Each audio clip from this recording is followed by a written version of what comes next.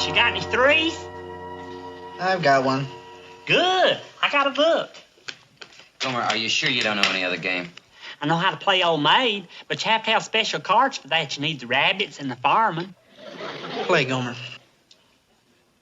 Fish. Got any nines? Fish. Fish. Fish. I got my wish. Boy, what a way to spend a free Saturday.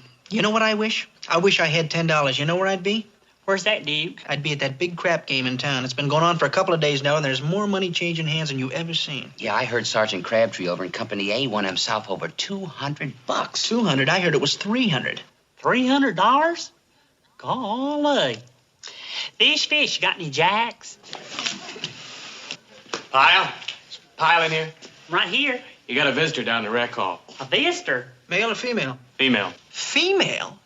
Hey, what's this, Gomer? You been holding out on us? She blonde or brunette? Gray. It's his grandmother. My grandma? You mean Grandma Pyle's here? Good gracious alive. Gomer Pyle. It's you. It's really you. Well, I hadn't seen you since before I left for the Marine Corps. That's right. Over here. You left exactly a week before Vita Mae Devereaux had her last spell. Poor thing. Yes, and I'm sure sorry to hear about that. Well, she was getting on. But do you want to hear something funny? Vita Mae had a sister in Fort Lauderdale who died of the very same thing. Isn't that funny? Yes, ma'am, that's funny, all right. But tell me, Grandma, what are you doing here? You never did write and tell me you was coming. Won't we come over here and sit down? I wanted to surprise you. I'm on a trip, Gomer, up to visit Eunice in Stockton. Eunice? Your cousin Eunice, on the Beasley side, married that fella with the funny eye. Well, she wrote off for me to come up, and I thought, shoot, why not? And while I'm going, I'll kill two birds with one rock and stop off to see you. Well, I sure am glad you did, Grandma. I'm just delighted to see you. Gomer, stand up and let me look at you. My, how they've stretched you out. You look awfully thin, Gomer. Oh, but I'm solid, Grandma. I don't know. You look pretty thin to me. You know what can happen? You can get thin and run down. It could lead to the rickets. Oh, Grandma, nobody in the Marine Corps gets rickets. Well, you won't get them while I'm here. Huh? Listen, Gomer, I'll tell you what we're going to do. You go wash your face and brush your hair, and I'm going to take you back to the hotel and buy you a nice big chicken dinner. How does that sound to you? You're free to leave, aren't you? Yes, ma'am, and I sure would like to visit with you, but I don't think I could eat a chicken dinner. I just ate lunch about an hour ago. So what? You can eat again. Anybody flirting with the rickets has to eat often. You know what you can get from rickets, don't you? Bow legs. Oh, Grandma. You want bow legs? No, ma'am. Well, go on then and get cleaned up. You didn't finish. Yes, I did, Grandma. I'm full. If you don't finish it, they take it back in the kitchen and make hash out of it. I just can't, Grandma. All right. You always did look out after me, though, didn't you? I didn't want you to get the rickets. You remember when I used to come by your house after school, and you'd give me fresh milk and spinach cookies, and then you'd tell my fortune with the cards? Yes, we had some nice times, Gomer. Sure wish you had your cards with you now. What makes you think I don't? You mean you do? Right here in my purse. Well, I'll be. You want me to tell your fortune now, Sonny? Well, golly, be just like old times. All right. What's that? Oh, that's just some slippery elm for gum trouble. And, possum hair for the joint. Oh, here they are.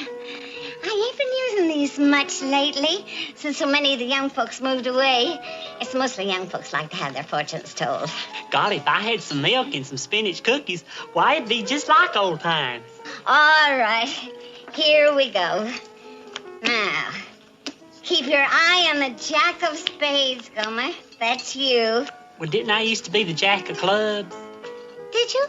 Okay, then. Keep your eye on the Jack of Clubs. That's a good sign. Oh, yes, indeedy. What is it?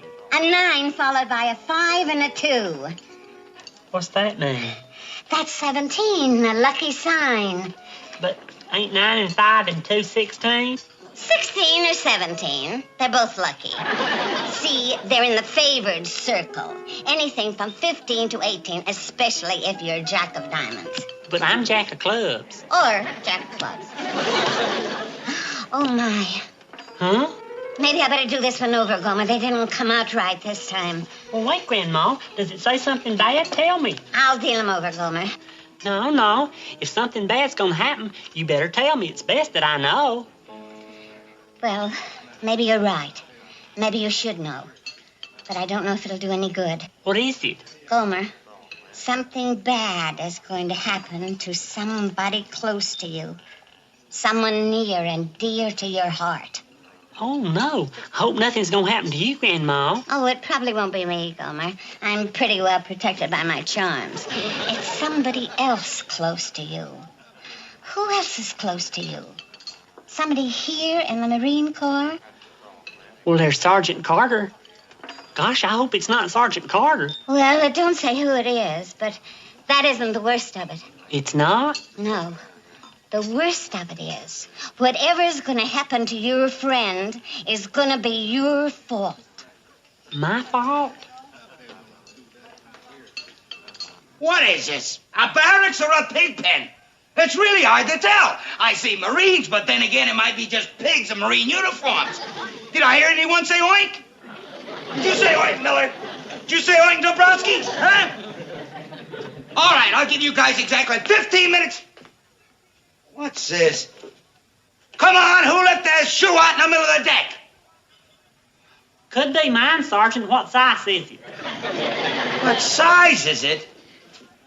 Pyle, when? When are you going to get your head out of a locker and shape up and be a Marine? I've been lenient with you, Pyle. I've been very lenient. But I'm only human. I'm not made out of steel. When you joined the Marines, you came in a knucklehead, and you've been going downhill ever since. I've had it with you, Pyle. Do you know what I'm going to have to do, you knucklehead?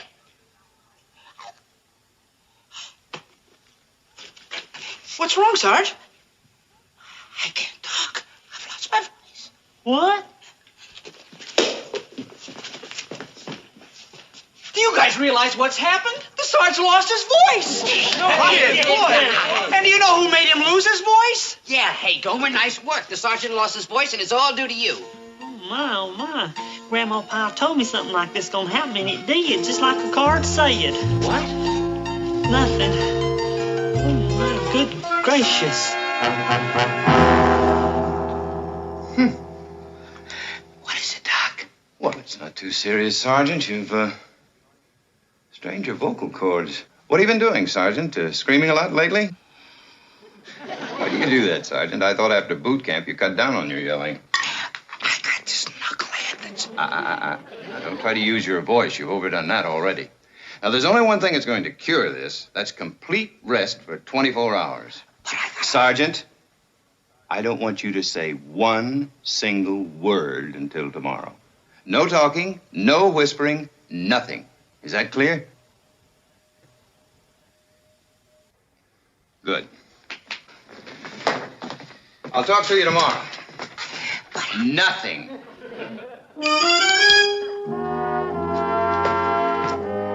Yes, sir, he's here, but he can't talk. No, sir, those are doctor's orders. Sergeant Carter strained his vocal cords. Yes, sir. Yelling at a private. He'll be taken care of, sir. Yes, sir, I'll tell him. That was Lieutenant Bradshaw. He said you ought to learn to talk softly and carry a big stick. And gargle a lot. Hello, Sergeant Carter. May I come in? I just wanted to tell you that I sure am sorry about what happened. I know it's all my fault, but I just wanted to say if there is anything at all I can do to ease your discomfort, just don't hesitate to ask me. Get out before I kill you. Sergeant Carter? Ow! But Sergeant? Ow! Ow! Ow!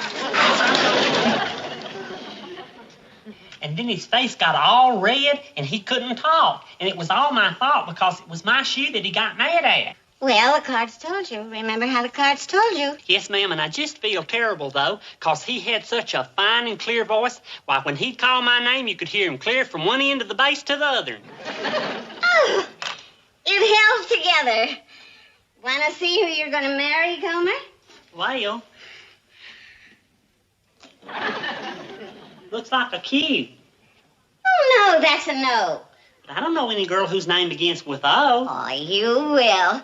Peeling on the floor knows who you adore.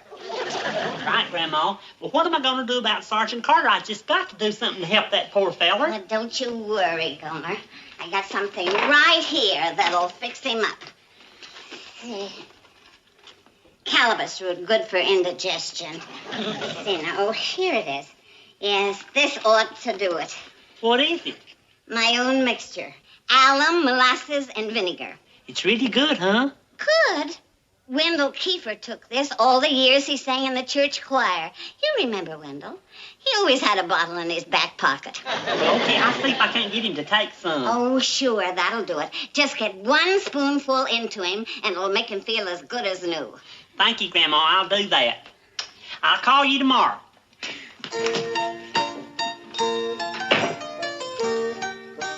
This is rotten.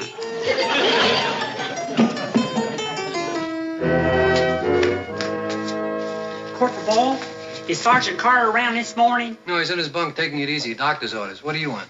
Well, can he talk yet? No, not a word. Then I wonder if you'd do me a favor, Corporal.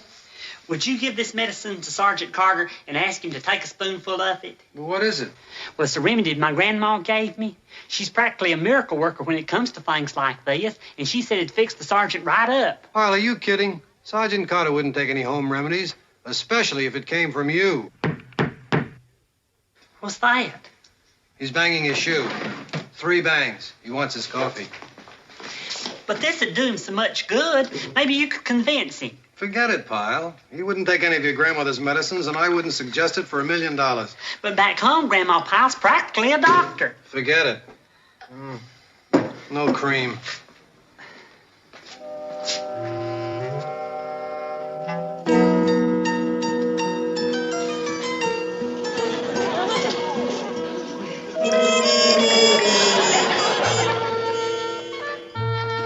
Pyle, are you still here? I was just going. Good. Well, give Sergeant Carter my best and tell him the love of the whole platoon is with him.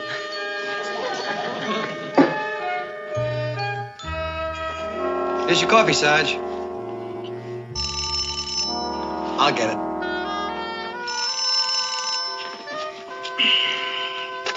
Hello? Sergeant Carter's office. B Company. Corporal Boyle speaking. I'm sorry, Sergeant Carter isn't able to talk to anyone this morning. Well, that's all right, Corporal. This is Commander Snyder. I'm calling to have him test his voice. Put him on, will you, please? Oh, yes, sir, Commander. Hey, Sarge, doctor's on the phone. He wants to talk to you. He'll be here in a second, sir. Here he is now, sir. Sergeant Carter, it's been 24 hours since you've used your voice, and I think you ought to try it. Now, don't raise your voice at all. Just take it easy and speak to me. Hello, Doctor.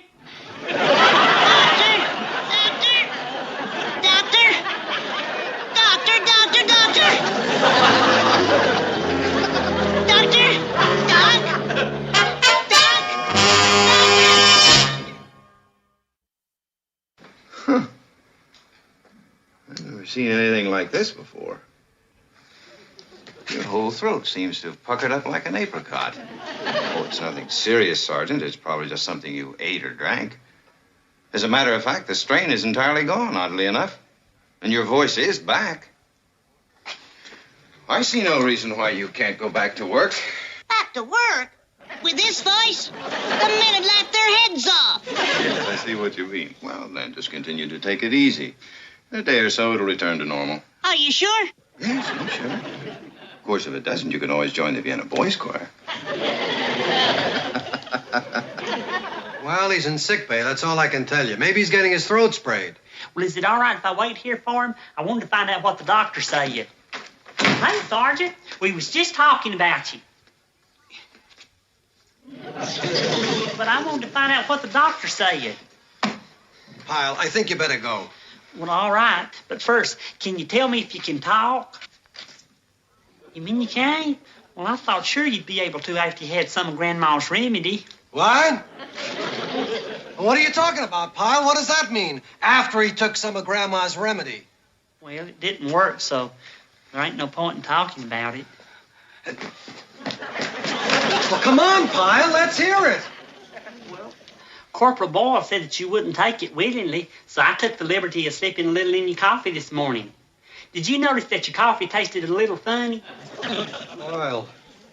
Well, it wasn't nothing harmful. It was just some vinegar and alum and molasses. You put that stuff in my coffee? Praise be! It's back. He got his voice back. It's back. You lame brain. You numbskull. Ow, ow, ow, ow, ow, ow, ow, ow. I'll get you for this. You see, Gomer, I told you his voice would come back. But his voice sure is high, Grandma. Why is it so high? How high is it? Well, it's not even like a talking voice. It's more like a singing voice. You remember little Rosemary Pickett back home when she'd hurt herself? Well, it's kind of like that. It's like Wendell Kiefer. He had a beautiful voice after one good dose. In fact, some folks thought he sounded like a boy soprano. That's what they said. He sounded like a 56-year-old boy soprano. Well, the sergeant sure is high. Well, that's right. That's the way it's supposed to be. Later on, it'll come down. Well, high or low, it sure is good to hear his voice again, and it's all because of you. Oh, it's nothing, Gomer, nothing. Have you finished with your tea, Gomer? Yes, ma'am, and it sure was good. Thank you. I guess I better be getting back to the base now. Oh, Gomer, wait a minute. What's the matter? Your tea leaves, the way they're arranged. You stay here, Gomer. You can't leave this room. What's wrong? There's danger lurking. There's danger for anyone who's Taurus the Bull. And you're Taurus, ain't you, April the 26th? No, ma'am, not me, Grandma. My birthday's February 26th. Pisces. Thank goodness. Because these leaves tell there's terrible danger today for anyone who's Taurus the Bull. You know anyone who's Taurus the Bull? Anyone born in May? Well, there's my sergeant. Sergeant Carter, he was born May 4th. May 4th. Gomer, are you sure? Yes, ma'am. Why? Sergeant Carter is the bull. Really? He's Taurus the Bull? He's as Taurus as you can get. Holy. Gomer, you better warn him. Tell him to stay right where he is, because if he don't... Sarge, we gotta find some place for you to relax. Now, you need... Hey, I got a great idea. Why don't you go to that crap game in town, huh? Did you hear about that, Vince? Sergeant Crabtree won over $400. You want me to bet with this voice? You want me to say, shoot, I got you faded? Come on, little Joe from Kokomo. With this voice, they'll laugh me out of there. You don't have to talk, Vince. All you have to do is shake the dice and throw your money out. Vince, you need something to take your mind off things. Hey, maybe you'll win a potful besides. Wouldn't that be something? Without saying a word, you come home the big winner? What do you say? Come on, it'll do you good. Win or lose, it'll do you good. Attaboy, Sarge. Go get dressed and go. Anybody ask any questions, tell him you got laryngitis and can't talk. Yeah. Good, Sarge, good.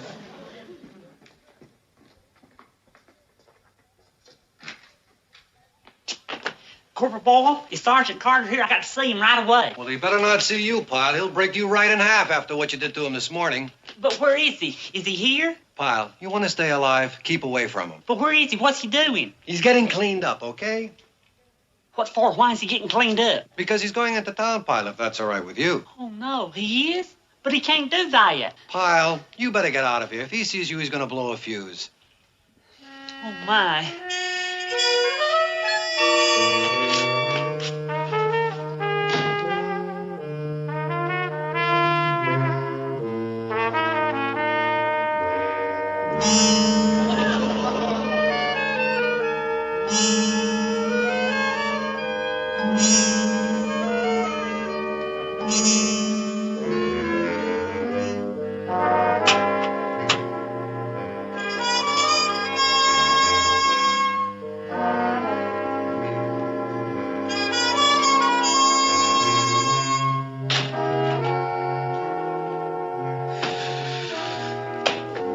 Tough break, Sarge. But don't worry about the crap game. It'll be waiting for you.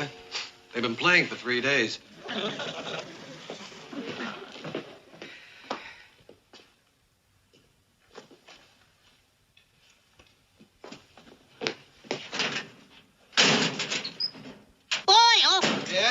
is it, Sarge? My pants. Did you take my pants? No, why would I take your pants? Well, what am I gonna do now? Well, why don't you just wear your uniform? My uniform? To go to a crap game? Oh, yeah.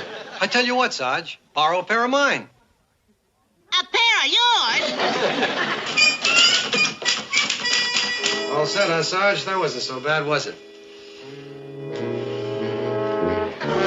Just go into town and don't worry about a thing. Who's gonna see your pants under a craft table? Yeah, swell.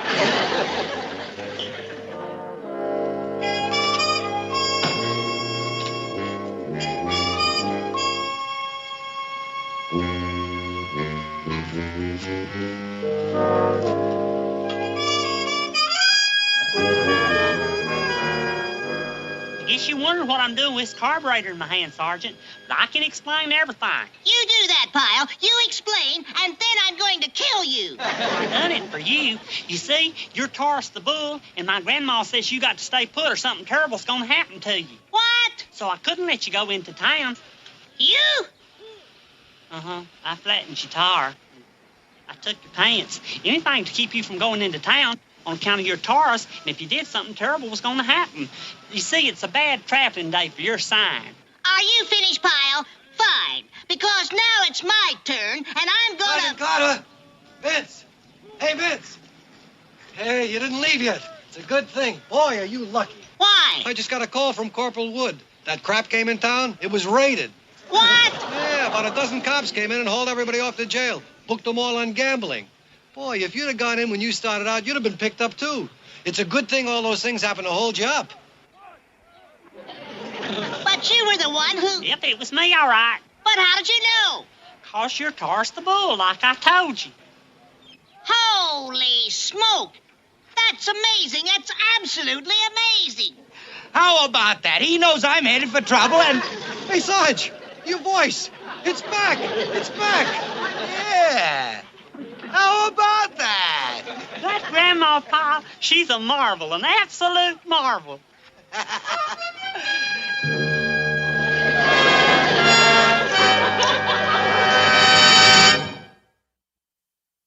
Well, it sure is a pleasure meeting you, Grandma Pyle. Thank you. I don't mind telling you, you practically saved my life. I'm happy it worked out the way it did. I know Gomer thinks a lot of you. He was sure anxious to protect you. Sergeant Carter told me he used to never believe in things like fortune telling and good luck charms. But you sure changed your mind now, hadn't you, Sergeant? Well, what can I say? Look what it did for me. Well, I'm going to be leaving this afternoon, so I just wanted you boys to have these. What's that? Hawk's toes. Wear these around your neck, and you don't ever have to worry about having neuralgia, arthritis, pleurisy, influenza, or the grip. Hawk's toes? Here's one for you, Gomer. Well, thank you, Grandma. And here's one for you. Thank you. Oh, I'm sorry. What's wrong? I think I threw my back out. What about the hawk's toes, Grandma?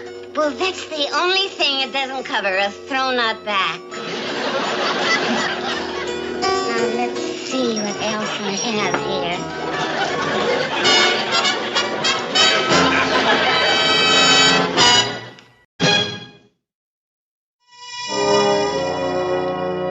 It will be the first official visit to this country by the Princess Sanakawa, and she will be the guest of various military installations, among them the local Marine base at Camp Henderson. Now, what has all this got to do with you, Sergeant? The Princess will be here at the end of the week. We're going to need an honor guard, and since you have the highest-ranking platoon at this time, I've decided we pick our honor guard from among your men. Yes, sir. Thank you, sir. There are enough men in your outfit who own dress blue uniforms for the occasion. Yes, sir. I'm sure of it. Of course. I'm sure your men have enough pride to want to own a set. Yes, sir. Good. I want you to pick 4 of your best men, straight, sharp, and all Marine. Aye, aye, sir. With a platoon like yours, you probably can vouch for every single man in your outfit. Yes, sir. I can vouch for every single man in my outfit. Good. That is, I can vouch for almost every single man in my outfit. Heads, tails, and tails. And thank you for the contribution. Any more suckers? Golly, Duke, you sure are lucky. Where'd you get all that luck? You must eat a whole lot of chickpeas on New Year's Eve. Well, it's not only luck, Gomer. It's luck, good looks, intelligence, charm.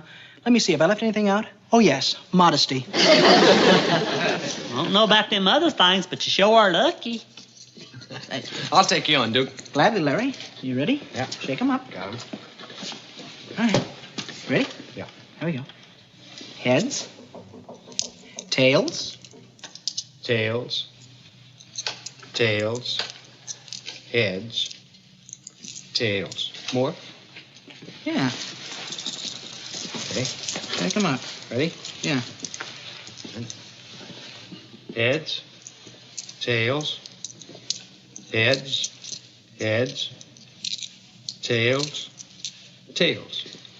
Suddenly not so lucky, huh, Duke? Hold on, what's happening here? How you doing, Mr. Lucky? Not so good all of a sudden.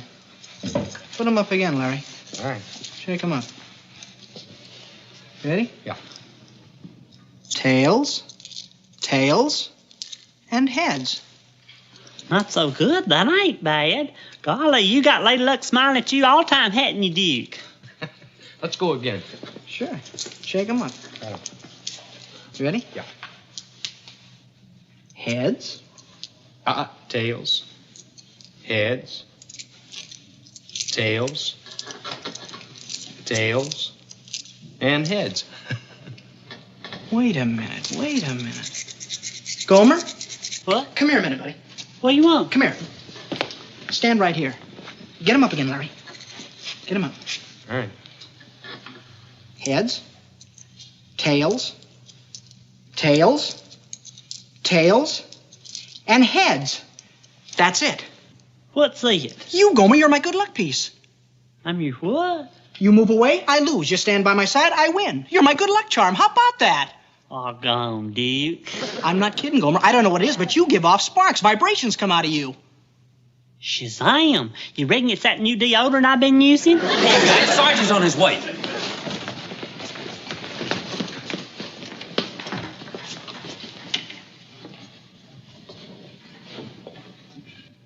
Sure. I don't know what it is, but there's a peculiar atmosphere in here. Could be me, Sergeant. We was just talking about it. Forget it. All right, listen up. Now, battalion headquarters wants an honor guard to meet a special guest this week.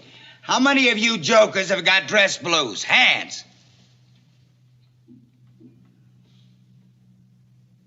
That's it? You're kidding. Just 3 of you?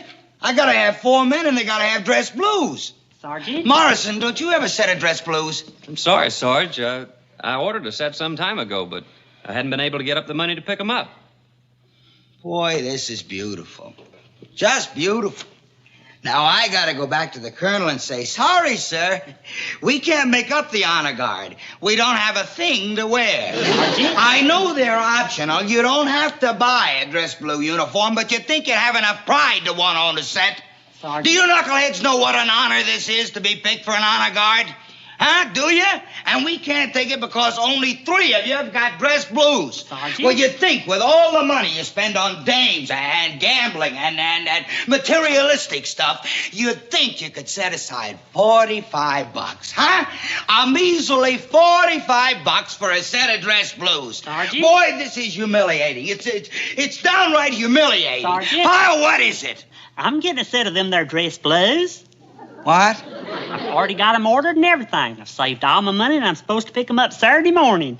Surprise, surprise, surprise. Yeah. So you've got your 4 men now, Sergeant. This is your lucky day. Pyle, knock it off. It's not just the dress blues. You gotta be sharp on your manual of arms. And I've got a hunch that you are not sharp on your manual of arms. So forget it, Pyle. Just forget it. What's this, Sergeant? Attention! Forward, arms. Order, arms. Inspection, arms.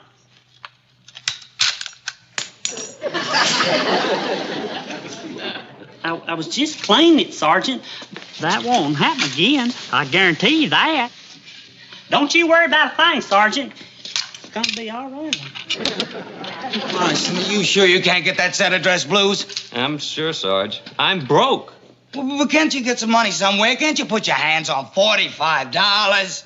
I sure doubt it. No. No. What cost is that? Sarge, you're gonna wear yourself out. Relax. Relax. Relax, he says. There's a princess coming to this base on Saturday, and meeting her will be an honor guard, including one Private Gomer Pyle, who's liable to pull the bolt out of his rifle or drop it altogether. He might even walk up to her and say, "Hi, ma'am. Hi, y'all." Gomer says, "Hey." Relax. So tell him he can't be in it. What's the big problem? The problem is I promised the colonel 4 men all wearing dress blues. He's the only other guy with a uniform, so I may have to use him. Oh, you don't want to do that? I do not. Now, what I gotta do is I gotta get another guy for the honor guard, and I gotta buy him a uniform. Nick, are you sure that you don't have... Already asked me, Sarge. I'm broke. Broke. Broke. Everybody's broke. It would have to be the end of the month. Well, we gotta scare up $45 by Saturday. So you and me are going on a little hunting expedition. Oh, let's Yeah, get everything you can get. Dollars, quarters. Beg on the streets for pennies if you have to. We need $45 to buy Morrison his uniform. Well, listen, Sarge, maybe I if do you- not want Gomer Pyle in this honor guard. Do you understand? Well, he can foul up. He can foul up something terrible. He could accidentally shoot that princess and start a war. Come on, Sarge. Now, look. Come in. Hey, Sergeant. What do you want, Pyle? Well, after you left the barracks this morning, I got to thinking that you might be worried how I'm doing that there honor guard, so I just come by here to set your mind at ease. Yeah? Uh-huh, watch this. I've been practicing and practicing. Attention! Forward, arms. Order, arms. Present, arms.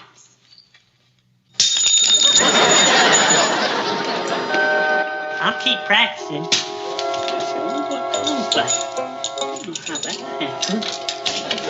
Never happened before. Sorry, Sergeant. Get the money, get the money.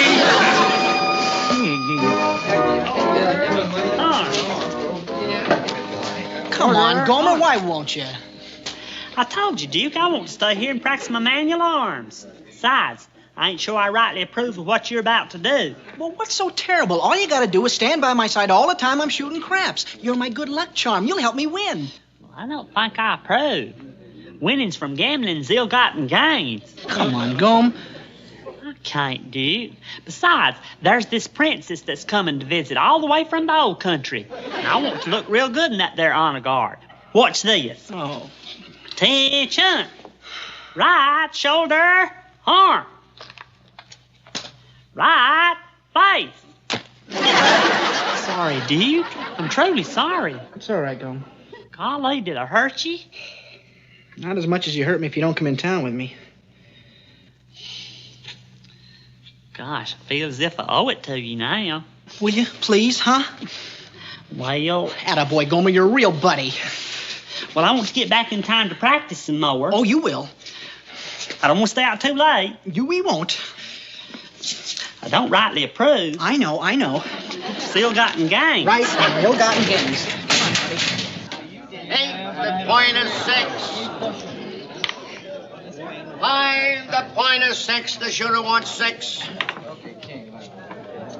4. The shooter wants 6. Coming for 3. 7 out the line. Next shooter. Hand me those devil's bones and stand back. Be good to me, little ivory babies. Oh, I almost forgot. My good luck charm, fellas. All right. What are you shooting? Shoot the 20. $20. You paid it. Let them roll. 5. 5 is the number. Little Phoebe, keep me loose. Come on, 3. Catch a deuce. 5 right. The line. Shall we all go for another ride, fellas? What are you shooting this time? Yeah, all go. Shoot the works. Shoot 40. You paid it. Just a little insurance. Yeah! 7, a winner. A little gift from heaven. Who's hot now, fellas, huh? Shoot it all, shoot it all. Let's go. You're so good to me, baby. Here we go. Yeah! 6, the shooter wants 6. 6. Is that all right, fellas? Here we go. Yeah! 5, the shooter wants 6. Is it 5?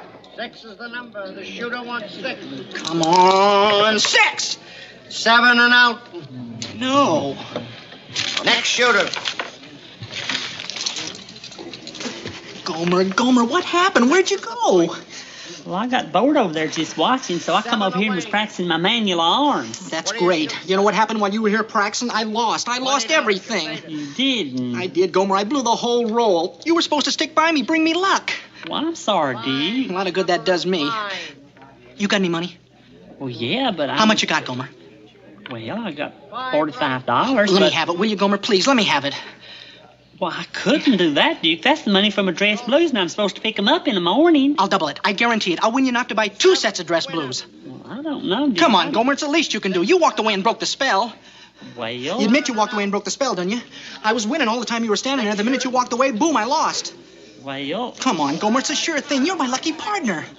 Well, what makes you so sure you're gonna win? How can I lose with Lucky Boy by my side? Well... Come on, Gomer. I'm not sure I rightly approve of this. Ill-gotten gains is what it is. That's my dress blues money. Well, watch it grow, Lucky Boy. Now stick by me this time. Come on, Gomer. 9 is the number. The shooter wants 9. 7 away. Next shooter. And we got a fresh young shooter. What are you shooting, kid? Shooting the whole 45. 45 goes. You fainted. Ha! 4. The number is 4. Little Joe from Kokomo, give him a shake and away they go. 7, you're out. No. What happened, Duke? What happened?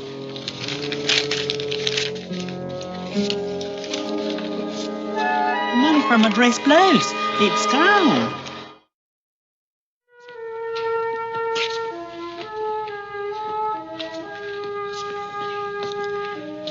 It's gone. The money from my dress blues is gone. Gomer, I'm sorry, buddy. I'm sorry. All the money that I'd saved up. Now I won't be able to get my dress blues.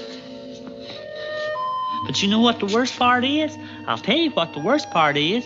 Tomorrow I've got to tell Sergeant Carter that I can't be in that honor guard to meet that princess. Gomer.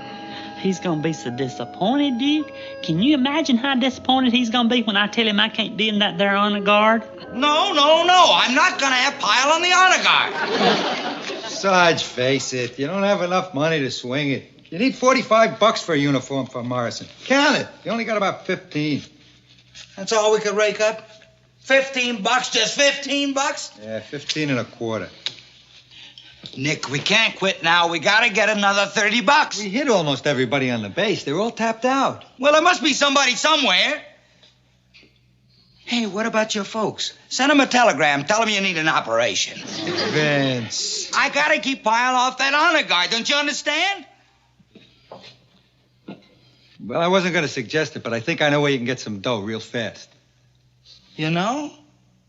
Well, what have you been keeping so quiet about? Where, huh? Where? Talk! Well, there's a big crap game in town tonight. A crap game? Right. You want me to go to a gambling joint and shoot crap? A platoon sergeant? There you go as a civilian. Shoot crap with strangers? Do you realize how desperate I'd have to be to do that? Well? I'm pretty desperate. Where's the game? 5, the shooter wants 8. Come on, baby, be there. Perhaps 12, the shooter wants 8. Okay, buddy. Take it easy, Fatso. You in a rush? Look, who are you calling Fatso? You, Banjo Eyes. You want to make something out of it? Why, you... Oh, the big bad civilian here is going to hit me. I'm scared. All right, come on, shoot him. 7 away. Next shooter. All right. Have fun, civilian. Dad give you the car tonight?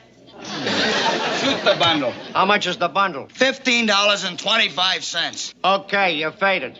Come on, guys. Come on. Boom! 7. Winner. Let's see. How much is that? That's $30.50, huh?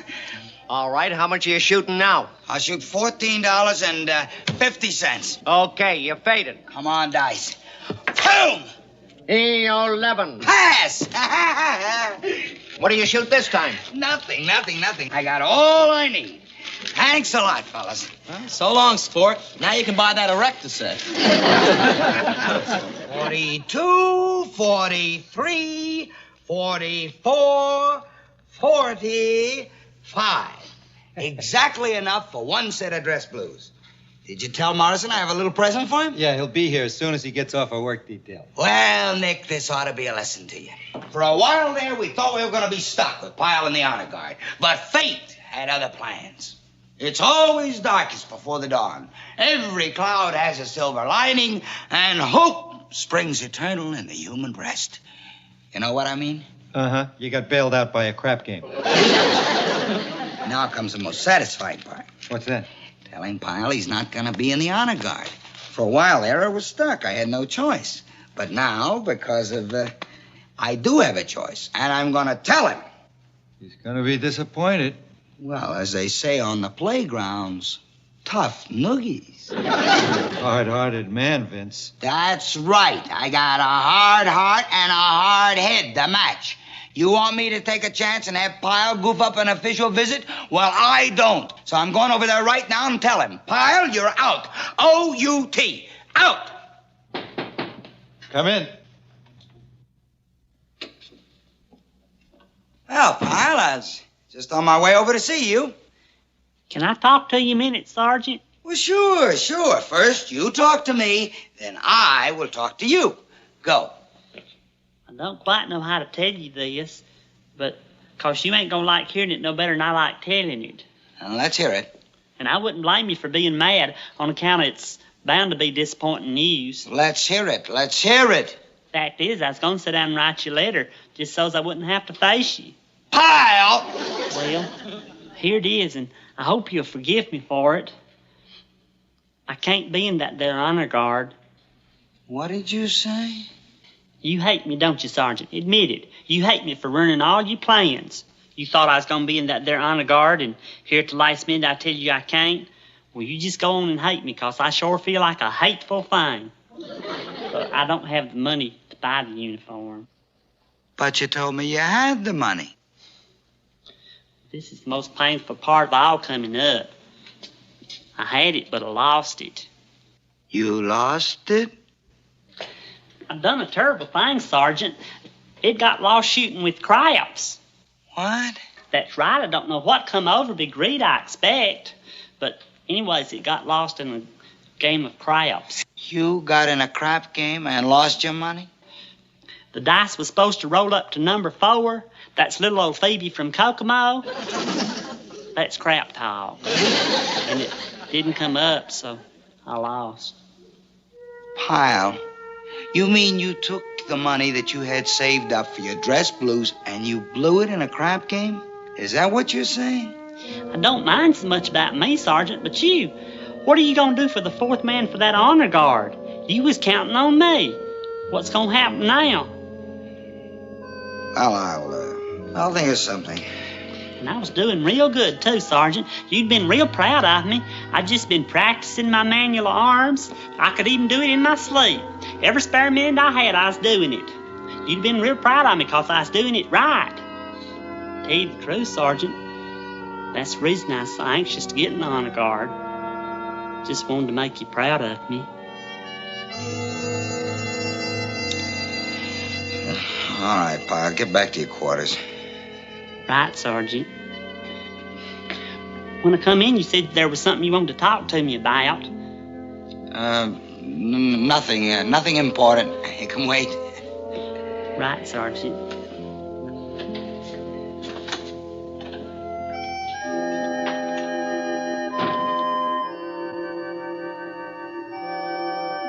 Well, you don't kick a guy when he's down. I didn't say anything. And I'll tell you something else. He didn't lose that money in a crap game. He didn't even know how to shoot craps. He was covering. That's what he was doing. He's covering for some creep that conned him out of his dough. Well, what are you going to do? What do you mean, what am I going to do? I got the money for the dress blues, haven't I? Pyle may not have the money, but I got it. So there are going to be 4 men in the honor guard, all wearing dress blues, just like it was planned from the beginning. What am I going to do? I was just wondering. Well, stop wondering. There's no problem. Come in. Hi, Sergeant. Corporal said you had a present for me. Money for a set of dress blues to wear in the honor guard. A present? A present? What is this, your birthday? Christmas? Where do you get off coming in here asking for a present? A present? I'll give you a present. I'll give you 100 push-ups to do. Get out of here, you mooch. But, Sergeant, I was... Get out of here. Move. Well, what are you just sitting there for? Go get Pyle. Go get him. He's got to pick up his uniform. Whatever you're thinking, shut up.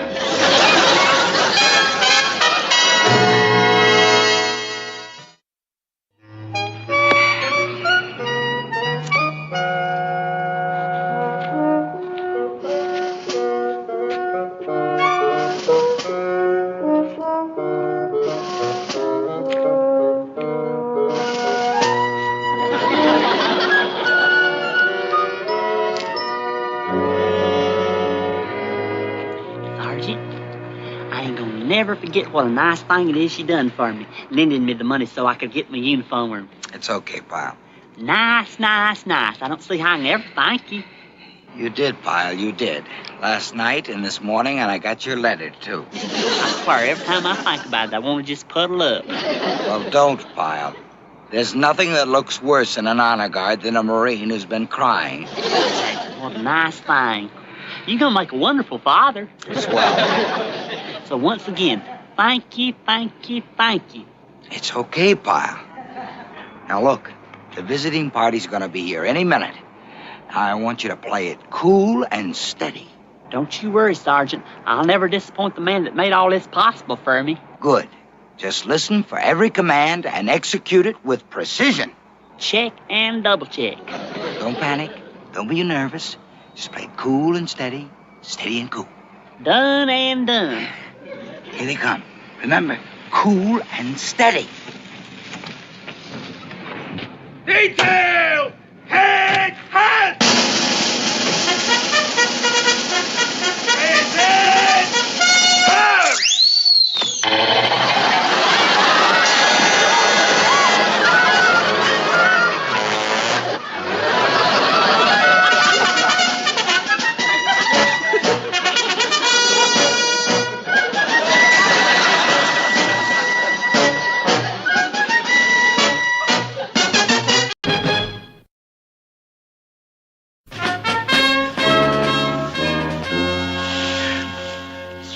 To go in, ain't it, Duke? You're not kidding. I wonder if they give the Purple Heart for hay fever. Well, we'll be through soon. This is the last pile of leaves that's left. What was that? I don't know. Sounded like some kind of bird to me. Maybe it was Sergeant Carter. He sounds kind of bird-like. There it is again. It's coming from right in here. Golly, Duke, look, it's a crow. A crow? Yeah, and she's caught. Poor thing's got her foot caught in that vine there. Well, let her alone. She'll work her way out. But I've got to set straight. Come on, Duke, I'm surprised at you. Don't you want to help? Why, what did crows ever do for me? That don't sound like you, Duke. That don't sound like you at all. Gomer, we got our own tail feathers to worry about. Remember? The big chicken hawk with the 3 stripes? This won't take but a minute. Hurry it up. If Sergeant Carter comes along, we're going to be in big trouble. There you go. See there? That didn't take long. Great. Get rid of her. Okay, you can fly away now, girl. Hey, what would be a good name for her? Maxine. Okay, so long, Maxine. Maxine? Uh-huh. On account she reminds me of my cousin back home, Maxine. You remember you asked me about her when you was looking through my snapshot album? She had black hair, just jet black, just like the feathers on the crow here. Oh, yeah, there was some resemblance to the beak, too. Okay, bye-bye, Maxine. Go on. Oh, don't that give you a good feeling, Duke, to do a kindly act like that? When else do you get such a good feeling of accomplishment, huh? When? When you're doing push-ups or KP or hiking 30 miles or walking guard duty 24 hours a day or going... Hey, Duke, how many C's in accident? 2, I think. Why? Oh, I was just making a note of what happened in my daily diary. Just like I do everything that interesting that happens to me. Hey, how about that? And someday it'll be published, right? In all its raw, risque splendor. The Diary of Gomer Pyle. Read the private account of one man's burning, passionate romance with a crow. Don't like Duke. I write down everything that happens or is going to happen. You know, like dates that I have to remind myself of lest I forget all about them. Uh-huh. See here, tomorrow's Leroy and Betty Lou Clacky's anniversary. Leroy's my third cousin on my Grandma Pyle's side, and I always send them an anniversary card. Very nice. Let's see, Friday. It says here I got to... Golly. What's the matter? What's Friday? Just a very important date, that's all. Wouldn't you know it? Dude, can you let me have $20 to payday? $20 for what? For the sergeant's birthday. That's what Friday is. Gomer, you gotta be kidding. No, Duke, that's what I need the $20 for, is to buy the sergeant a present. I'll pay you back first thing payday. No soap, Gomer. But, Duke, I can't let the sergeant's birthday go by just like that. Gomer, I'm flat busted. That date last night with my little hat check friend wiped me out completely. I'm sorry. Well, thanks anyways, Duke. Guess I'll just have to figure out something else. Look, Duke, it's Maxine. She must have followed us back. Yeah, how about that? And look at that. She's brought me a present. Bless her heart. A present? A worm?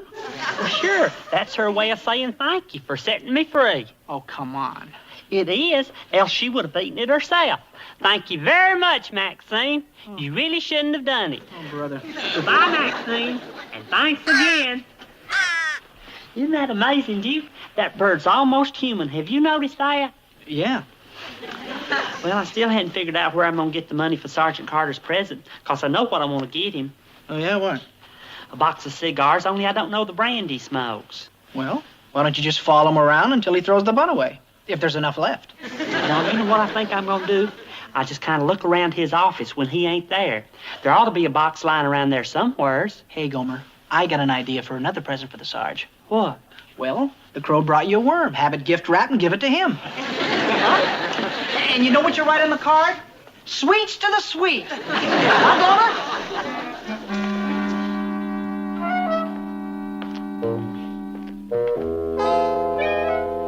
Sergeant Carter? Corporal Ball?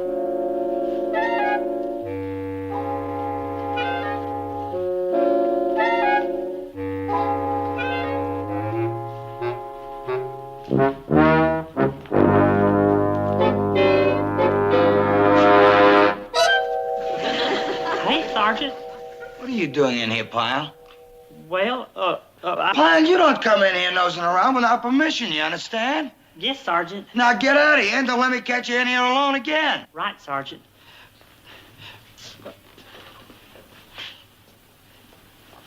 How about that? Maybe I better start putting locks on the doors. Maybe you better check and see if he didn't lift something. Yeah, Pyle, honest Abe. But I still don't like anybody going through my living quarters when I'm not there. Do you like anybody going through your living quarters when you're not there? Not especially. Two things I can't stand. Having my hair mussed and somebody going through my living quarters when I'm not there. What's the matter? Oh, nothing. I better get these back to headquarters.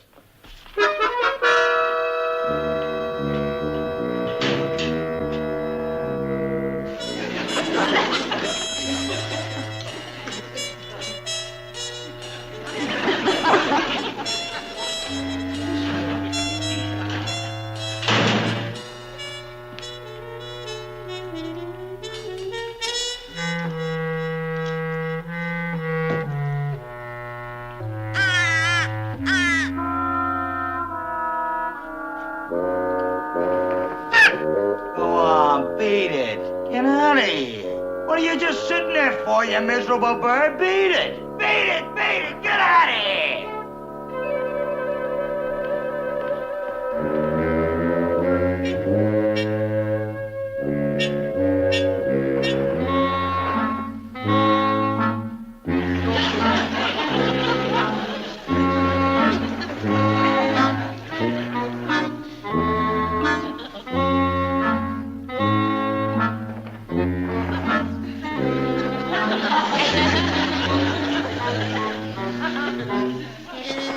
All right, let's go, you meatheads. Fall out.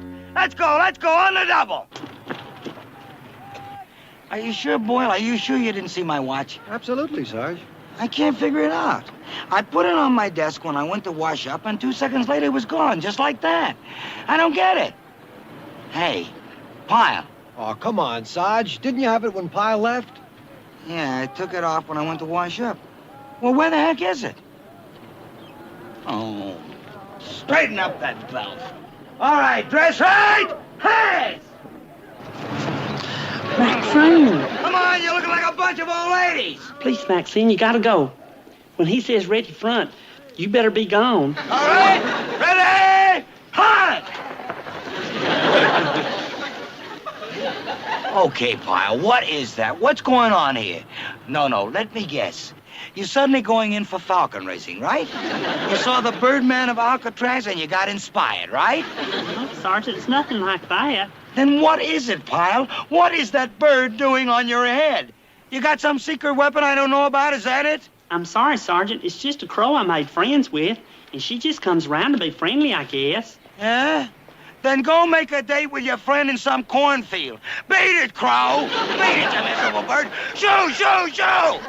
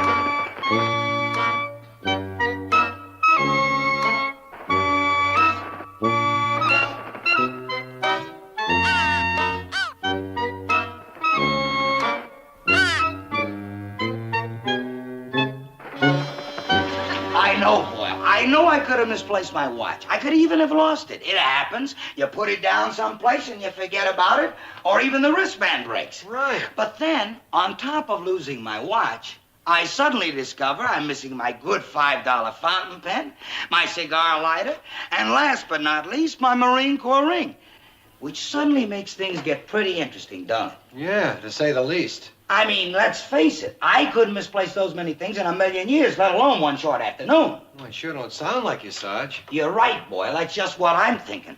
It ain't me. And that leaves me to only one other possible conclusion. And this I really find hard to believe. What?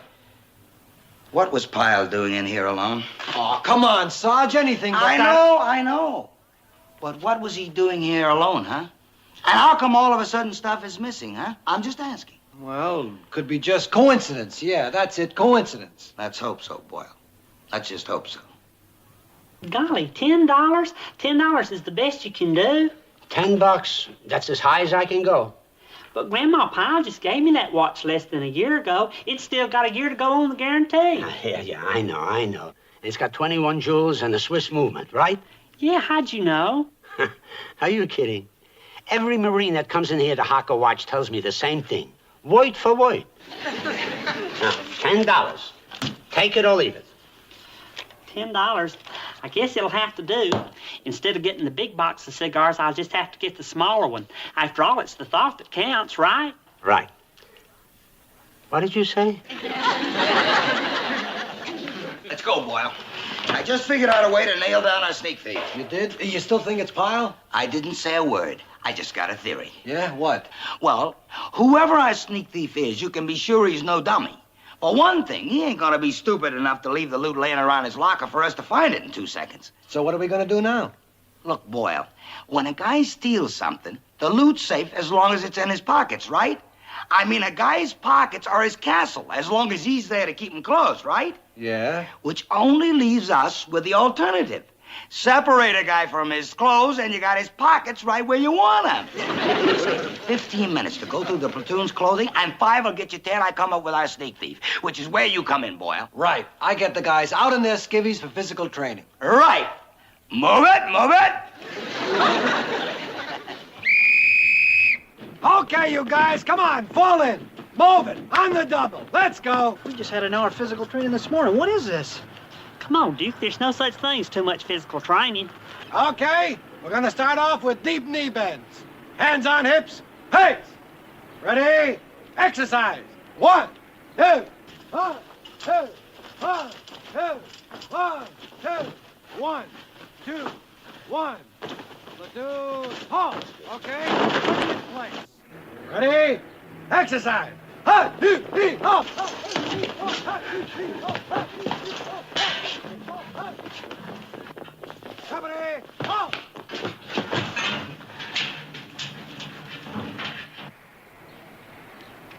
Okay, we're gonna do some push-ups. Ready? Exercise.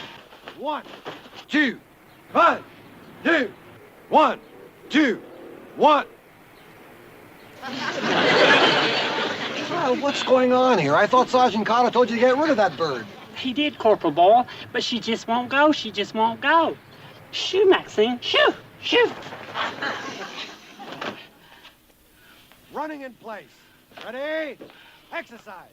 1, 2, 3, 4. 1, 2, 3, 4. Come on. Get those legs moving. Get those knees. Come on. 1, 2, 3, 4.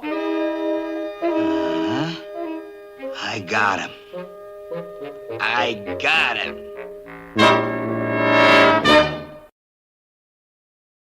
Okay, so you found a pawn ticket. So what does that prove? I mean, how do you know it belongs to the thief?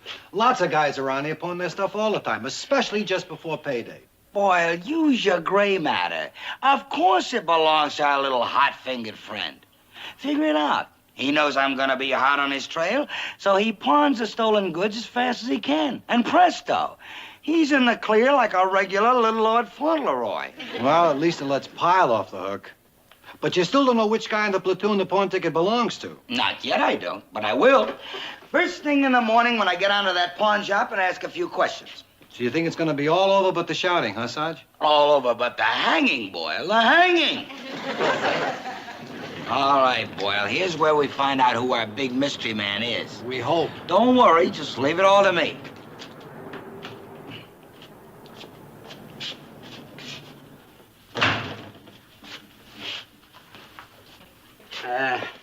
What can I do for you today?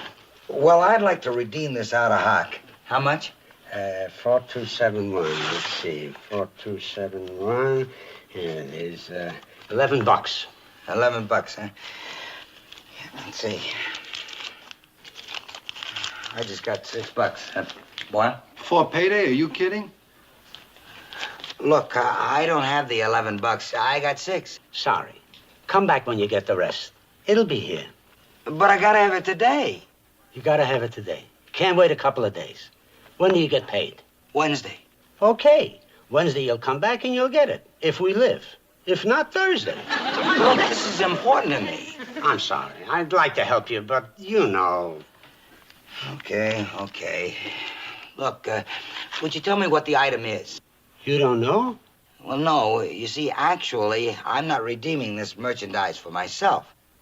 You're not? No. See, some of the guys in my outfit transferred out on kind of short notice. Before they had a chance to get all their personal effects together. Like that pawn ticket. Somebody probably left that behind in the barracks, and I figured the least I could do was track down the redeemable merchandise and ship it on to whoever it belonged to. Oh, yeah, I see. So would you mind telling me what the item is? Oh, sure. It's a watch. One more thing. Could you give me a description of the guy who hocked the watch? What did he look like? Well, let me think. I remember. It was 2 days ago he came in. Kind of a tall guy. Yeah, what else? He was sort of dumb looking. He had a dumb expression on his face. Oh, and he kept saying a funny word. He said it a couple of times. What was it again? Oh, yeah. Shazam? Do you know the fella? Yeah, I know him. Thanks. Thanks a lot. Yeah, what does that mean, that Shazam? Is it a Marine word or something? Oh, no. It don't mean anything. Well, what is it? Is it like gung-ho? I still can't believe it. What is it? What could have happened to Pyle? I don't know, Sarge. I don't know what to tell you. I mean, you saw him there in the duty hut, remember? You still think it's a coincidence? I don't know what to say. Maybe he was just plain desperate for dough, you think? Anybody else, I'd believe it in a second. But Pyle? I know. I can't believe it worse than you can't believe it. Well, what are you going to do? Well, what can I do? I've got to confront Pyle. We got to have a showdown. Let him explain this. A pawn ticket for my watch. Hey, Duke, here they are, the cigars for the sergeant. Well, that's swell, Gomer, really swell. Do you think he'll like them? I mean, it's a nice enough present, isn't it? Oh, it's nice, really nice.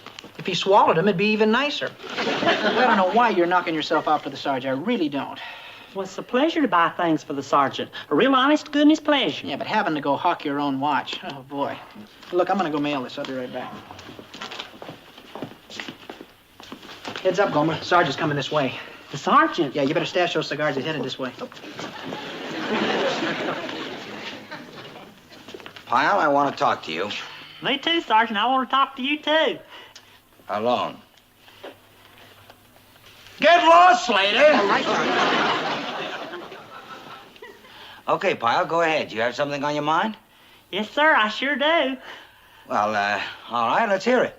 Well, I don't know how to say this, Sergeant. Give it a try, Pyle. Give it a try, anyway. Well, okay. Surprise, surprise, surprise. Huh? Happy birthday, Sergeant. Happy birthday. I'm sorry it's not gift wrap. It's just that you caught me by such surprise. But the thought's there, ribbon or no ribbon. Here, take them. Cigars? Mm-hmm. I don't think it's the brand you smoke, but I sure hope you like them. Yeah. These are 2 or 3 inches longer than the ones that you usually buy. The man says they'll last up to 15 to 20 minutes more. Listen, Pyle, it was very nice of you to remember my birthday. But just out of curiosity, how do you come to be able to buy expensive cigars? I mean, right around now, right before payday. You would have to ask me that, Sergeant. Why? What's wrong with asking that? It's just that it's embarrassing. What, Pyle? What's embarrassing? How I got the money. How did you get the money, Pyle? Don't ask me, Sergeant. But I am asking, where did you get the money? Well, I had no choice, Sergeant. I pawned my watch. Huh? I just didn't have a choice, seeing as how you were born just before payday. You pawned your watch? You pawned your watch? He pawned his watch. Your watch, your very own watch, the watch that you wear, you pawned your watch, yours? That's right. Oh, well, that's very nice. You hear that, Boyle? He pawned his watch so that he could buy me these cigars. Ain't that great? I know. That was a great idea, pawning your watch. Yeah. You see, it ain't there. And you want to know why? Because he pawned it. Golly, I sure am glad you both think it was such a great idea, me pawning my watch. Oh, yeah, it was great. That was a great idea. Thanks, Pyle. Thanks for the cigars. Now you better get yourself ready for that cross-country hike this afternoon. Right, Sergeant. Don't you worry, I'll be ready. All I got to do is just get... Oh, wait. Where in the world did that come from? Is that my watch? Huh? Maybe there's some more stuff up there. Maybe you better take a look, Boyle.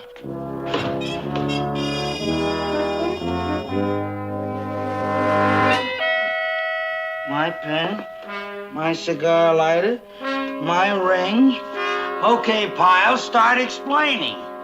Well, I don't know, Sergeant. Golly, I'm as surprised as you are. Well, that ain't good enough, Pyle. That answer ain't good enough at all. Maybe you better have another try, huh? I don't know, Sergeant. Honest. But you do know this was stuffed on top of your locker, right? I mean, it wasn't stuffed on top of Malinsky's locker or Slater's locker, was it now? Maxine. Hey, ain't that my whistle? She's got my whistle. Look, Sarge, there's your thief. Maxine. What you doing up there? I'm ashamed of you. You almost had me in all kinds of trouble with the sergeant. Isn't that right, Sergeant? If Maxine hadn't shown up when she did, you would have thought I was the worst kind of sneak thief. How about that? It was the bird. It wasn't Pyle, it was the bird. How about that? Isn't that something? Huh? Yeah. Imagine a bird coming in and stealing things just like a person. Only it's not a person, it's a bird. And all this time we thought... Yeah, we thought it was Pyle, but it wasn't Pyle, it was Maxine.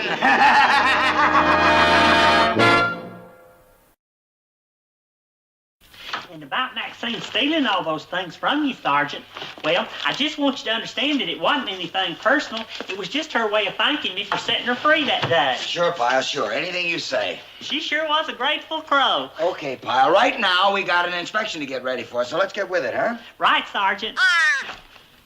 Maxine, I thought she was gone. Pyle, get that bird out of here. Yes, sir. Maxine? Please, Maxine, you just got to leave. This is no place for a crow, so please go. Please, girl. Well, she's gone, Sergeant. Good, let's go. Don't tell me she did it again. Huh? She did it again. That mangy bird stole my whistle. She's gone with my whistle. That's what she's going with. Sergeant, don't get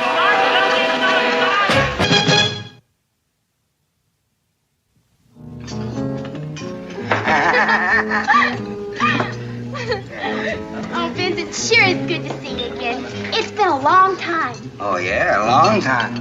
The minute I got back into town, I said, you know what, I'm going to look up old Vince. Oh, remember all the good times we used to have together when we were going with each other? We really did some crazy things. Yeah, we did some crazy things. Hey,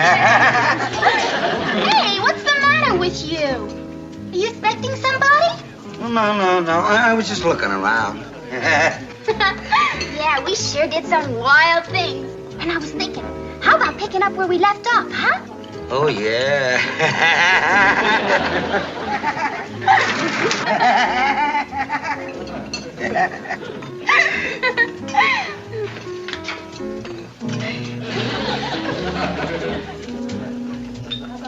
Who's that? Oh, just one of the guys from my platoon.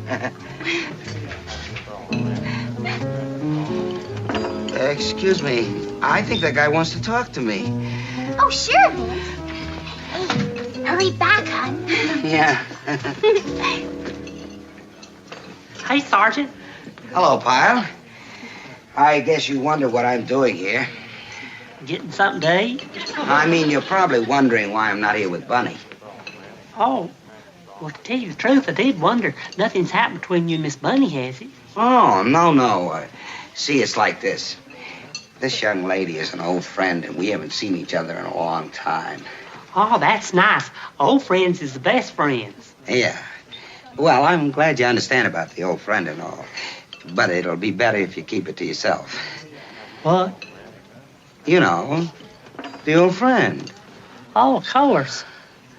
But who do I keep it to myself from? Certain people. Bunny. Why, Sergeant? Oh, she might not understand. Why, anybody'd understand old friends getting together. Look, Pyle.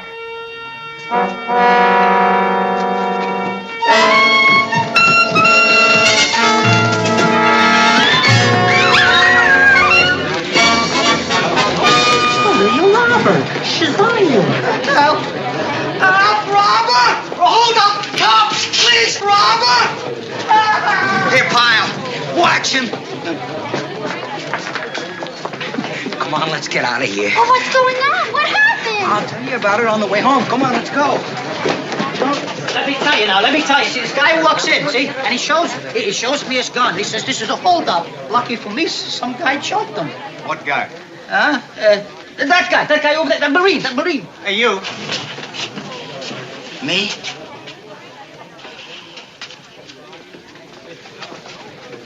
Yeah, that's him. That's the guy that clobbered the crook, this Marine, right here. That's nice going, Sergeant. May I have your name, please? No, I didn't do anything. What are you talking about? Well, he just said... Yeah, but he was wrong. I didn't do anything. It was him. Here's your Marine. He nailed that crook.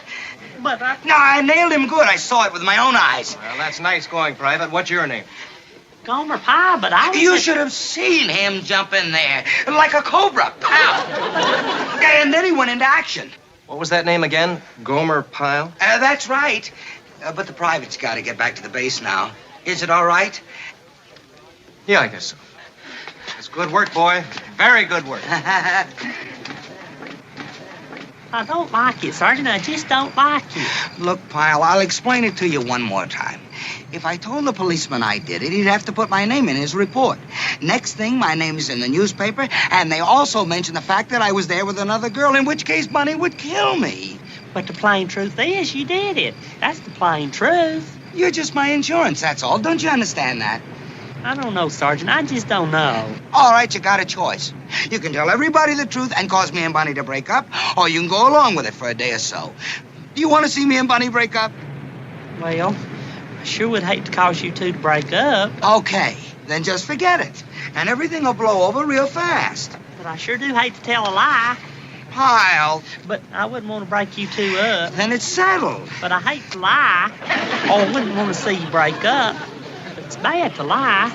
It's bad to break up. Bad to lie. Sergeant, I don't know what to do. Pyle, do you want to break Bunny's heart? Well, I'd never. Do you want to see her kill me? Oh, no. Then forget it. Well, if I have to. Good. And believe me, it's already forgotten. Good night, Pyle. But I sure hate to tell a lie. I hate to see him break up. But it's bad to lie. Oh, they happened so fast I didn't even have time to think. Guy didn't see me coming. It was boom, boom, and it was over. No kidding. Yeah, just like a cobra. I struck like a cobra. You jumped the guy with a gun. I was taking a chance. Look, at a time like this, you don't stop to think. You go. And I did. Just like a cobra. You jumped the guy with a gun. Yeah? How about that? Come in. Sergeant Carter? Yeah? I'm Don Mills, radio station KGRL. Colonel Gray told me to see you. He did? Yes, you see, I do a human interest show, and I'd like to interview one of your men. Oh, yeah? Who? Private Gomer Pyle. The colonel liked the idea, but he wanted me to ask you if you could release Private Pyle for a few minutes from his duties. It won't take long. Oh, yeah, sure. It's okay with me if it's okay with the colonel. How did you happen to pick Pyle? I mean, what do you want to interview him about? Oh, didn't you hear about last night? Last night? Well, yeah, he prevented a robbery. Yeah? Yeah, he jumped an armed robber with his bare hands. Oh, you got a real hero in your outfit. Pyle's out in front of the barracks. Yeah, I better go set up. Say, you know how he did it? A judo shot. Robber never knew what hit him. Yeah, well, he's Never over knew there what somewhere. If you look for him, you'll find him. I guess you wonder what that's all about. Yeah, a little. Well, the story's just like I told you. Yeah? Exactly. I did it, but I told the police that Pyle did it. Yeah? How come? How come? How come I told him that Pyle did it? Because I was there with another dame, that's how come. Yeah? Well, don't you get it? I had to tell him it was someone else for just this reason. Now it's gonna be on the radio and get all over town. If they knew the real story, they'd blab the fact that I was there with another dame, and where would that leave me with Bunny? Mm-hmm. You don't believe me? Pence, whatever you say. Okay, if that's the way you're gonna be, just forget I said anything. If that's what you want, it's forgotten. And don't worry, I won't tell anybody. Hi there, ladies and gentlemen. This is Don Mills once again with Face to Face, the program that lets you meet the people behind the headlines. Today, we bring you the profile of a hero. We're here at Camp Henderson talking to Marine Private First Class Gomer Pyle, the man who captured an armed robber last night at a local restaurant. Private Pyle, why don't you tell us in your own words what happened?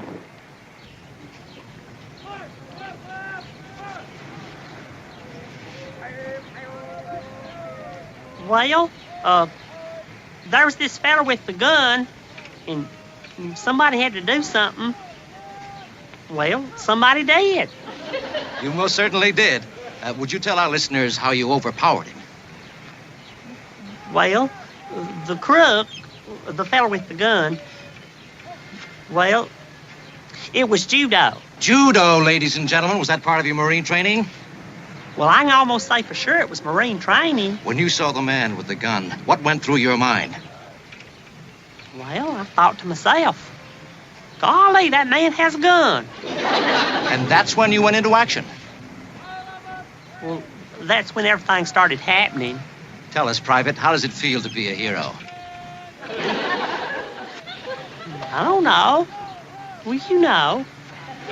I don't know. There you have it, ladies and gentlemen, the hero's own story, the story of a brave man, a modest man, a man who remains humble, almost embarrassed, in a situation that would turn another man's head.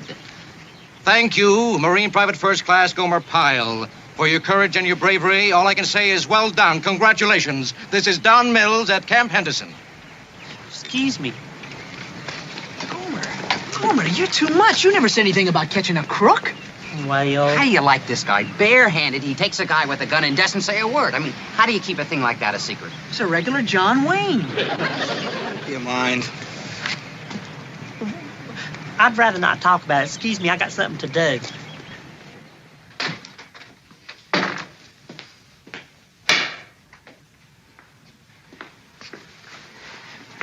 Sergeant, What do you want?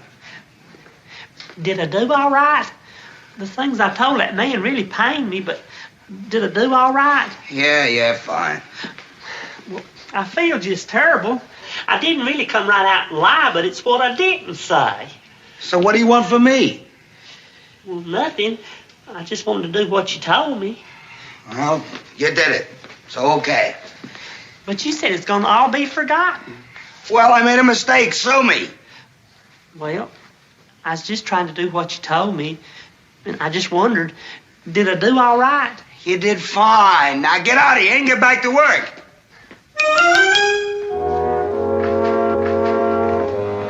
So anyway, I says to her, honey, I've been called a lot of things in my time, but never that. Hey, Sergeant.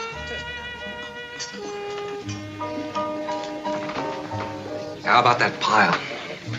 And what about him? Well, he looks like the last guy in the world to pull what he did in that restaurant. Yeah, you never know, do you?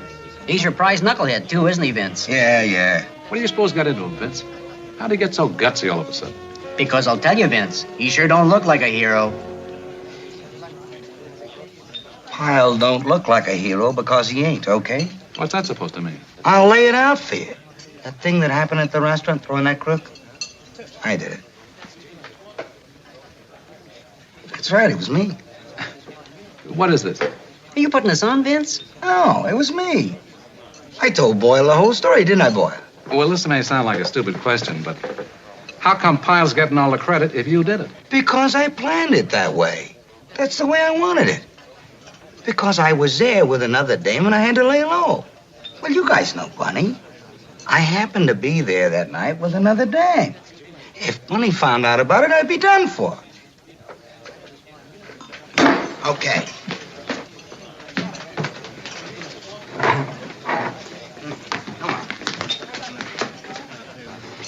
Okay, Pyle.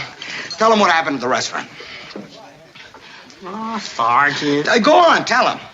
Well, there was this fella in the restaurant with a gun, and I knew something had to be done. No, not that story. Tell him what really happened.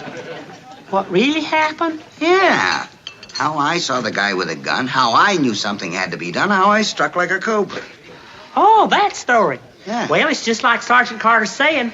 There was this fella there with a gun, and he struck like a cobra? Yeah, just like a cobra. That's what happened. Okay, Pyle. Satisfied? What did you make him do that for? Huh? I didn't make him do anything. No, just repeat word for word everything you said. Look, Vince, we understand. The private gets all the glory, the sergeant gets nothing. Sergeant gets jealous. But it was the truth. You don't believe it? Well, we can believe you or the newspapers, the radio, the police. But you don't believe it, do you?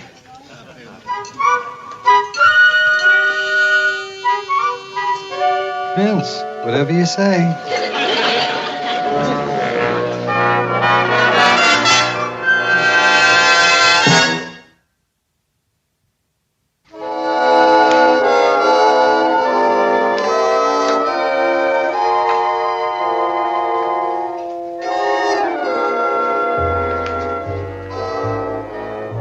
Sergeant? Don't you know better than to sneak up on people? Well, I'm sorry, but I just had to talk to you. So talk. I feel just terrible getting all the glory that's rightfully yours. I'm living a lie that just ain't right. Forget it. It's too late now. But, Sergeant, it's just like quicksand. We're bogging down deeper and deeper. Look, Pyle, we started this thing, and we're going to see it through. Sergeant, I got another problem. Yeah? I got to get your permission to go over to Company A. Company A? What for? Sergeant Poco there, he wants me to give a judo demonstration. What? It all came about from this lie I'm living. They want me to show how I caught that crook with judo. Oh, brother. Well, that's what I say. You should be the one giving the demonstration. You see how we're getting in deeper and deeper? Why don't I just go to the newspapers and tell them? No! No newspapers and no more of your problems. I don't want to hear it. But, Sergeant, the judo, they want me to demonstrate. Go, demonstrate. Just leave me alone. But, Sergeant... Demonstrate, demonstrate, demonstrate! Do it look all right? Oh, yeah, fine. Where are we going? I don't care. Well, how about a movie? No. Well, then, how about some dancing at that go-go place? Nah. Well, what do you want to do? Why do we have to do anything? Can't we just sit? Just sit? Yeah, just sit. Vince, are you all right? Yeah, I'm fine. Hey, I know what I wanted to ask you about. Gomer. We haven't even talked about him. How about that, Vince? How about what? Well, I guess I never really got to know him, did I? He always struck me as such a pussycat. Yeah. But I guess that pussycat must have a little tiger in him, huh? Yeah. Boy, I almost fell over when I heard it. I heard him on the radio. Did you hear him? I heard. I never dreamed he had it in him. That pussycat. Boy, Vince, why do you teach those guys to make them turn Bunny, like that? I gotta go. Go? You just got here. I know, but I just remembered I gotta get back to the base. We got a big field problem, and it starts early in the morning. Oh, well... I'm sorry. I'll call you tomorrow, maybe. And that's the way the whole thing happened. I just had to tell somebody on account I thought I was going to bust. Now, wait a minute, Gomer, wait a minute. You mean Carter's the real hero, but you're getting all the credit for it? It's not funny. I thought you fellers could help. Well, Gomer, you got the best deal in the world. What a setup. Anytime Carter gives you a bad time, you just turn him into his girl, right? There's got to be somebody that can help me.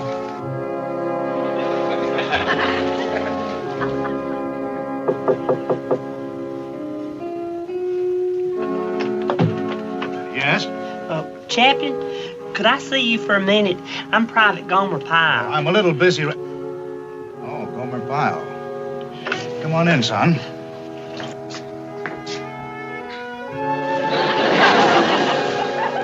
I've already heard one side of the story, Private. Now I'd like to hear yours. Now, I know how frustrating it must be to know that you did something and somebody else get the credit for it. That's very disturbing. But what's even more disturbing is the lie that all this is based on. It's because of the lie that the one person that you would like to know the truth about your heroic act doesn't know. Yes, sir. Then I think you would solve your problem if you told this girl the truth. I sure would feel a whole lot better if Miss Bunny knew. But, sir, she'd kill me. I think the important thing now is for you to clear the air between you and your girlfriend. I'm sure she'd understand. Oh, she'd understand, but she'd still kill me. You're not happy this way. You said you haven't slept. You haven't? Why, that's terrible. Grandma Pyle always said, a mind that can't sleep is full of woe, and you'll never sleep till you rid yourself of that woe. You know you won't feel right until the truth is known. I guess so. I'll help you tell her. Okay, I'll do it. Good. Yeah, I'll tell her. But she's gonna kill me. You've been acting funny the last couple of days, and tonight you made this sound more like a meeting than a date. Well, in a way it is. Huh? I'll tell you about it in a few minutes. Well, why can't you tell me now? Well, I'm waiting for someone. Boy, are you the man of mystery. Vince, it's Gomer. Why don't you call him over? Oh, call over that pussycat tiger. Don't worry, he'll be over. Hey, Sergeant. Hey, Miss Bunny. Sit down, Pyle. Sit down. Thank you. Well, I haven't seen you since you became a big hero. Congratulations. Well, Sergeant Carter has something to say to you about that. Oh, I was so thrilled when I heard it. Sergeant? Bunny, I got something to say. Yeah? Bunny, you see, sometimes things happen, and when you look back on these things, well, the things you look back on, well, maybe they didn't happen the way you think they happened. You want to say that again? All right, I'll start over. It was this way. You know that thing about Pyle here and that crook? Well, please, it was... You be a nice fellow, please, huh? Please. Are you listening to me? Well, yeah, I'm sorry. Oh, look at that guy over there. I said I wanted a drink. Look, mister, we don't serve drinks here. Why don't you have a nice cup of coffee, huh? If I wanted coffee, I'd ask for it. Boy, I hate people who don't know when to quit. I want a drink. Come on.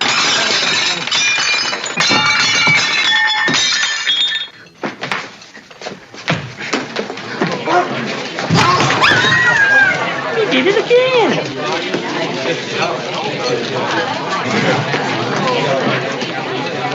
Vince, are you all right? Yeah, sure. Talk about lightning striking twice or history repeating itself. Very same thing happened with that crook. Sergeant Carter was even sitting in the same booth here. What? That's right. I wasn't the hero at all. It was Sergeant Carter all along. What is this? That's what we come here tonight to talk about. That thing that happened with the crook the other night, that was Sergeant Carter, not me. Not you? That's right. But he couldn't tell you on account of he was here with another girl. I know all about it, and it was truly innocent. But he didn't want to take a chance on you finding out and getting your feelings hurt. So I had to take all the credit on account of he likes you so much he didn't want to see you hurt. And, well, the truth had to come out, and that's the reason Sergeant Carter here is telling you all this. Yeah. Oh, Vince. You mean that you just... Oh, Vince! Well, all's well that ends well. I guess I'll be going along since it looks like everything's ended well. Oh, Vince, my hero. You mean that you let Gomer take all the credit so you wouldn't have to tell me you were here with someone else? Well, I didn't think you'd understand. Oh, Vince. Was it anyone I know? Huh? The girl you were with, was it anyone I know? No. It was just an old friend, that's all. Ah, then why didn't you tell me? Well, I figured you might not like it, my being out with a beautiful girl and all. Oh? Beautiful, huh? Well, she's got... Is that why you were out with her instead of me? No. No. You want to go out with beautiful girls instead of me? Then you just say so. I understand. Honey, I didn't say that. I don't need your proof to fall on me. When you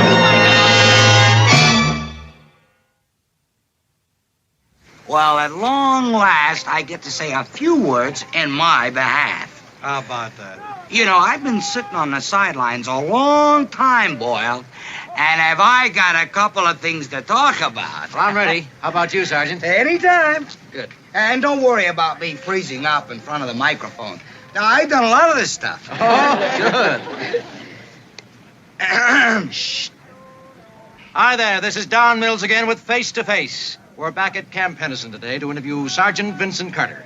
Last night, Sergeant Carter prevented the local restaurant owner from possible serious injury when he thwarted a man who was attacking the owner with a bottle. Sergeant, would you like to tell us about it? Well, it wasn't much, Don. Sure was, too. Now, don't be modest, Sergeant. You deserve all the credit and more. You should tell the people how it all happened. I know, 'cause I was there. Well, and what a grand story it was, too. You see, I seen the whole thing.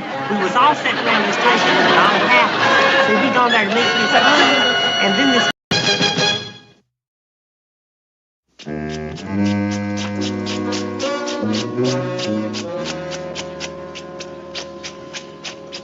Gomer, that's enough brushing. You're coming through the other side. Well, I want it to be right. Heck sakes, Duke. Since I'm going to be best man at that wedding tomorrow, I want to look my best. You're wearing your dress blues, ain't you? I suppose, although black would be more appropriate. Black? Black's what you wear at funerals. Weddings, funerals, tragedy is tragedy. Oh, come on, Duke. This is going to be real high-spirited. I get to carry the ring. What with me being best man and all, then I give it to him, and he gives it to her, and she gets to wear it for the rest of her born days. But I get to carry it first, and that's real honor. Gomer! Gomer! I got it! Greatest ring you ever saw in your life. Let's have a look. Well, it just came in the mail. Been in the family for 6 generations. You never saw anything like it. It's beautiful. My grandmother wore it, and my great-grandmother before her, she wore it at her wedding. It's got diamonds. Did I give it to you? No. Well, I lost it. I must have dropped it on the way in. Come on, Purcell. Make up your mind. Which way you going? Well, sorry, Sergeant. I can't. When you came in, you didn't happen to... Wait. Here it is. Jim's kind of got the jitter, Sergeant. What with his wedding tomorrow now? He thought he'd lost his ring. I don't want to hear one more word about a ring or marriage. Not one more word. Nothing. You understand? I've had it up to here with you two guys in that wedding. 2 weeks now, and I've heard nothing else. This is a Marine base, not the little church around the corner. Now, the rest of you knuckleheads, listen up. We have a field lecture on demolitions in 15 minutes. We'll assemble at 1100. Oh.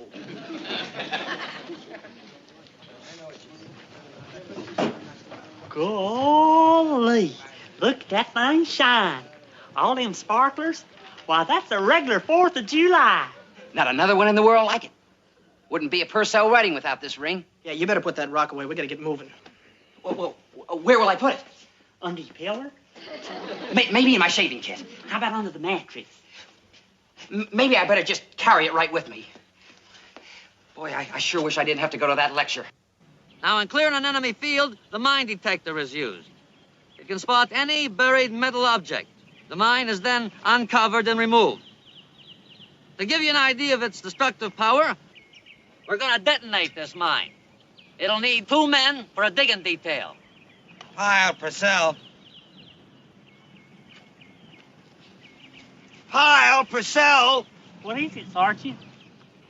If the national effort can have your assistance for a few minutes, grab them shovels. Move it!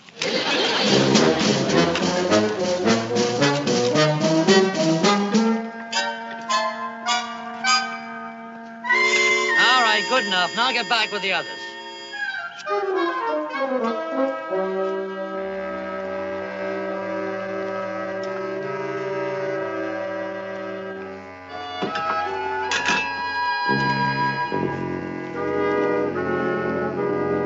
I'll detonate the mine electrically.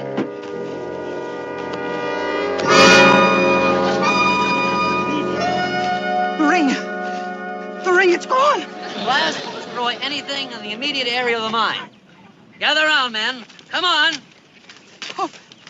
Watch close. Hold. Wait a minute. You can't. Please, no. Hey, don't get down there. Hold it! Hey, come back here. What is this? Jim's ring. He dropped it in the hole. What's going on? My ring. It must have fallen out of my pocket while I was digging. Well, that's tough. Oh, please, Sergeant. You don't know what that ring means. It's an heirloom. It's priceless. I mean, I couldn't get married without that ring. Oh, please, Sergeant. Please. Knock it off!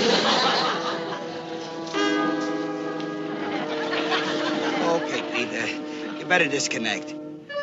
All right, the rest of you guys, come on down here and help us look. Make it fast. Come on, let's move. On your hands and knees, let's go.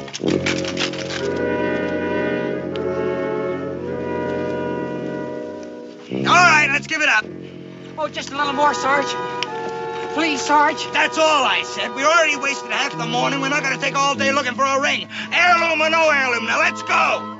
Sure am sorry, Jimmy. Sergeant, it's just a terrible thing to lose. It's the most beautiful ring I think I nearly ever saw. It was real sparkly. There it is. Hey, how about that? I must have picked up the wrong jacket. It was in the pocket the whole time. We didn't have to do all that digging after all. Ain't that a good job, Sergeant? Ain't it? Y'all see it, Jim? Yeah. What you do with the ring? Got it right here. Oh, no. No, it's gone. It's gone again.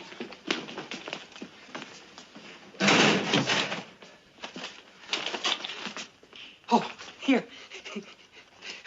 Here it is. You sure gave me a fright. Gomer, look. You take it. You're the best man. You hold it for me. Me? Well, I wouldn't want to... Look, I'm so mixed up. I know I'll lose it someplace. Please, you hold it. I keep misplacing it, and I about have heart failure every time I go to look for it. Please, you keep it. Well, where'll I put it? I don't know. Just put it someplace... I got it. The best place to keep a ring is where it's supposed to be. I keep it on my finger here. It should fit my pinky. It won't fall off? No, it's good and tight. We should have thought of this before. Now, tomorrow when you want it, I'll just slip it off and there you are. What's the matter? It's mighty tight. But you gotta be able to get it off. If I had a little butter... Come on, you guys, inspection.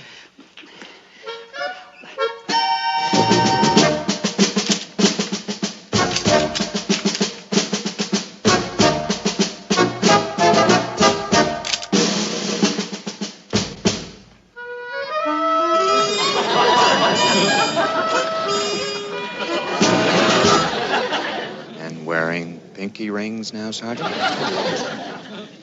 No, sir. You see, sir, well, it's a wedding ring. That's your wedding ring, Private? No, sir. I thought you told me... Sir, it is a wedding ring, but it ain't mine. It's Private Purcell's. You're wearing Private Purcell's wedding ring? Sir, Private Purcell is getting married. To him? Oh, no, sir. He's marrying Chrissy Parker. She's a real nice girl. You'd really like her, sir. Wonderful. Sergeant. Sir. I suggest you check your men out before inspection. I would say that man was slightly out of uniform, wouldn't you? Well, Unless there's a new regulation, which I don't know about, which calls for wedding rings on pinkies. That'll be all, Sergeant. Aye, sir.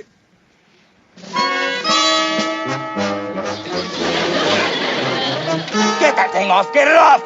Can't. I reckon my finger's too fat. Yeah?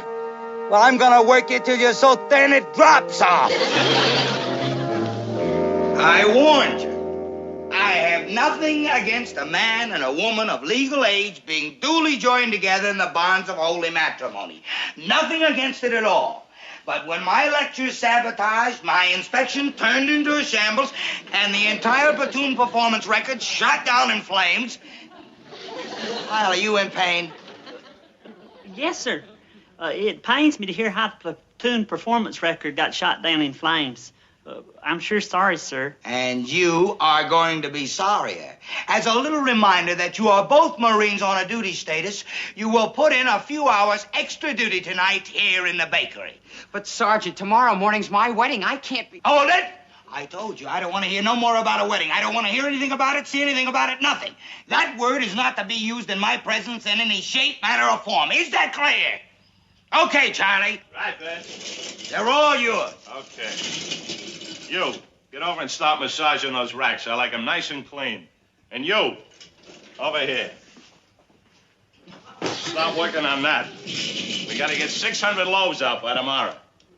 Well, get in there and move it around. Move it around. Give me plenty of wrist action. Atta boy. That's fine. That's beautiful. Plenty of wrist in there. That makes it nice and light and fluffy. Very good. I'll make a doughboy out of you yet. Get it, doughboy. Move it. Move it. Watch those wrists. You, keep working.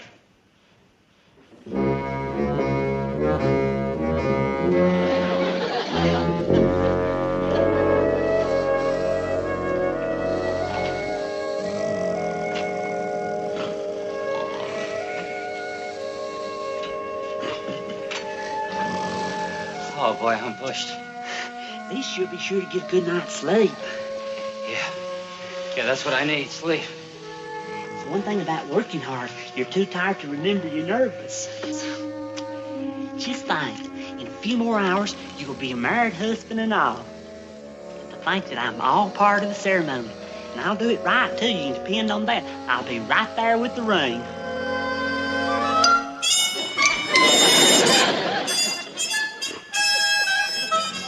Oh, where is it? Huh? It's gone. Where is it? Get off. You lost my wedding ring. Gomer, where's the ring? Well, it must be around here someplace. I'll get a flashlight. But we gotta find it, Gomer. Knock it off. We gotta find it. We will. We'll just backtrack every step of the way. You see anything? Look carefully.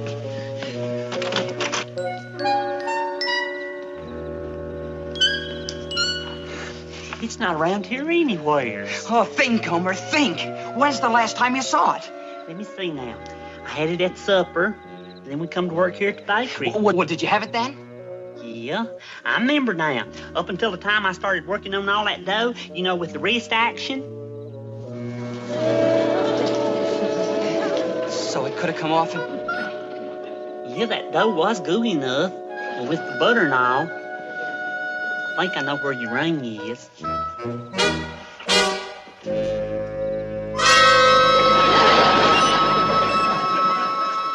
Your wedding ring's baked in one of them there 600 loaves of bread.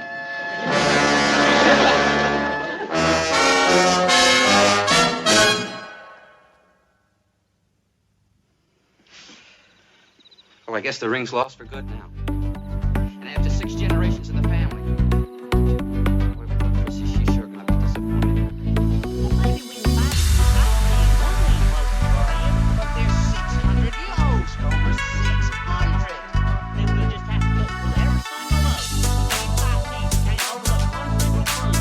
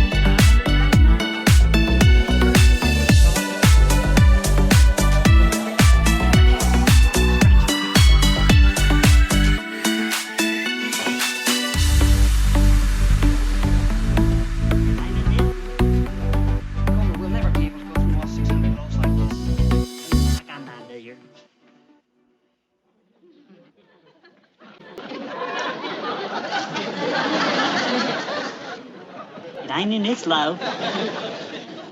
Someone's coming.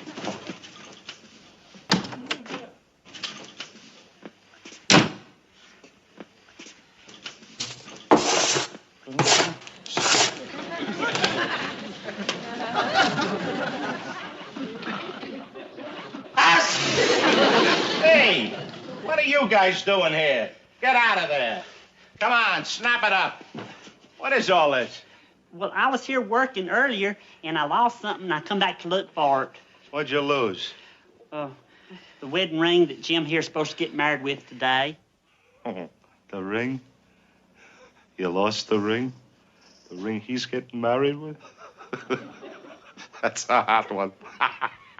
We figure it's somewhere here in a loaf of bread. You lost the ring in a loaf of bread? If it's all right with you, Sergeant, we'd kind of like to get it back. Sure, go ahead. Boy, I can see the ceremony now. With this bread, I thee wed. And then he puts the loaf of bread on her finger, get it? Which loaf is it in? Well, we don't rightly know, so we're going to have to go through every single one, and slice them up. But Sergeant, the first one that lays a finger on this bread, I let him have it. You want to play hide and seek outside, not in my bread. Come on out.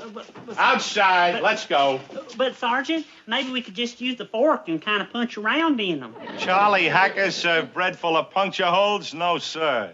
16 years I've been baking. I never served no factory seconds. No dice. Outside. Out. Out. But, Sergeant, this ring's kind of special, Sergeant. Couldn't we just look in a few... Out! Hurry it up out of here! Out!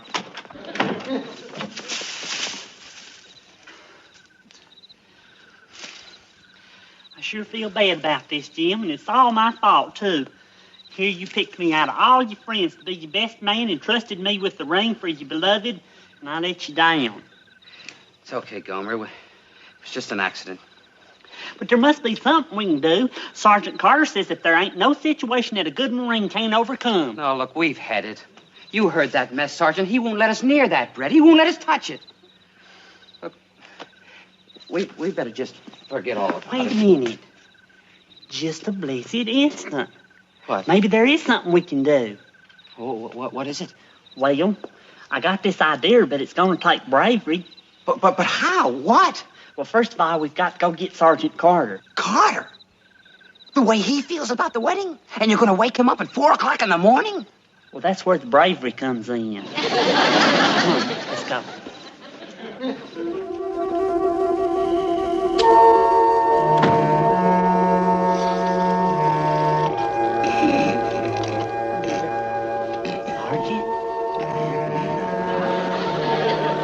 Sergeant?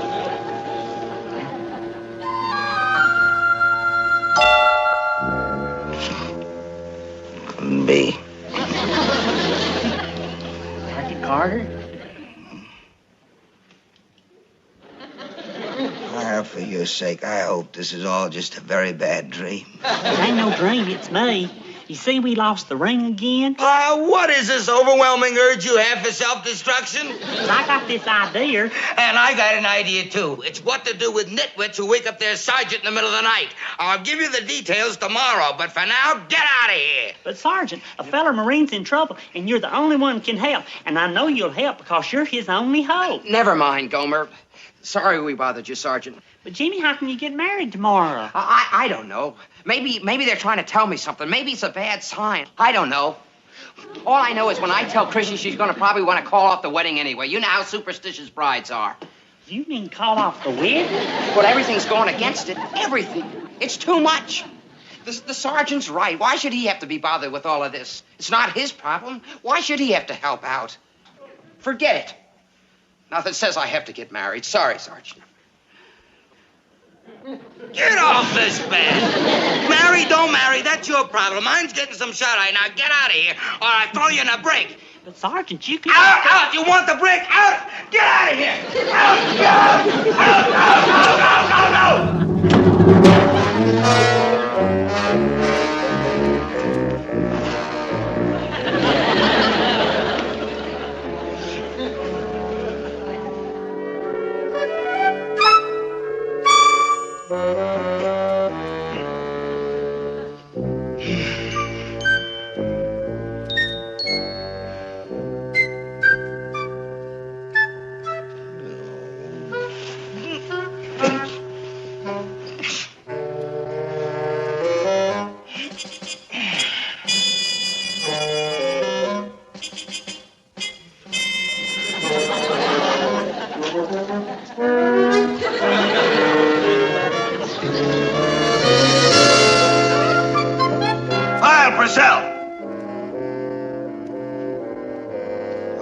All right. What was this brilliant idea of yours?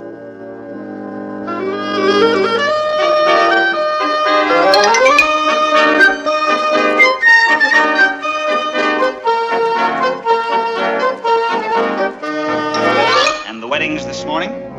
Yes, sir, Colonel, at 10:00. Interesting situation. How much time till mess call, Sergeant? 55 minutes, sir. We'll be close. Very well. I'll issue the necessary instructions. Hold up on the bread, Charlie. Huh? We gotta check it for that missing ring. Nobody hacks up my bread. You want to find prizes? Buy yourself some Cracker Jack.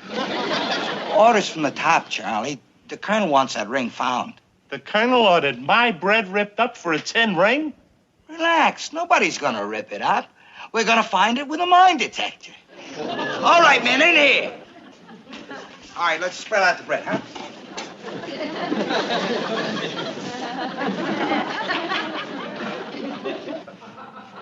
Okay, start right here. Should have found it by now. That's the way it always is when you lose something. You never do find it till the very last place you look. I don't know why that is, but that's the way it always is. Well, are you sure you had it here in the bakery? Now, don't you worry. Wouldn't surprise me none if it wasn't in loaf number 600, the very last one. It is in the last one. It's in this one. Better make sure. But it's just got to be, Sergeant. If it ain't in any of the others, and this is the last one, why, it's just... It ain't? Well, then where? All right, secure the gear. I'm sorry, Jim.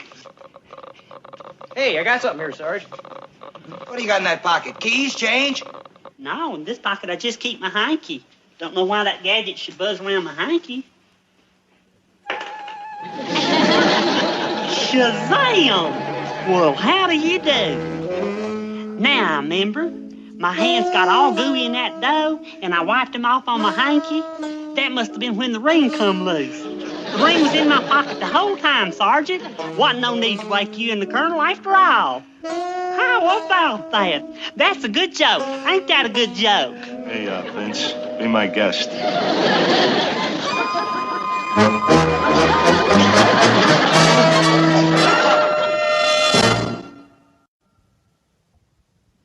Do you, James Purcell, take this woman, Christine Parker, to be your lawfully wedded wife? I do. And do you, Christine Parker, take this man to be your lawfully wedded husband? I do. The ring, please. Let's have it.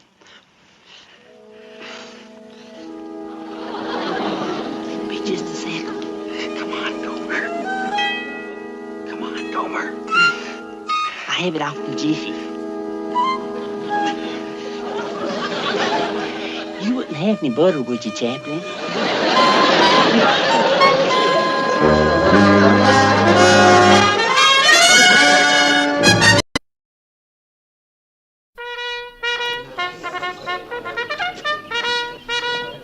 Thank you, sir.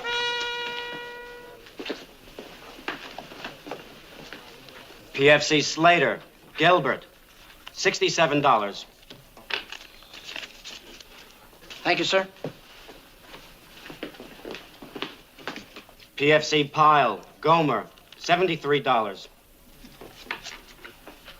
Pyle? Sir, I hope you don't mind my saying so, but I just can't get over it.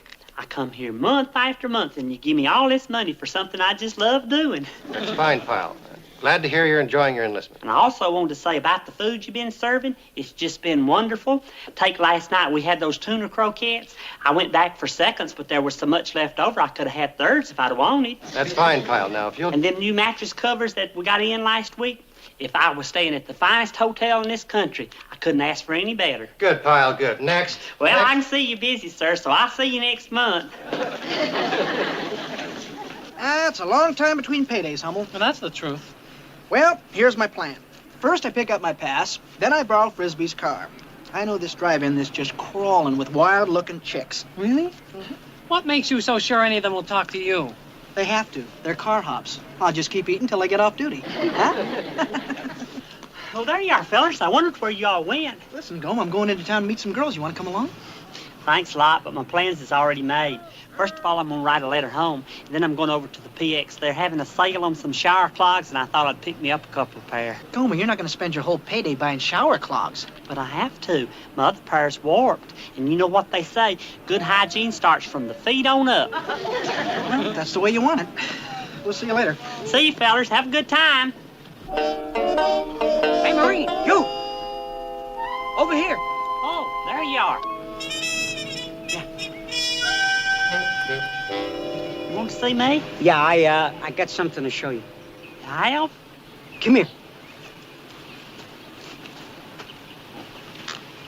Oh, that's a mighty nice watch there, mister. It's not just a watch, son. This here's an 18-carat, 21-jewel movement with a gold expansion bracelet, and it can be yours. You mean you're selling it? Oh, I could never afford an expensive watch like that. Why not, friend? You've just been paid, haven't you? Why, yes. How in the world do you know that? Well, being an ex-serviceman like I am, you just kind of feel it in the air. How about it, son? Wouldn't you like to have this watch for your very own? Well, I'd like it very much, but a watch like that wouldn't come within my budget. You see, I've got my allotments, and I got to buy my shower clogs, and I got to get a present for my aunt's birthday. No, it's impossible. I could never afford an expensive watch like that. Shh, wait a minute. How much you think it cost? Well, it's got to be at least $12.95. Only $12.95? Golly! That's right, son. $12.95, and that includes sales tax and a lifetime warranty, including parts and labor. Well, thank you very much, mister, but I just couldn't. You can't? Well, $12.95 for a watch like that? Why, you'd be cheating yourself. Huh? Everybody knows that a gold watch costs 10 times that much. No, I just couldn't do that to you. What's your name, son? PFC Pyle, Gomer Pyle. My name's Freddie. Friendly Freddie, the serviceman's pal. And let me tell you something, Lyle. Pyle. In all my years in business catering to men in the armed forces, I've never felt such a rapport with a customer. Imagine worrying about my profit. Take the watch, son, please. Oh, I just couldn't, Mr. Friendly Freddie. As much as I'd like to have it, I just wouldn't enjoy it, knowing how I'd taken advantage of you. Well, look, son, would you feel any better if I told you I was making a little something? How can you? Practically giving it to me like you are. Well, once in a while, one of my suppliers gets a hold of a piece of merchandise, and he has to unload it in a hurry. You know what I mean? Oh, sure. You mean he's overstocked? Overstocked? Uh-huh. Back home at the gas station, sometimes we'd get overstocked on inner tubes, and then we'd have to run a sale. Yeah, whatever you want to call it. Son, this is the opportunity of a lifetime, and it would just break my heart to see you pass it up. Well, if you really feel that way about it... How else can I feel? Take it, please. Golly. Well, here's the money. 5, 10, 11, 12, 13. You can just keep the change. Well, thanks, son. This has made my day. Well, Mr. Friendly Freddie, about the lifetime guarantee? A lifetime guarantee? Oh, yeah, what about it? Well, for what you charged me for the watch, 10 or 15 years would be more than fair.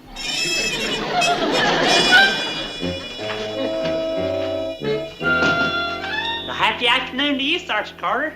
What is it, Pyle? I'm trying to catch up with this paperwork. What do you want? Oh, I thought I'd just stop by and kill some time. Well, kill it somewhere else. I gotta clear all this up before I can get out of here, so beat it. Well, maybe I could pitch in and help. I got plenty of time. Pyle, you got your pass. Go into town to a movie someplace. Just get out of here.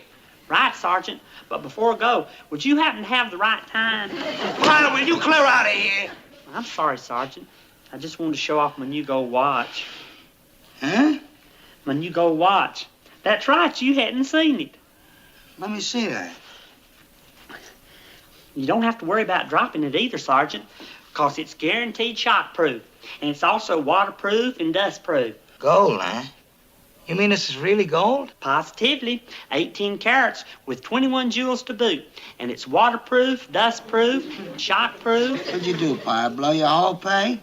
Guess what it costs, Sergeant? Just guess. Well, a gold watch like this should cost at least 100 clams. You're just a little bit off. You paid more? No. Then what did you pay for it? $12.95. $12.95 for this watch? Including sales tax and a lifetime guarantee. Do you think I got a good deal, Sergeant, for a watch that's shockproof? Good deal, Pyle. How can anybody sell you a gold watch for $12.95? Those were my feelings exactly, Sergeant. So I asked Freddie, that's Friendly Freddie, he's the feller that sold it to me, and he explained it to me that his supplier was overstocked and he had to unload. Overstocked? Pyle, when it comes to brains, you're understocked. In fact, you've got the lowest inventory on the entire base. Huh? Look, Pyle, use your head for a minute. A gold watch selling for $12.95 has either got to be a phony or else it's hot. Hot? You don't mean that it's... Yeah, Pyle. Swiped, stolen, filched. It happens every day. A guy goes into a washroom, takes off his watch, and the next thing you know, it's gone. But, Sergeant, Freddie said he bought it from his supplier. You mean his fence? Now, let's face it, Pyle. Right now in town, there's probably some poor guy walking around without his watch, and you got it. You bought a stolen watch. Well, I never. You did too, Pyle. Well, I don't want it. Why, that's terrible. Stolen goods? Oh, why didn't I go to the PX and get my shower clogs?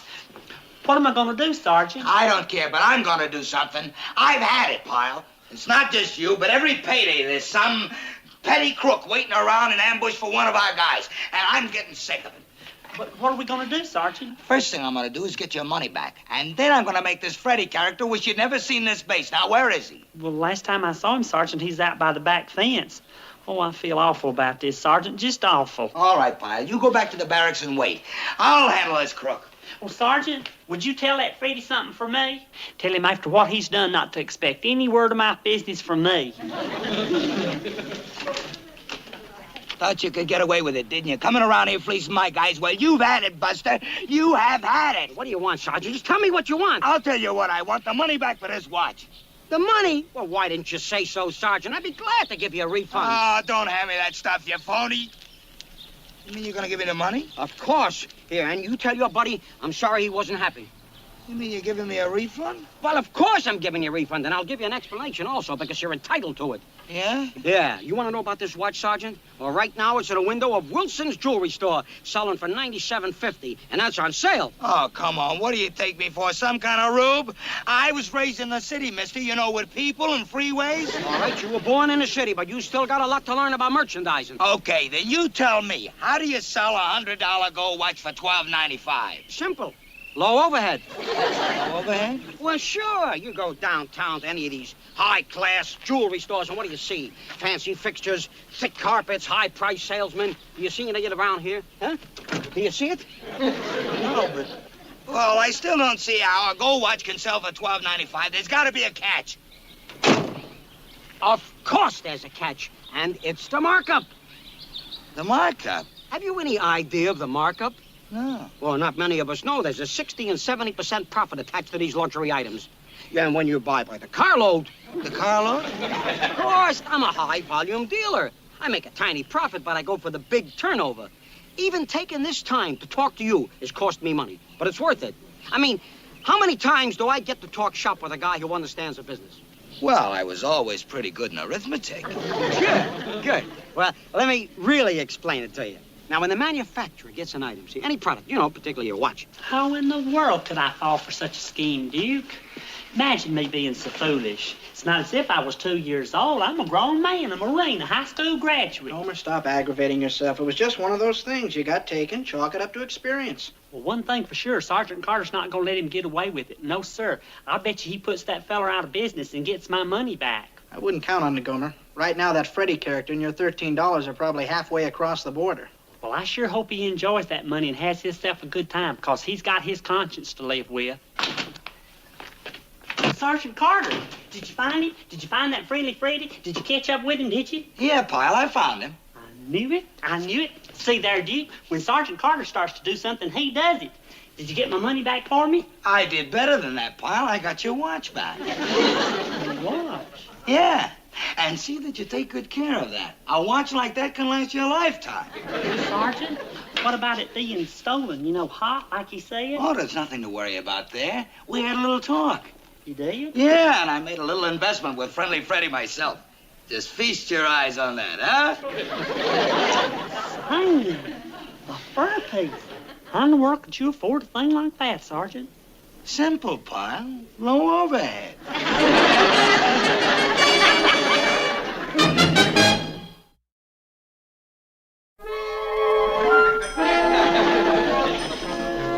This ain't just a fur piece, Pyle. This is a genuine silver-frosted ranch-grown fox. Man, it sure looks great, Sarge. Yeah. I just can't wait till Bunny sees this. It'll make up for her birthday present. She wasn't crazy about them bath salts. It sure will. It must have cost you a fortune, Sergeant. Take a guess. What do you think it cost? Well, my sister's got one like that. Cost her about $200. $49.95, and that includes a free cleaning. $49.95 for that? Well, how in the world could they sell you a snazzy-looking fur like that for so little? Well, obviously, Pyle, you don't understand the ins and outs of modern-day merchandising. $49.95, Sergeant. Sounds impossible. Look, Pyle, I'll explain it to you. When you buy a fur like this downtown, you pay for a lot of extras. But when you deal with a guy like Friendly Freddy, you forget all that. You cut out the middleman. It's like dealing directly with the fox. Oh, my. I sure would like to see Miss Bunny's face when you give her that package. When you gonna give it to her, Sergeant? When? Well, I thought I'd take her to the 5 o'clock club tonight and give it to her there. Oh, I'd give anything to see her face light up. Well, tonight at the 5 o'clock club. That's where you'll see it happen. Gosh, Sergeant, if you don't mind, I'd like to be there just to see it. That's all. I won't interfere or nothing. Be my guest.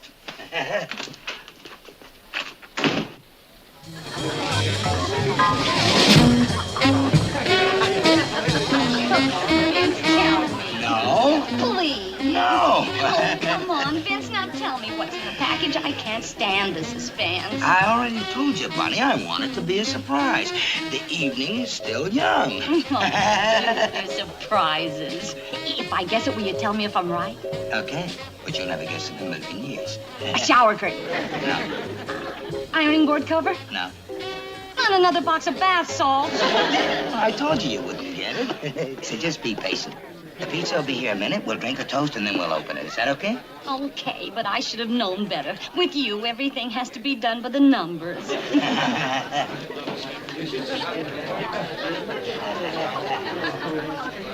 Hey, Sergeant Carter, Miss Bunny. Oh, hi, Gomer. I wanted to get here sooner, but I missed the bus. Did you give her the fur yet? You got the fur? Why, you stupid nit, would you spoil the surprise? Shazam, you mean you hadn't told her yet?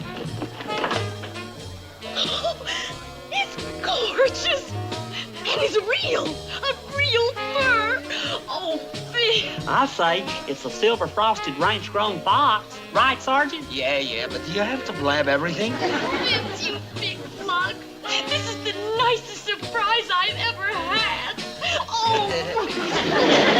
Sergeant, I knew you'd just love it, Miss Bunny. Boy, did he get a terrific bite. Pyle! Vince, let's dance. I want everybody to see the new fur. Enjoy yourselves. I'll mind the beer.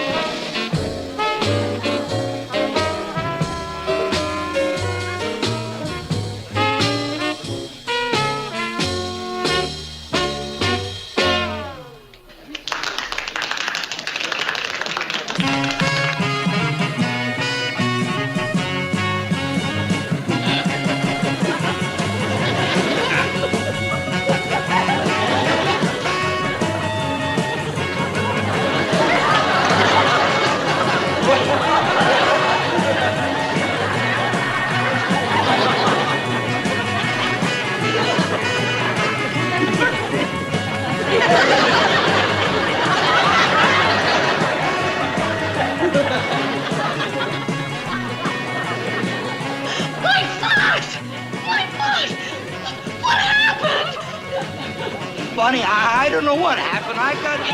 It's a fake! Oh, Vince Carter! You... Oh.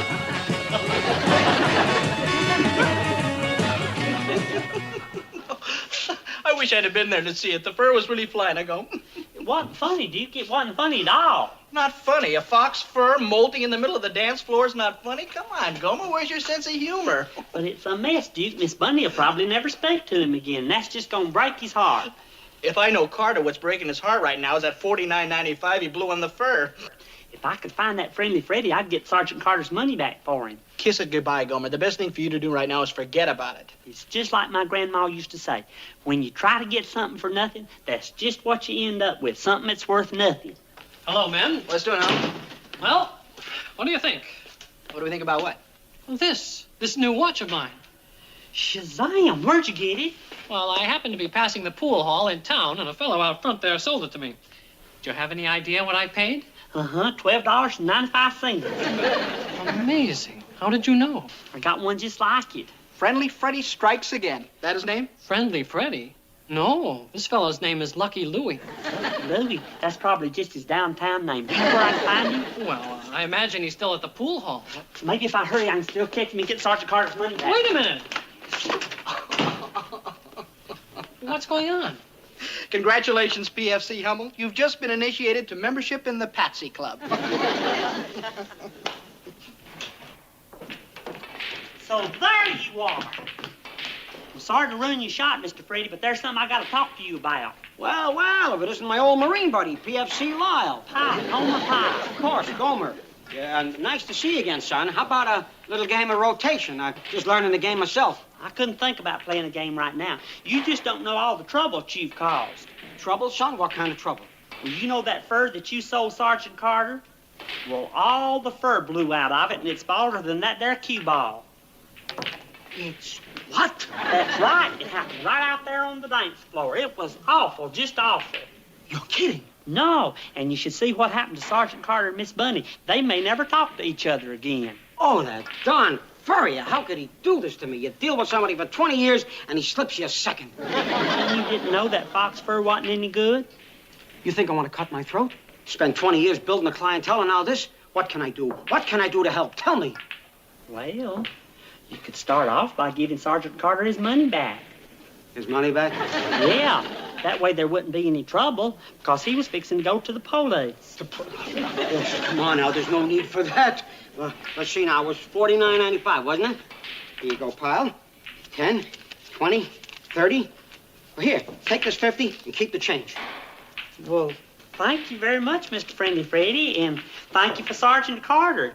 Well, that's okay. You tell the sergeant to use the money and maybe take his girl to some fancy restaurant to square things with her. Well, I will, and thank you very much. It's a pleasure doing business with you. Okay, and you tell Sergeant Carter that I'm sorry about this whole thing, and I'm going to go straight to that furrier and tell him a couple of things. Oh, well. No, it's humiliating. I mean, humiliating. Excuse me.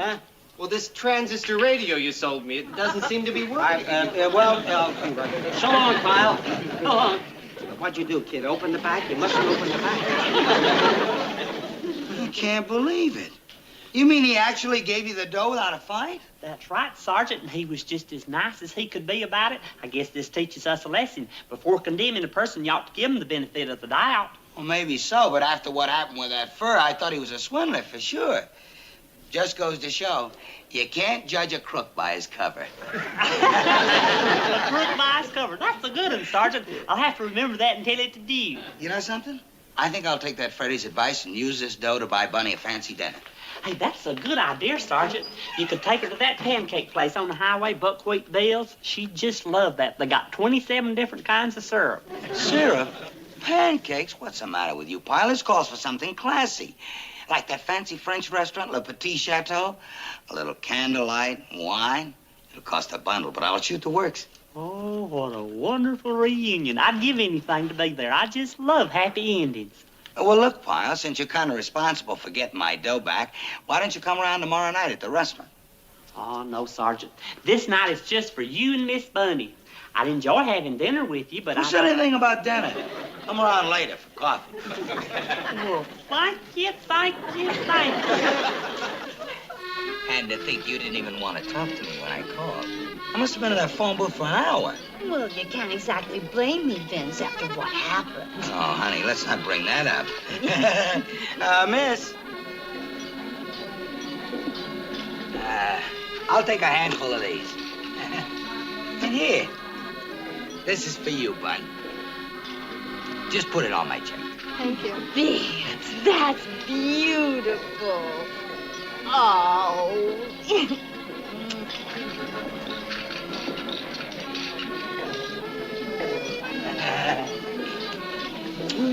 Hey, everybody. Oh, hi, Gomer. Pyle, it's you. Grab a chair. Bunny and me was just having a little after-dinner talk. I saw what you was doing, Sergeant. Didn't have nothing to do with talking. Oh, it's a sight for sore eyes to see you two lovebirds bidding and cooing. Well, it's been a perfect evening, hasn't it, honey? Oh, it's been an evening I'll never forget, Vince. Yeah. Look, it's getting a little late, and Bunny has to get home. Garson, the check. Young. The check, monsieur. Ah, a $50 bill. It's the smallest thing I have. Of course, monsieur. Well, Bunny, shall we have a last one for the road? Why not? Who should we drink to? How about Pyle? No, not me, Sergeant. I know. Why don't you drink to the man that made this evening possible, Friendly Freddy? I'll drink to that. I will, too. To Friendly Freddy. And to you, Vince, for showing me the nicest evening a girl ever had.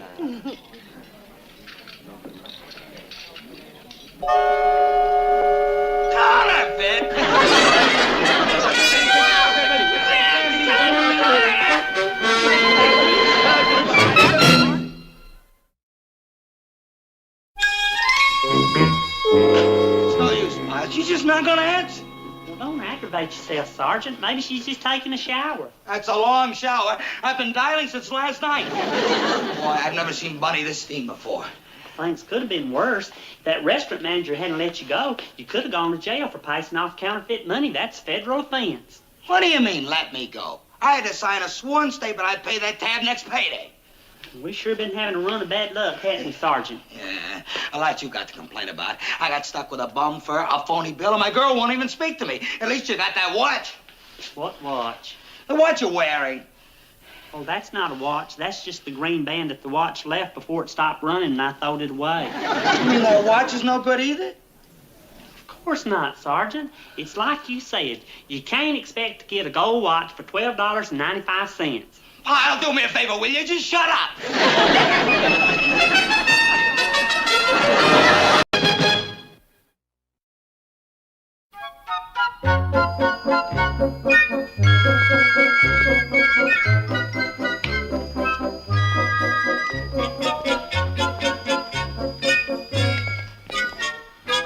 Excuse me.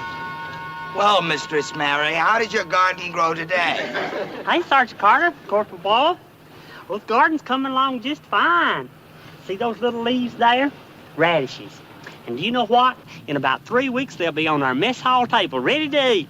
Think of that. Little leaves, and one day real soon, there'll be a little red crunchy feller. Wonderful. Pyle, you're a Marine right now, not a farmer.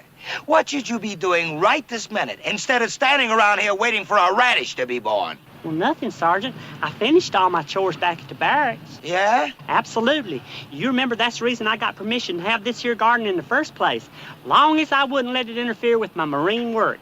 And I hadn't let it interfere with my Marine work. You can be sure of that. You better not, Pyle. Let's go, Boyle. Hey, Sergeant Carter, look here at my collards. They're already up out of the ground. Did you ever taste collards? Some people call them tree cabbage. They're the best vegetable you ever tasted, especially if you cook them with a little ham hock. How about that? Come on. Hey, Sergeant, look over here at my watermelons. Some of them are as big as my fist in less than 2 weeks. That's 'cause I raised them up on the mound and treated them with some special fertilizer. McAvoy super nitrate's the best. Grandpa Pye says it gets to the roots faster than anything else will. Well, what do you know? It gets right to them, huh? That's right. McAvoy super nitrate. It's sold in all the better feed stores. Yeah? And what if they got to put over yourself so I can get to you? Huh? Pyle, permission or no permission, you get back to the barracks, like right now. We got an inspection in 10 minutes. Move it, move it! Right, Sergeant. Radishes, watermelons, brother. Well, why does it bug you? It just does. A garden on a Marine base, did you ever hear of that? What kind of job is that for a Marine, huh? Well, he says it's not interfering with his duties. You want to bet? Besides, I've seen some of Pyle's garden work, and I don't like it. Huh? What garden work? That pumpkin he's got for a head. I don't like it. Not bad, Matthews, not bad. Watch them corners.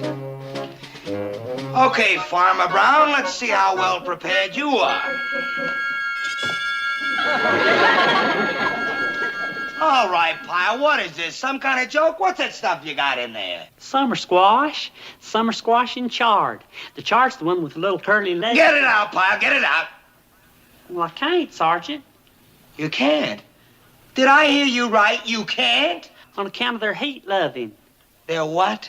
That's right. They need warmth and shelter just like they was a little baby. Else they'll die. Just one night of frost will do it. Honest, Sergeant, they'll die. Really? Well, we all have to go sometime. Please don't ask me to take them out, Sergeant. Pyle. You wouldn't want that on your conscience, would you, if they died? Don't worry about it, Pyle. I'll see that your squash gets a decent burial. Summer squash. There's a difference. You see, you can tell the difference by the leaves. Knock it off. Just get it out of here. Well, yes, Sergeant. And I'm sorry, I don't mean for my garden to upset you like it seems to. I suppose you got a horse and plow in here. Can you believe it? Can you believe it? All right, Pyle, that does it. If you're going to act like a knucklehead, then I'm going to treat you like a knucklehead. No, check that, like two knuckleheads. First, get that junk out of your footlocker, but fast. But, Sergeant... Out! Hut! As you were. Afternoon, sir. Afternoon, Sergeant. Where are you taking those? Well, out, sir. Out? Where? Just out, sir, anywhere. Don't do that. Sir? That's summer squash and chard in there, isn't it? That's what it is, all right, sir. Well, you set summer squash out on the kind of nights we've been having, and they wouldn't stand a chance. Sir? Well, they'd die, every one of them. That's what I told the sergeant. Those were my exact words, wasn't it, Sergeant? How's your garden coming along? Well, the watermelons and the radishes are doing real fine. I think it's that fertilizer I'm using. McAvoy Super Nitrate. Oh, it's a marvel. Good. By the way, Pyle, this is Captain Shamley, our base public information officer. Sir? Pyle? He heard about your garden and wanted to take a look at it so he can send a photographer down from the local paper. You know, tough Marine cultivates garden in spare time. Captain Shamley thought it might make a good human interest story. Well, yes, sir. I'd be glad to. It's right out here in the back, right this way. My local newspaper. Might even get you a national release on it. You never know. Carry on. Well, what do you say to that? I say don't put your summer squash out and always use McAvoy Super Nitrate.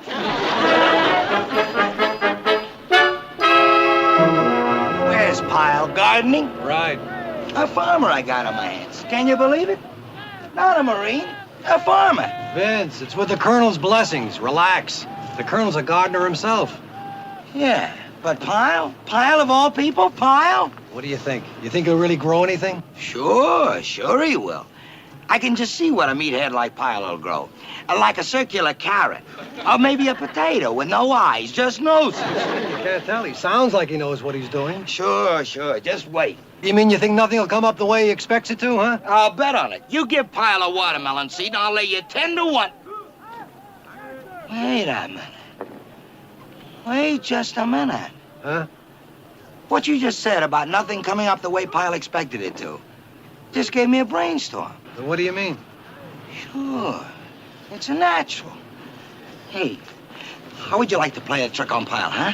Like what, for instance? You'll see. All you gotta do is go down to the market and get the biggest watermelon you can find. One with a stem. Stem? Right. And last but not least, get a big bottle of vodka and bring it back. Vodka? I think I can understand the watermelon, but what's the vodka for? Here, get it. You'll see. There we go. Just like the good old days. It's called plugging a watermelon. So that's how it's done. The cheapest party a guy could throw. 2 bits for the melon, a couple of bucks for the booze. Presto. Instant refreshments. Tastes wild, just wild. I've heard of a Bloody Mary, I've heard of a screwdriver. But vodka and watermelon? What do they call that? Huh? It's the all-purpose drink. What? You can eat it, drink it, wash your face in it, and get smashed all at the same time. That's beautiful, Vince. Beautiful. Yeah. Now, see how the plug fits back nice and neat? You can't even tell where it's been cut out. Hey, you're right. I can't.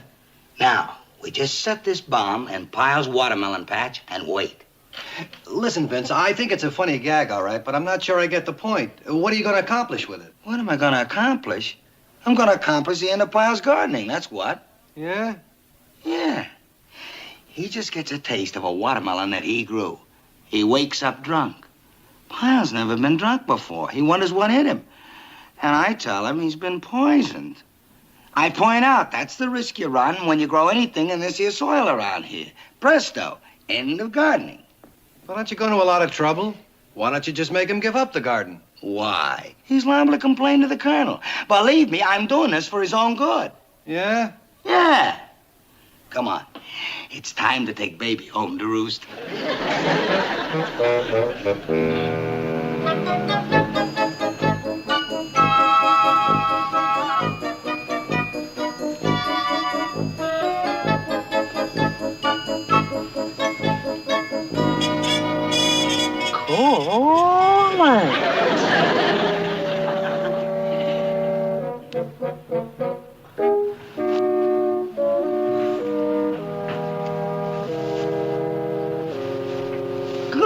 Golly.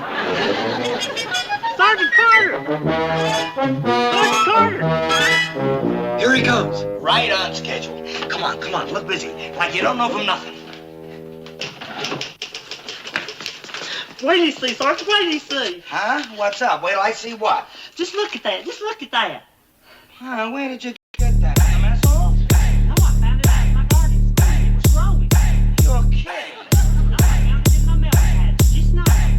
That thing grew in your garden? Boy, look at that.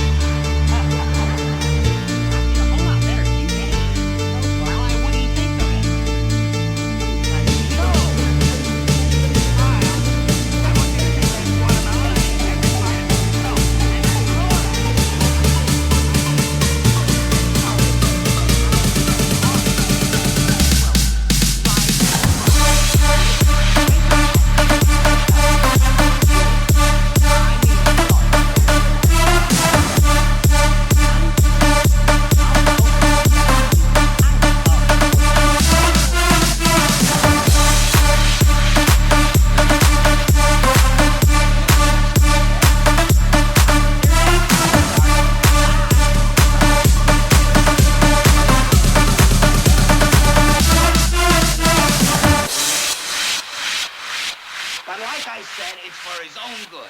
He's not that hot a Marine that he can afford to start taking up hobbies. Say, how much time do you give it? Well, he's curious. I'd say it's a matter of minutes before he starts eating himself into a hangover. Sergeant Carter, I've been looking all over for you. Pyle! Are you all right, Pyle?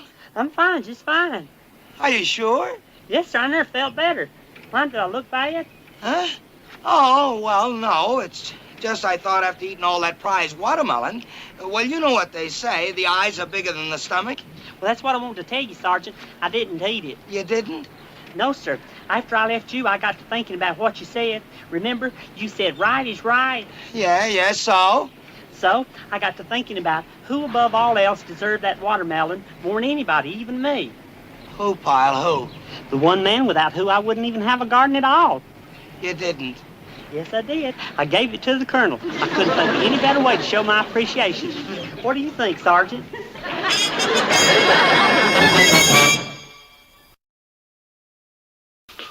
Talk about a joke backfiring. What are you going to do? All I know is I got to get that watermelon back from the colonel and fast. And what do you think will happen when he gets a taste out of it? I don't even want to think about it. Can't you guess? You know the colonel. He's death on any kind of drinking. Yeah, and a watermelon pump full of vodka is a lot of drinking.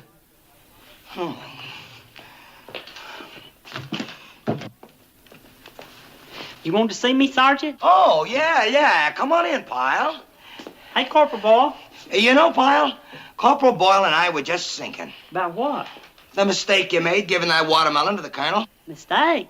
But that wasn't a mistake. I wanted him to have it. I know. Nobody's knocking your motives, just your brains. Huh? Pyle, how could you give it to him without tasting it first? You don't even know what's inside. Suppose it's rotten. Or yellow and black inside and tastes like shoe polish. What then? Well, it looked like a perfectly good melon from the outside. Pyle, you don't judge a book by its cover. You don't judge a watermelon by its rind. Remember, it was awful big, and it grew awful fast. I'd worry about that. You would? Sure would. Might even be poisonous. Poisonous? Yeah, poisonous. I just hope it ain't too late to get it back. Back? Well, naturally. Unless, of course, you want to run the risk of having the colonel close down your garden for keeps right after he's had his stomach pumped. All right. I'd better get that watermelon back right away. Yeah. And the first place we better look is the officer's mess. It's probably sitting in the icebox there right now. But, Sergeant, are you going with me? Well, sure, Pyle. I don't want you to get in a jam with the colonel. Well, that sure is thoughtful of you, Sergeant. Yeah. All I gotta do is find a melon with a plug in it. It'll be a cinch. Yeah, well, you better get it out of here. Huh? I mean, I don't want to serve the brass around here any spiked watermelons, or it'll be my head in a sling. Okay, come on over here. Okay, help yourself. Just stay out of sight, huh? I got an inspection due today. God. Ain't that a coincidence? They must be planning on serving watermelon for dessert for the men as well tonight. What are you doing, Sergeant? Huh? Oh, I'm looking for your watermelon. What do you think I'm doing? Well, they all look alike. Yeah, well, yeah, I guess you're right. I can't tell anything by feeling them. Oh, I know one. I'll taste them. And that way, if they all taste all right, then there's no problem. Oh, good. I'd be glad to help. I just love it. No, Pyle. Remember what I said about it being poison? Well, I can spot poison faster than you can. So if you just wait outside and see that nobody interrupts me, everything will be okay, okay? But, Sergeant, Pyle, there are taste buds and there are taste buds. Now, mine happen to be razor sharp. That's why I can't stand sea rations and you can. Now, if you'll just do as I say, we'll be in great shape, okay? Well, yes, sir. I'll be outside if you want me.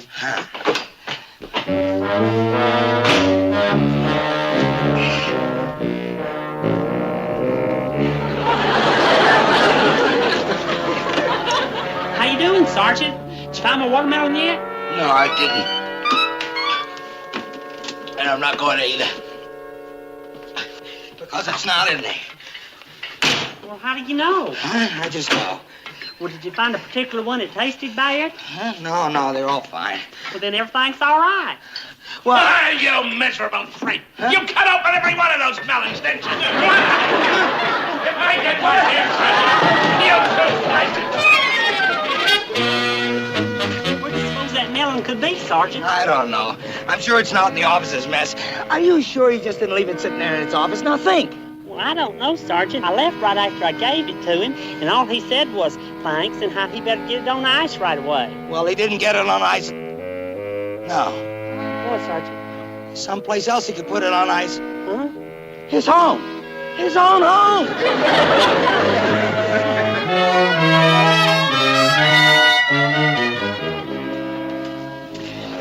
You really sure my melon's gonna turn out to be bad, huh? No. This is just insurance. In case yours turns out to be rotten, we'll put this one in its place. Smart? Really is. But now the whole trick is switching the melons. You better wait out here.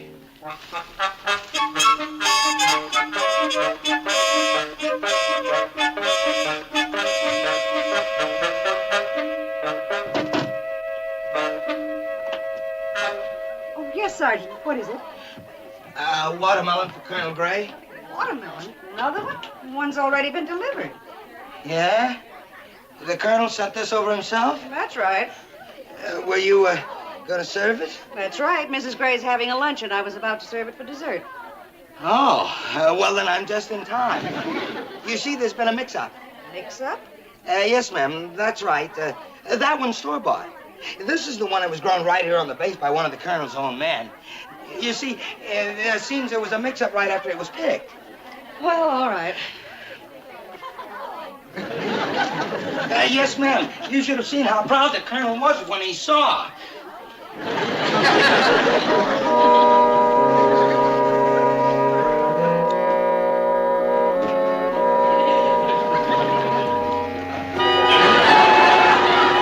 Sergeant, aren't you leaving one of those? Huh? Oh, yeah. I just wasn't thinking.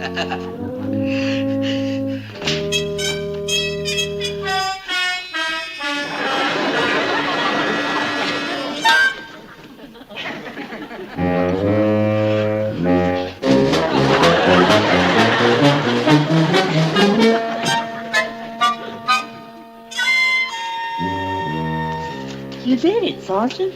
You got the watermelon back. I think so, pal. I think so. With a little luck. Looks perfectly all right to me. Wouldn't it be funny if it turned out to be sweet and red and juicy as any other?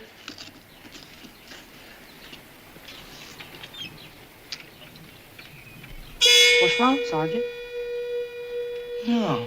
I picked the wrong one. The wrong one. Well, I don't understand, Sergeant. Didn't you go in there and... You would, pal. You would. You would have to stick your big fat head in the window. I'm sorry, Sergeant. I did. Shh.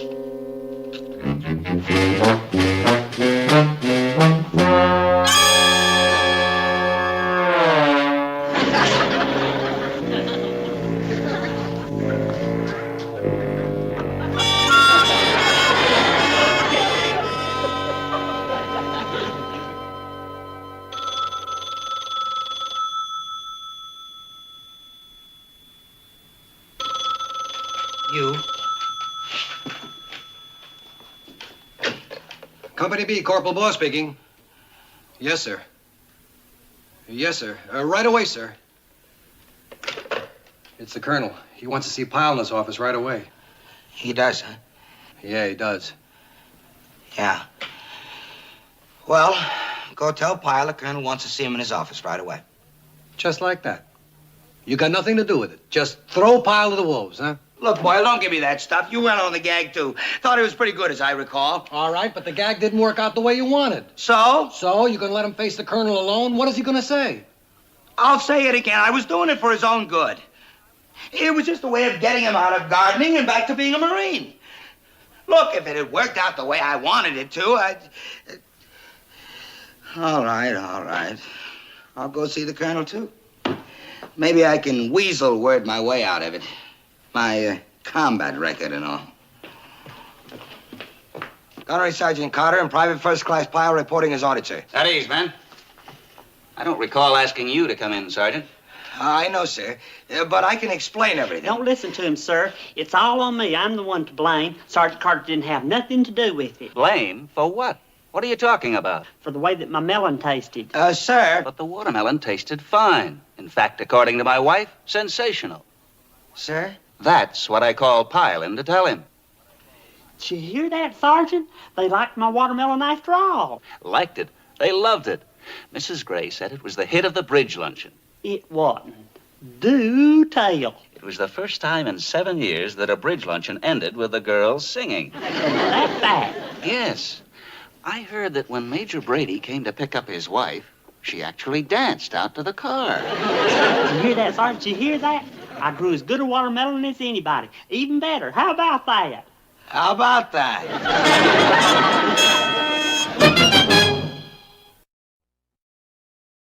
Pyle? Yes, Sergeant. I know. Inspection in 15 minutes. I'm all prepared. Okay. Just as long as you know, Pyle.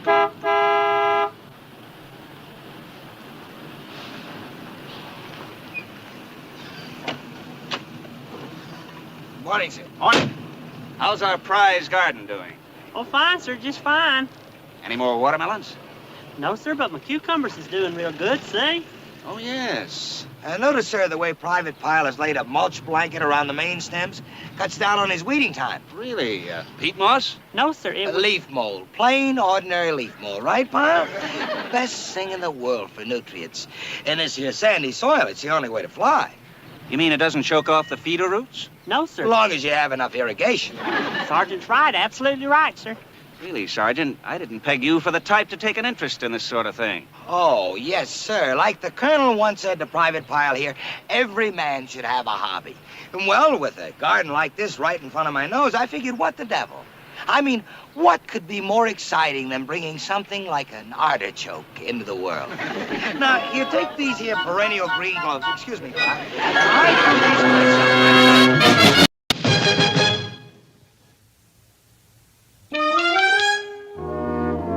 I'm still cutting, y'all.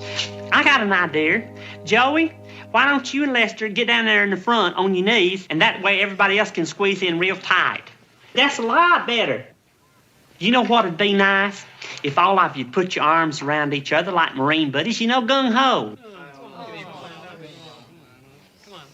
Hey, that's it. Now I got everybody. Everybody ready? Say cheese. I got it. Just a moment, Pyle. That picture isn't going to come out.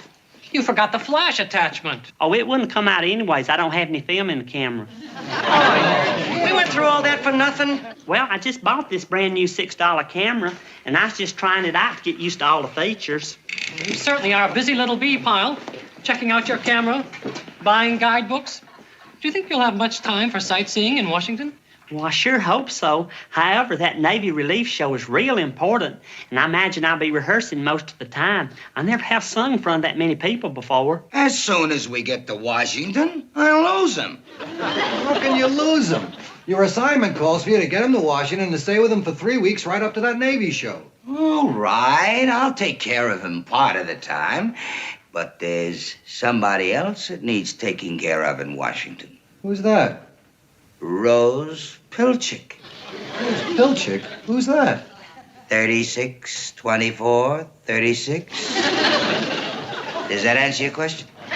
Yeah, but you still didn't tell me who is she? She was Miss Armored Division of 1961, and she was still growing. Oh, I get the picture. She's a waitress now. She dropped out of nursing school. Well, how'd you get to meet her?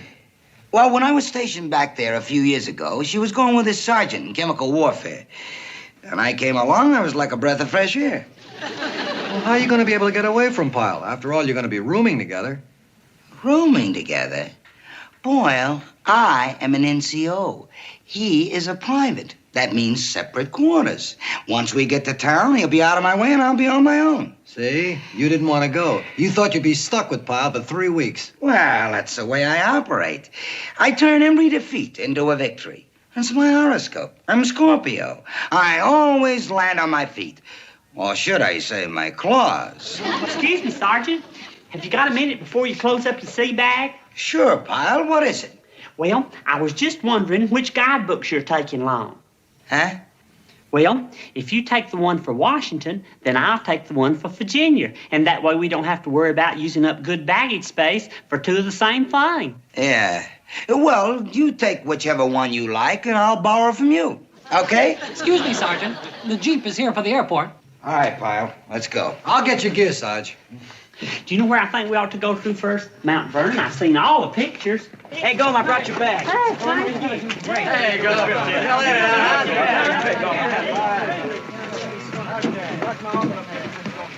Well, so long, Sarge. Have a ball. Give my best to Rose Poopchick. Pilchick. All right, you guys, watch your feet. Come on, let's go. Bye. Bye, Pyle. And don't forget to say hey to the president for us.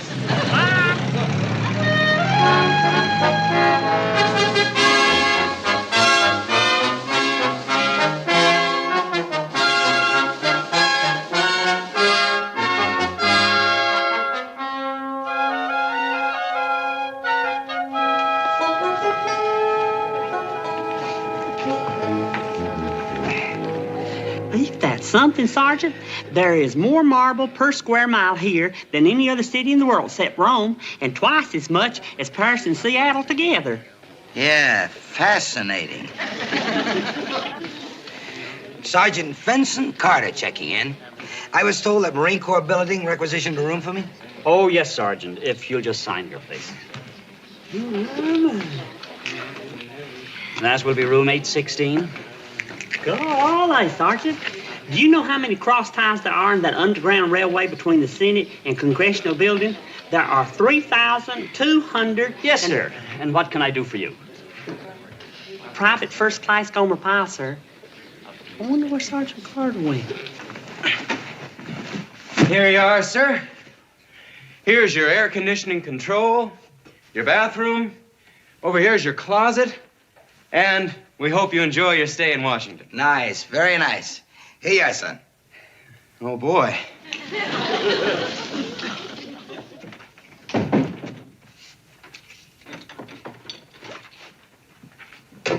Hey, what's all that? I already got all my gear. Surprise, surprise, surprise. Well. Ain't that something, Sergeant? Looks like we're going to be sharing the same room. Huh? That's what the clerk downstairs said, room 816.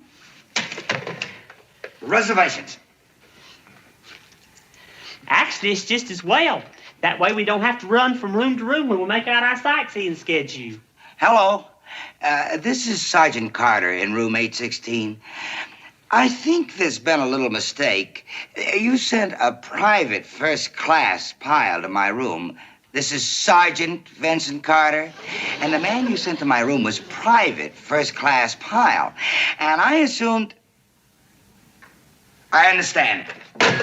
Okay, Pyle, but I get the bunk nearest the window. I don't blame you, Sergeant, seeing what a fine view you got from over there. Sergeant, if you look way over to the left here, you can just see the dome of the Capitol.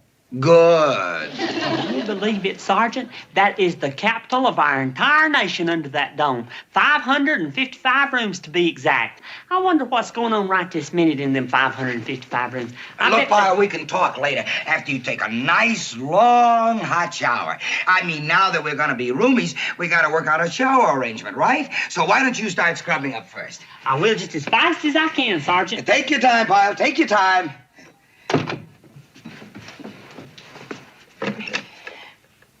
Hello. Would you give me National 83097?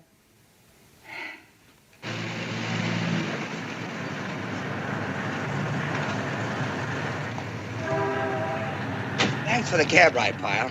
I'm sorry I can't go along with your sightseeing, but you know how it is, old friend of the family and all that. Maybe next time. I sure hope so, Sergeant. It'd be a shame if you missed all them sights. Yeah, well, I'll tell you what, Pyle. You can keep me posted, okay? Whenever you see something that really grabs you, you can fill me in on it just in case I don't make it. How's that sound? Fine, Sergeant, I'll do that. That's just what I'll do. Right, Pyle. You just go along and have fun. Fun.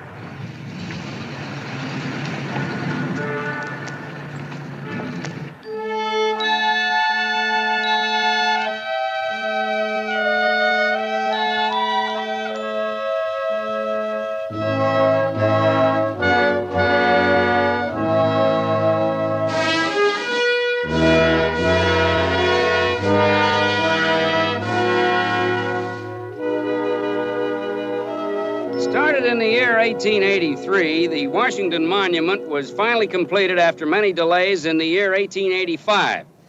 Yes, a question? Excuse me, sir, but if I ain't mistaken, the building part was actually completed on December 6, 1884. Ain't that right? Yes, that's quite right. But although completed in late 1884, it was formally dedicated in February of 1885, but not open to the public until 3 years later in the year 1888. That's right. That's exactly right. Thank you. Now, if I may continue, the monument is actually a giant obelisk, rising to the spectacular height of 555 feet. And 5 1/8 inches, that is, if you want to be exact. If you want to be, yeah. I gotta tell you, Rosie, you ain't changed a bit. Not a bit. Except for maybe going back to brunette. Yeah? Well, I found out brunettes have as much fun as anybody. Yeah, don't we know, huh? Uh-oh, the manager. I better get back to work. You want another beer or something, honey? No, I'll wait till you get off duty. Excuse me, are you Sergeant Carter? Yeah? Well, you want it on the phone. You can take it at the bar. I wonder who that can be. Sergeant Carter here. Hey, Sergeant, it's me, Gomer. Pyle? It's a good thing I remembered the name of the place I dropped you off at so I could reach you. I'm fitting you in just like you told me to. Sergeant, it has been thrilling. Really thrilling. And now look, Pyle. Are you sure you can't break away? The tour's getting more exciting by the minute. One of our stops is going to be the Department of Agriculture, and they've promised everybody seeds. No, Pyle, as much as I'd like to. I gotta get off. I got 6 people breathing down my neck waiting to get on the phone. Oh, I'm sorry, Sergeant. I didn't realize. But no reason I can't fill you in later since you ain't going to be able to get away. Right, Pyle. You do that little thing.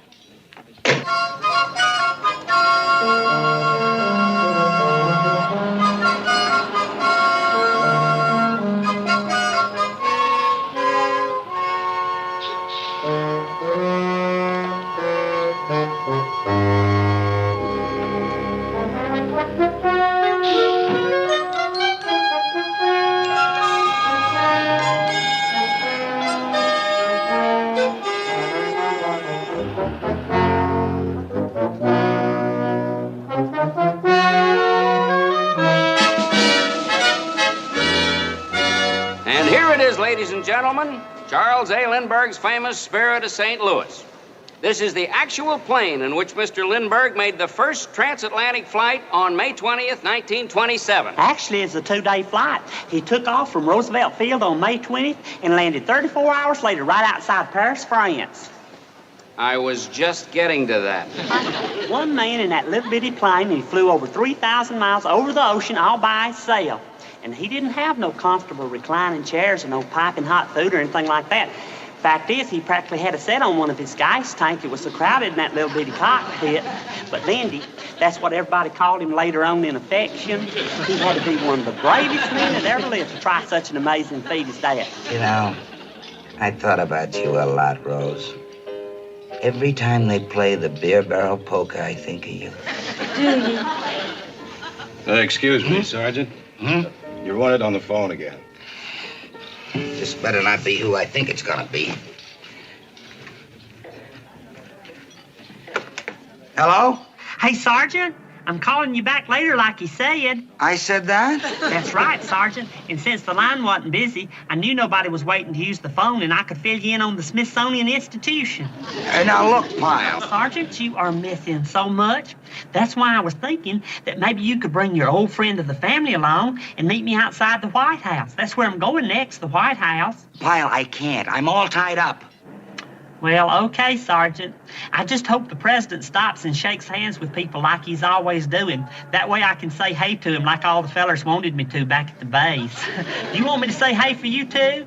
Yeah, Pyle. You do that. Who was it? A wrong number. A wrong number since the day he was born.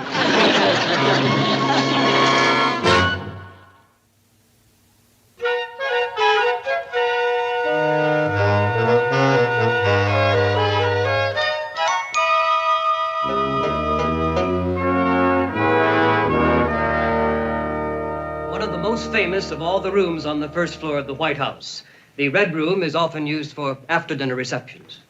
And you'll notice on the mantel shelf the 17th century French musical clock, presented by President Vincent Auriol of France in 1952. Now, if you'll just step this way, please. Excuse me, but ain't you gonna tell him about that chair over there by the bookcase? This one? Uh-huh. I was talking to the balloon salesman outside when we was waiting in line, and he was telling me all about it.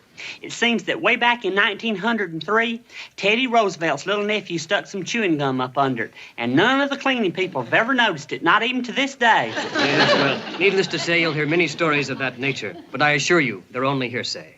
Now, if you'll just step this way, please, we'll move on to the renowned East Room.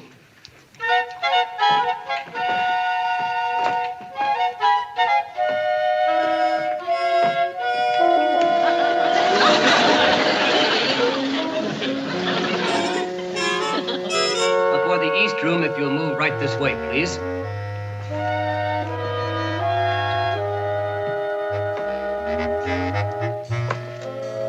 East room, measuring 80 by 40 feet, is used mostly for public receptions.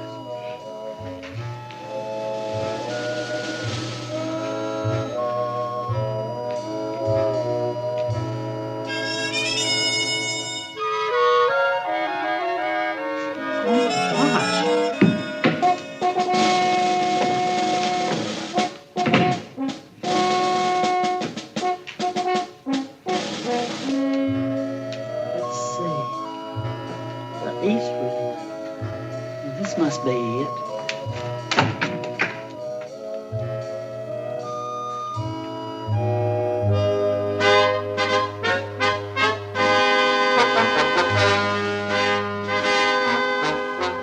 It's him. Sir, I know I shouldn't have walked in here like this. For heaven's sakes, how did you get in here? Well, you see, ma'am, I accidentally got separated from my tour, but by that time it was too late because I had my map turned upside down and I didn't know where I was. You see, what I thought was the east wing here was actually the west wing upside down. So you see... Ma'am? Ma'am? Yes, I must have interrupted her polishing. The president's office. Shazam! I gotta tell Sergeant Carter. I gotta tell him right this minute.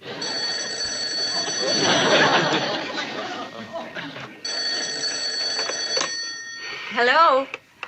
Sergeant Carter? Well, yes, he is. It's for you, Vince. Some guy. For the love of... Hello? Sergeant Carter? Guess where I am? Guess where I am? Pyle. Pyle, how did you get this number?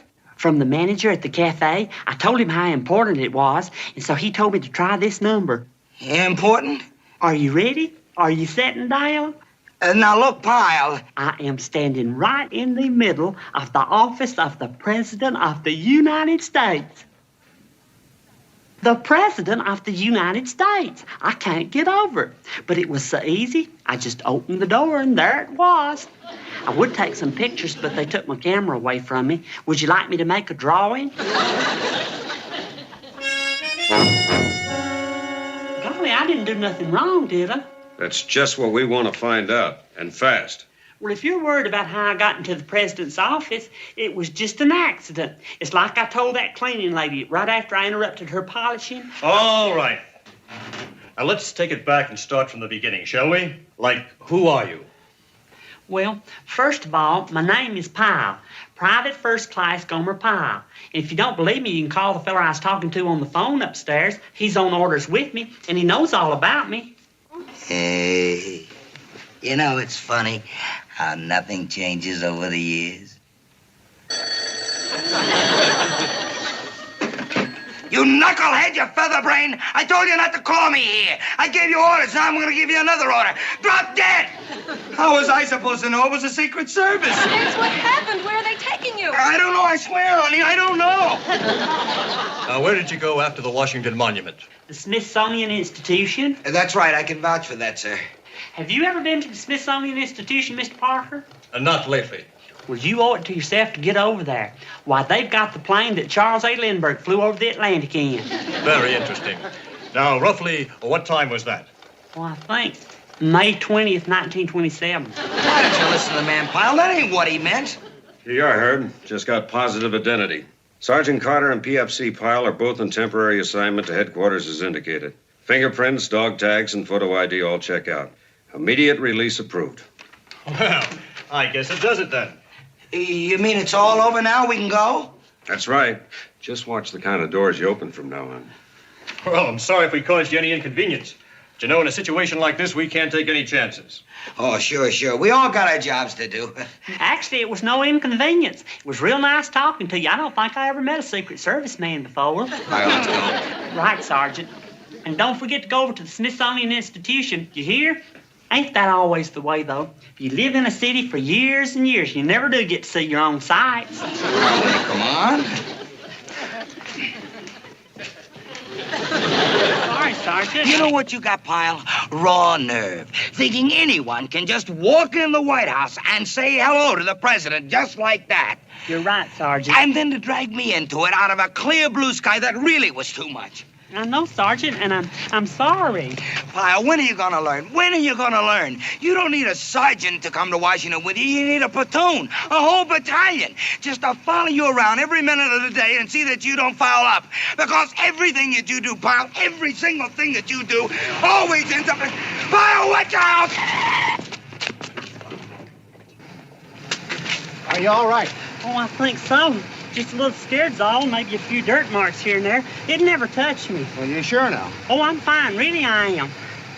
Well, okay, if you say so. He says he's all right, sir. Go on.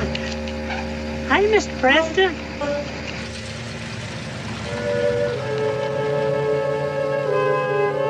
I saw him, Sergeant. I actually saw him, and I said, hey, Mr. President, just like the fellers wanted me to. Ain't that something, Sergeant? I said, hey, to the president.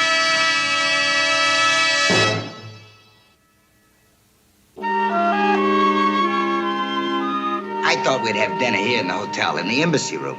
It's cozy, it's intimate, it's dark, and best of all, there won't be any phone calls to bug us. Oh, it sounds swell, Ben. Sergeant Carter, Sergeant Carter. Don't look back, run. Sergeant Carter, wait a minute. Am I glad I found you? Yeah, well, we were just on our way to dinner, Pyle. But, Sergeant, I have just had the most frustrating experience. I called the fellers back at Camp Henderson to tell them I said hey to the president for them, and they didn't believe me. Yeah, that's frustration, all right.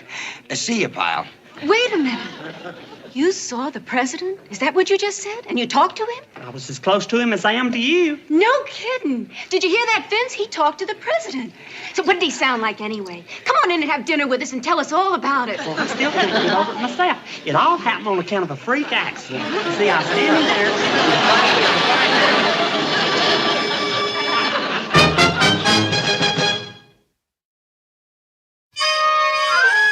You know, Gomer, I still just can't get that picture out of my mind. It was one of the most haunting love stories I think I ever saw. It sure was. Boy, that Sandra D can really bring tears to your eyes. I want to thank you again. For what? Well, for taking me to see it. I know that actually you prefer monster pictures and you were just going along to make me happy. Oh, no, Luann. Fact is, a lot of the monster pictures have romance in them. You take King Kong. That had a lot of love in it. It did? Yeah, don't you remember when King Kong was terrorizing all of New York City? He had this real tender feeling for Fay Ray. Why, when he'd hold her up in his hand, you could just see the gentle look in his eye. That's right. She was the only one that he liked. It was ill-fated, though. I mean, a 100-foot gorilla and a 5-foot girl. It never would have worked out.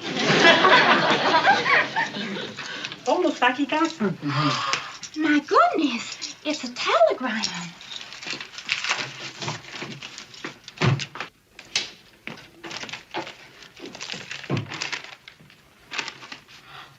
Oh, Gomer, the most wonderful news. What is it? Well, it's from my daddy. He's coming to visit me. Why, he'll be here tomorrow. Well, that is a nice surprise, Luann. It's been such a long time since I've seen him. I can't believe it. He's actually going to be here. Oh, Gomer, you've just got to come to dinner. Well, thank you, Luann. I really am looking forward to meeting him.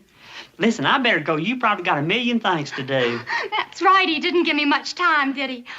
Oh, Oh, Gomer, thank you for such a lovely evening. Thank you. Golly. Well, I'll see you tomorrow, Luann. Good night. Gomer? Yeah?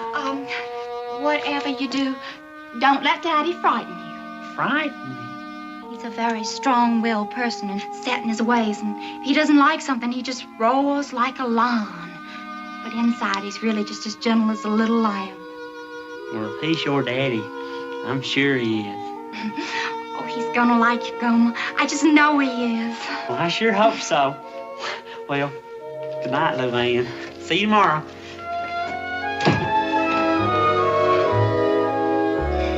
Baby!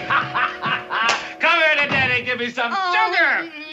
You just look wonderful. I was so surprised when I got that telegram yesterday. Well, I said to myself, it's about time I saw my little girl, so I took a couple of days off. Business can get along without me. Oh, Daddy, I'm so glad you did. It's been too long. Well, come here. Let me look at you. Oh, Daddy. Just what I thought. You are wasting away. Wasting away. Wasting away to skin and bones. What's the matter? What have you been doing to yourself? Don't you eat anything anymore? Oh, Daddy, I may have lost a pound or two since I left home, but that's all. Well, you know I never was a heavy one to begin with. Well, you look much better back home. There you had a bloom to you. Now look at you. You're all skinny and pale.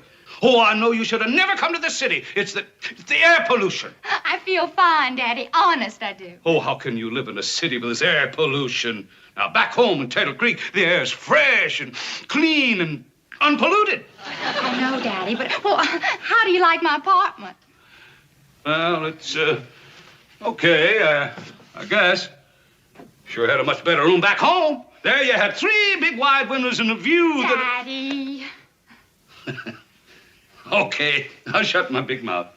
Well, come on. Let's not talk about me. I want to hear all about you. By the way, you just look marvelous. Well, I've been keeping in shape playing touch football with Monroe. Oh. He's still quite a fullback. Solid as he ever was. And he's a fine boy. A fine boy. I know. Monroe always was very nice. Then why in the name of heaven did you leave him standing at the altar? The star of the Carolina Aggies football team. Daddy? Right now, you could have been Mrs. Monroe Eford, living in a fine house high on a hill instead of in a dingy room in a city that's filled with air pollution. Daddy, I didn't marry Monroe for a simple reason. I didn't love him. Love? Love is just a matter of getting used to a person. Well, that's not the kind of love I'm looking for. Oh. This Gomer Pyle you've been writing home about? Is that the kind of love you're looking for? So far, he's the only man that interests me, and I don't mind being considered his steady. Daddy, you're going to meet him in a little while. He's coming to have dinner with us. And I just know you're going to be crazy about him. Why, he's the nicest person I've ever known. Here's a picture of him. Ain't he handsome? He's kind of weaselly. I think the air pollution got to him, too. That's Gomer. Daddy, please, promise you'll be nice. Hey, Luann. Well, hi, Gomer. Goodness, what you got there? These are for you. Thank you. They're beautiful. Come on in. I want you to meet my daddy. Daddy, this is Gomer. Gomer, this is my daddy. It's an honor to meet you, sir. Luann's told me a lot about you. Aren't these lovely, Daddy? Well, I could have sworn they were real. Where'd you buy them, Gomer? Oh, I didn't buy them. I made them myself. You made them? You make flowers? Well, it was really my first try all by myself. The only other time was when Miss Freiberger taught me. That was during recess of my rug hooking class. Rug hooking class? Yes, sir. I used to go on Sunday afternoons. There's nothing like it for relaxing and forgetting the cares of the day. Not to mention the pretty rugs you end up with. Well, you certainly are the handy one, Gomer. These are just precious. Why don't you two go ahead and get acquainted while I go find a vase for these? Well, how was your trip, Mr. Povey? Fine. Smooth flight, was it? Yeah, smooth. How's everything back in North Carolina? Fine. You hook rugs? I haven't really made any since I quit going to class, but if somebody comes up to me and says, Gomer Pyle hooked me a rug, I'll know how. These are just beautiful, Gomer. Just the right touch. I took the liberty of fixing you gentlemen a drink. Bourbon with just a splash of branch water, if I remember correctly. You remember correctly. And a root beer for you. Well, golly, thank you kindly, Luann. Root beer? Yes, sir. Sometimes, though, I like to drink something harder. You know what my favorite hard drink is? Quinine water with a lime. Boy, that really has a kick to it. Well, cheers. What did you do back home in Mayberry, Pyle? I worked at a filling station. Oh, your own gas station, was it?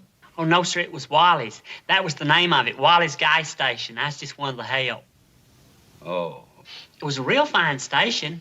Imagine I'll go back to work there after I finish my hitch. Back to the same job you had? Well, don't you want to improve yourself, move up in the world, become an executive? Well, I'm afraid I'm not the executive type.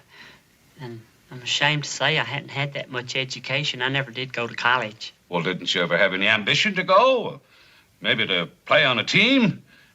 Win a letter? Well, not everyone can go to college, Daddy, and not everyone can win a letter. Besides, working in a gas station is a very respectable occupation.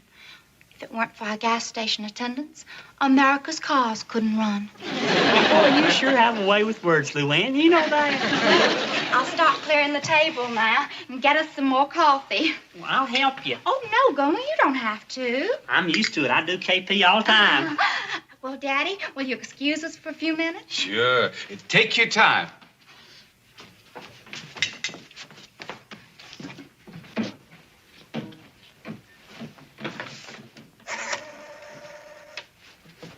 Operator, I want to place a person-to-person call to Turtle Creek, North Carolina. The number there is KL47451. And I want to speak to Mr. Monroe Eford. Yeah, the number here is 555-3427. And hurry, please, operator. Yeah. Monroe? Yeah, this is your old touch football partner. Yeah, I'm in her place right now. Now, listen, I haven't got much time to talk. I just want to ask you one question. You still really care for my girl? Good. Then I'll tell you what you do. You grab the first plane out of there and you get here as fast as you can. To rope her and take her back, that's why. Because, man, you ain't got no competition at all. None at all. I just met this here Gomer Pyle. He's nothing but a mouse. All you got to do is flick him aside. Listen, I can't talk anymore. You just get out here as quick as you can. You hear? Oh, is everything all right, Daddy? Oh, everything's fine. Just fine.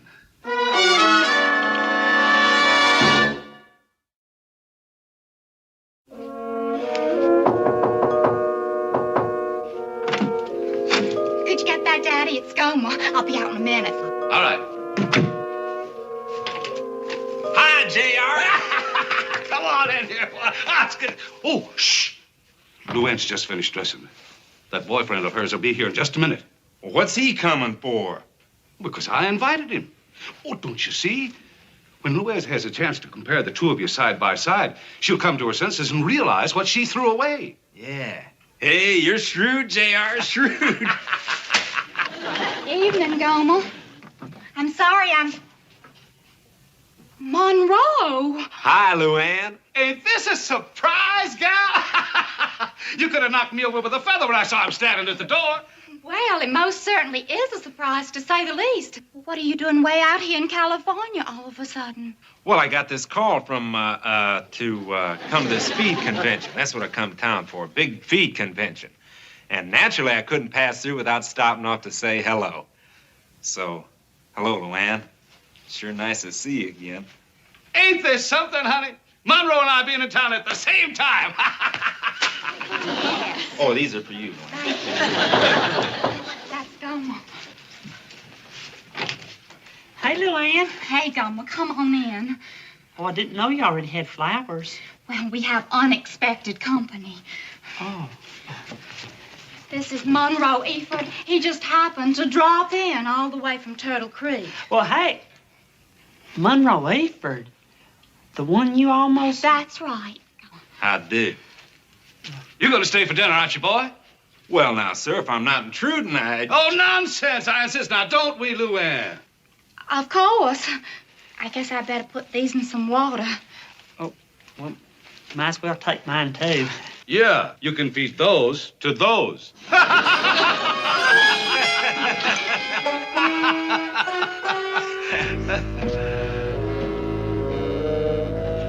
Yeah, the folks back home sure miss you, Luann. Well, every time I walk into the country club, they always ask me if I've heard from you. Well, that's very sweet, I'm sure. If you were back home right now, you'd be the belle of the ball. Monroe here could really show you a time. He's very popular at the country clubs. Got the run of the whole place. Did you ever belong to a country club back home, Pyle? No, sir. But whenever I used to go over to Mount Pilot, I used to always drop by the YMCA. They had everything there. Ping pong and shuffleboard and hot showers, and every other Friday night they used to show nature slides. Well, if nobody wants any more dessert or coffee, shall we all retire to the living room? It's a good idea, girl. I could do it with a little stretching. Thank you. Oh, I don't know about you. I'm so full, I feel like a stuffed turkey. Hey, you need a workout. Gee, oh! By the way, Pyle, did you ever have the chance to see Monroe when he was All-American with the Carolina Aggies? No, sir. I'm sorry to say I didn't. Well, you really missed a treat. He was the best fullback they ever had. Ain't that right, boy? Yeah, I guess it was. Boy, when they were down on the 5-yard line and they needed a touchdown, Monroe was the player they called for. Hey, ha! He! Ha! Touchdown! Oh, man, he was really something. He made mincemeat out of that defensive line. Daddy, I don't really think that Gomer's very interested in Monroe's football playing. Oh, yeah, Luann. It's a real honor to meet an All-American in person. Well, besides being All-American, he was a star weightlifter, too. Strong as a bull, that boy. Hey, Monroe, show him how easy it is for you to lift that chair without even straining yourself. Go ahead.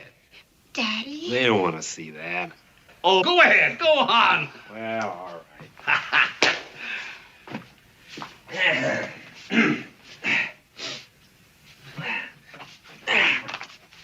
Ah, will you look at that? How he handles it, light as a feather. Oh, man, you are something else.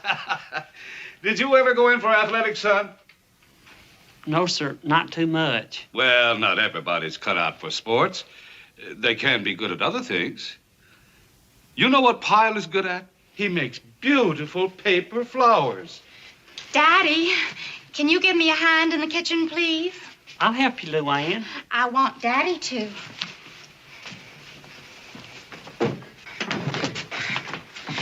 All right, now, Daddy, you just cut that out. What in the world are you talking about? You know perfectly well what I'm talking about. The way you've been treating Gomer all evening. Making all those unfair comparisons. Oh, Monroe is so all-fired wonderful, and Gomer's just a nobody. Well, I don't want to hurt your feelings, but that's about the size of it.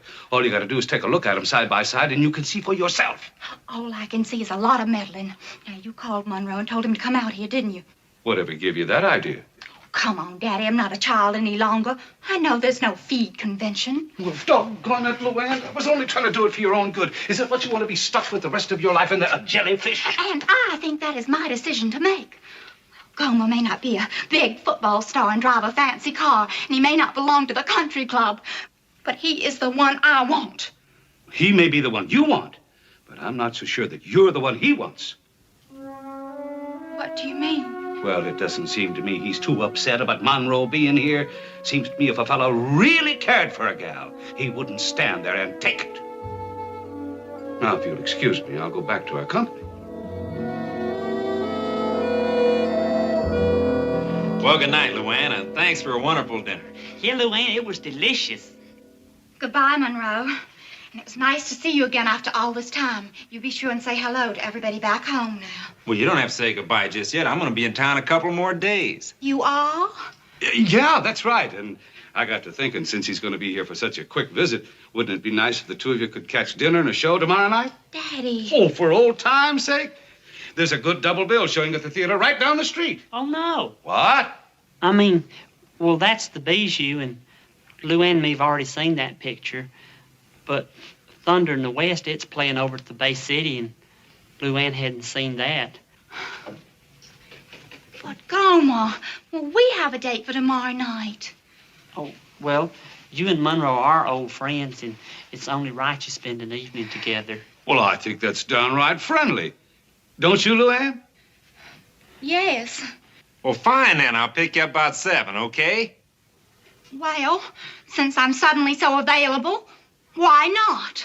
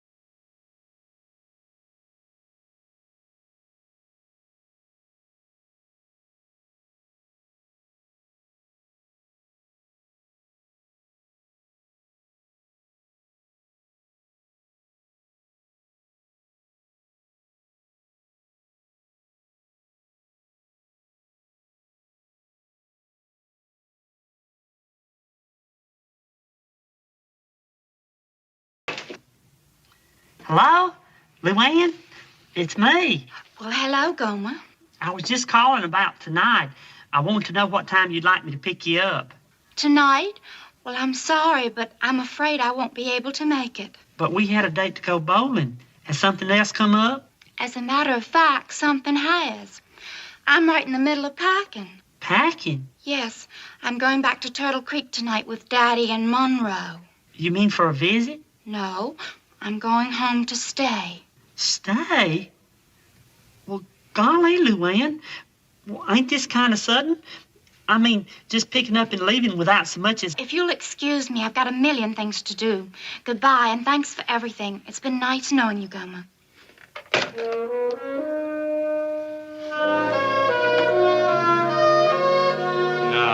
No, Luann. It's all for the best. You know that. I hated to do it to you this way, but I knew from the first time I set eyes on him he was nothing but a mouse. I just had to prove it to you. You saw how he wasn't even man enough to put up a fight for you. It's a good thing you found out about it right now. Hey, Mr. Povey. I came to see Luann. Oh? Luann, can I talk to you a minute? Alone?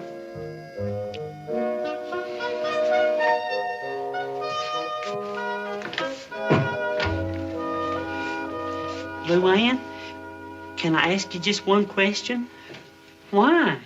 I have nothing to keep me here any longer. Or nobody. At least, nobody who cares. Well, golly, Luann, I care. Oh? My heart just sank when you said you was going back home. Well, then why didn't you say something or well, do something?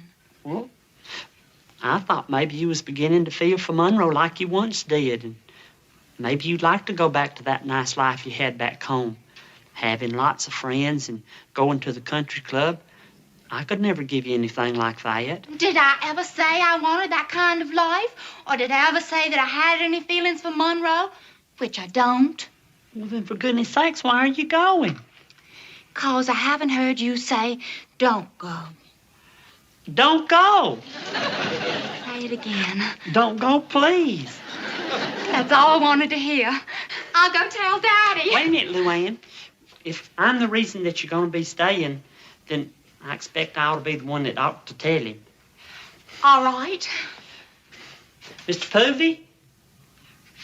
Mr. Povey, sir? Yeah, boy? Mr. Povey, sir? Luann's not going home with you. She's going to stay here. Who says? She says, and, well, I'd like her to. You? Yes, sir, me.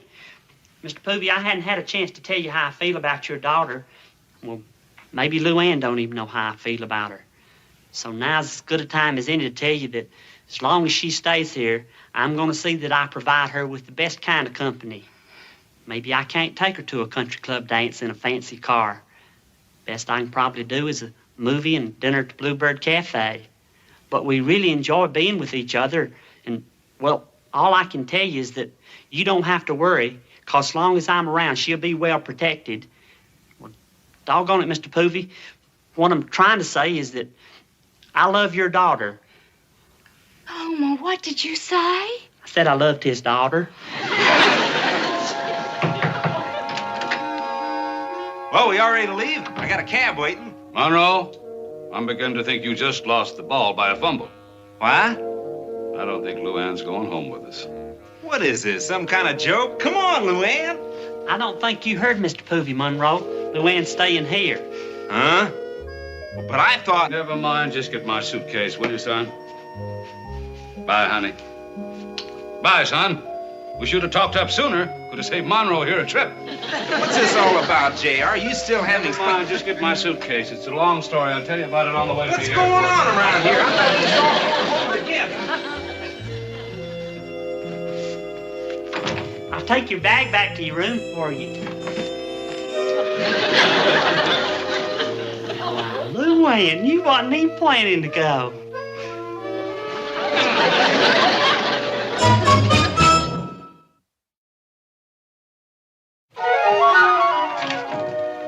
Hey, Luann. Hey, Gomer. These are for you. More flowers. Gomer Pyle, you're gonna spoil me. I'll go put these in some water and then I'll be right back. No rush. We got plenty of time.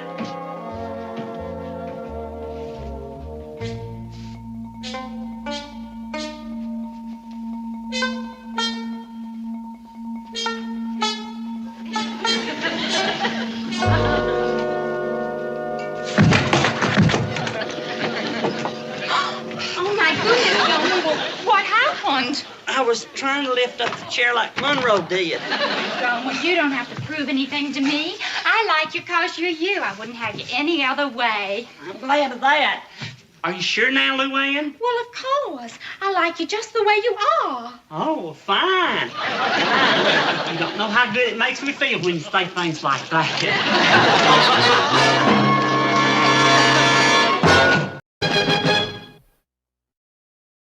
I'm sorry to put you to all this trouble, mister. Have a nice trip.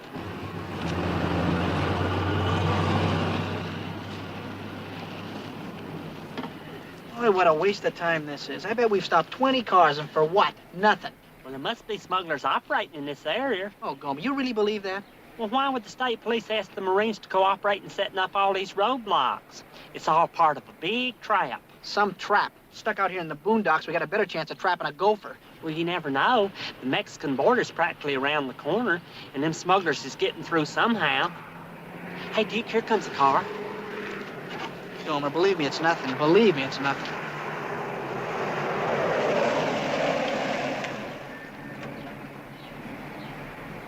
What's the matter here? Something wrong? Sorry to trouble you, ma'am, but we have orders to stop every car. What? What are you talking about? Gomer, she's no smuggler. That's all right, ma'am. You can be on your way. Now, wait a minute, Duke. I know you're not a smuggler, ma'am. It's just that we have orders to search every car. What do you think you're going to find in this car? Well, you never know, ma'am. You could be the innocent carrier of smuggled goods. Them smugglers could have put some articles in your car unbeknownst to you. For heaven's sake. Gomer, will you let her... Attention. Roadblock Charlie 3. Roadblock Charlie 3. That's us. I'll get it. And let her go. I'll search under the hood. That's always a favorite hiding place. Roadblock Charlie 3 reporting. Charlie 3, secure all equipment and prepare to move out. Transportation will pick you up at main intersection at 1300 hours. Acknowledge and over. Roger. Okay, Gomer, let's wrap it up. We gotta meet the trot in 10 minutes. Shazam, would you look at that? What is it, Gomer? What'd you find? Jewelry, marijuana, what? A corroded battery cable. What? Well, look for yourself. It's about ready to break off. Oh, brother, never mind that. Let's pack up and get out of here. The truck's on its way. Ma'am, if I was you, I'd try to get that fixed right away. It could give you some trouble. That's Emo's service station for you. They're always in such a hurry. And, ma'am, while you're at it, your fan belt's a little loose. You could have Emo tighten that up, too. Gomer, let's go. We're gonna be late. The fan belt, too? Yes, ma'am. In the morning. How does she start up? Does she start up right away? No, not really. Oh, boy. I think I know what the trouble is. It's your spark plugs. I think you've got weak plugs. I'm certainly going to tell Emil about this. Young man, Yes, ma'am. Would you please check the oil and water? Oh, we're glad to. Gomer, what are they doing? We gotta pack the radio. Your water's fine, ma'am. You're about a half quart down on your oil. Looks like to me she needs changing. You're getting a little greedy. Thank you, young man. Emo's certainly going to hear it from me. You mean you're not gonna do her windshield? No. Gomer! Thank you very much, Private. You've been very kind. It's okay, ma'am. You just tell Emo that a satisfied customer is a loyal customer. I'll tell Emo all right.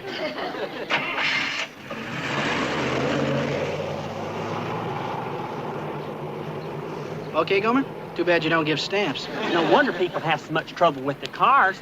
Everybody's in such a hurry. Hurry, hurry, hurry. Do you know who's not going to be in business very long? Emo. My aching back. They call this equipment portable. Well, if you want to rest a while, we could stop for a breather. A breather? We'll be late for the truck. You and your car servicing. Hey, there it is, there it is. You see? You was worried for nothing, Duke. We're here in plenty of time. Hey, it's leaving. Hey, fellas, wait for us! Wait for Charlie! Wait! Well, that's a motor pool for you. They could have waited. Of all the rotten... Blame them, Duke. We was late. Might as well make an example of us as anybody. Yeah, and guess whose fault it is? Now, you sorry you didn't give that lady a wash and lube job, Gomer? Sorry, Duke. That helps. In the meantime, we're stuck way out here. It's at least 10 miles to the base. I guess the only thing for us to do now is to hitch a ride. Folks are always happy to pick up servicemen. You were saying about us picking up a ride, Gomer? Any particular day? Hasn't been much traffic. Well, I gotta rest, Gomer. This thing weighs a ton. Hey, Duke, here comes one now.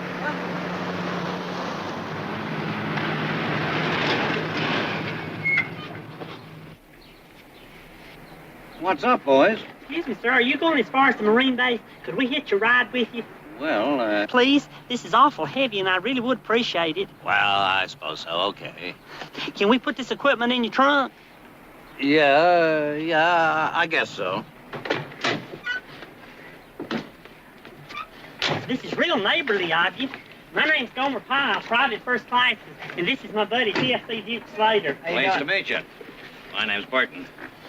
You fellas been out on maneuvers? Oh, no. We've been out helping the state police set up roadblocks. Do you know this whole area is infested with smugglers? No kid. Are you from around here, sir? No, I'm from upstate. I'm just stopping off in town on some business. Well, listen, if you're going to be in town a day or two, why don't you come out to the base? We can show you through our barracks and take you through the service club. We've got new ping pong tables and cork paddles. Well, thanks. Perhaps some other time. Well, you're welcome any time on account of we got all kinds of things you'd be interested in. Do you know what you might like to see? You might like to see our fat boys' gym. That's where we really slim them down. Another time. Uh-oh. Samantha?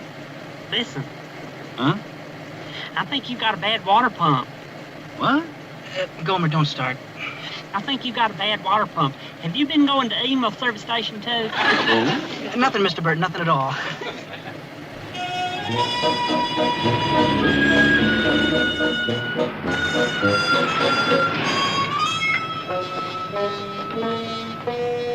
Thanks again for the lift. We really appreciate it. It's okay. Well, thanks again, Mr. Burton.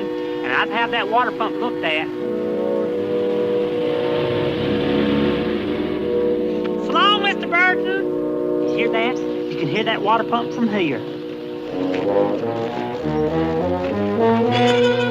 The radio! We left it in Mr. Burton's trunk. What are we going to do? That's a good question. Oh, Dick, this is awful. What do we tell the sergeant? What's even more scary is what's Sergeant Carter going to say to us? Of all the bird brain, numbskull, knuckleheaded stunts. You're right, Sergeant. It was just plain silly of us. And we could just kick ourselves, couldn't we, Duke? Just kick ourselves. Now, hear this, you goofballs. That piece of equipment cost the government $650. $650? That much? And I signed for it. You understand that, Pyle? I am responsible. Well, that's just not fair, Sergeant. It was our fault, and we should at least share in the responsibility. Oh, really? Sarge, there must be some way of getting that radio back. After After all, we know the driver's name. That's right. His name's Mr. Burton, and he's a real nice fella. Yeah, I'll bet. Probably a real nice crook. Oh, no, not Mr. Burton. And I'm sure we'd recognize the car. I'd know it anywhere. Oh, you would, huh? Pyle, did you ever stop to think there are probably a million of them cars running around the country? Where do we start to look? Maine? How about Chicago? Well, wait a minute. I just remembered. Mr. Burton's staying over here in town. That's right. He's here on business. Well, so what? A fat chance you gotta find him. Please, Sergeant, it's worth a try. The town's not all that big. Right. What do we got to lose? Can we try, Sergeant, please? You sure you'd recognize the car? Yes, sir, Sergeant. I'm positive. Go get changed. Slater, you stay here and answer the phone. Just on the slim chance this guy turns out not to be a crook and calls in. Right, Sarge. Yeah, and there's one more thing you can do. Pray.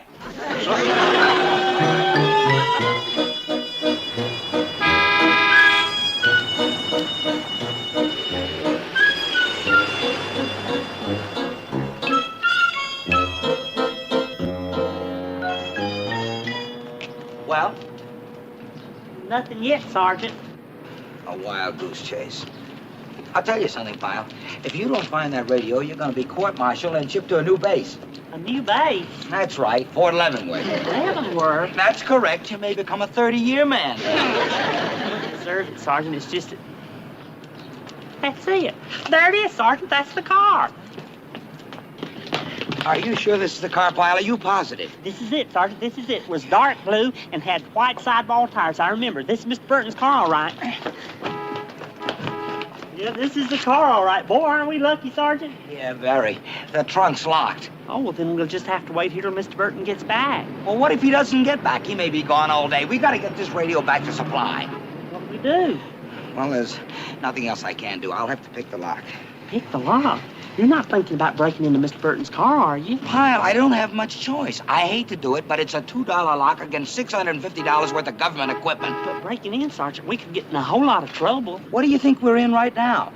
Just keep your eye out and see that we're not spotted.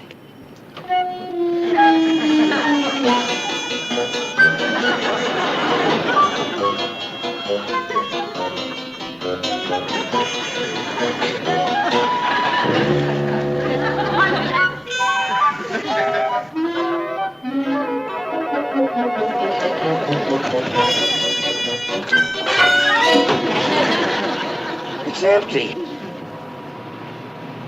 Sergeant, there's the car. What'd you say? That car that just passed, that's it. That's really it. That's the car. Don't tell me that's the car. This is the car, the one we just broke into. No, Sergeant, that's it. Mr. Burton was driving it. I recognized him. But you told me... Oh.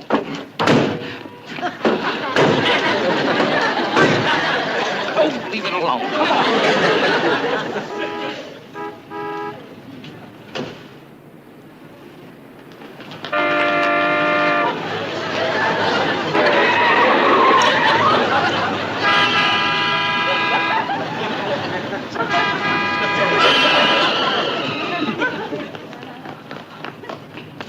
This is the car, all right. I recognize the upholstery. Mr. Burton must have gone into one of these buildings. Well, we're not waiting for him, that's for sure. You're not going to do that again, are you, Sergeant? Pyle, I told you I have no choice.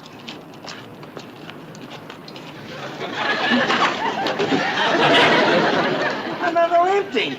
Pyle! Hey, Harry, look over there down the street. That bulletin we just got about the two car thieves in Marine uniforms. Pyle, what is it with you? Well, I just don't understand, Sergeant. The radio's... Sergeant, the police. Huh? They're looking this way. Let's go.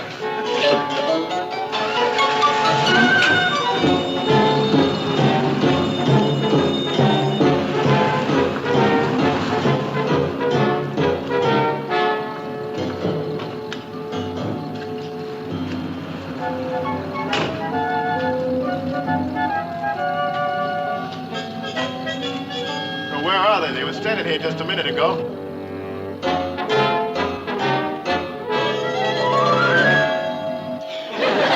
Think they're gone yet? Quiet, I can hear them. Ow! I sure wish they'd go. My tailbone's backed up against the jack handle. Maybe they ducked around the corner. Let's check.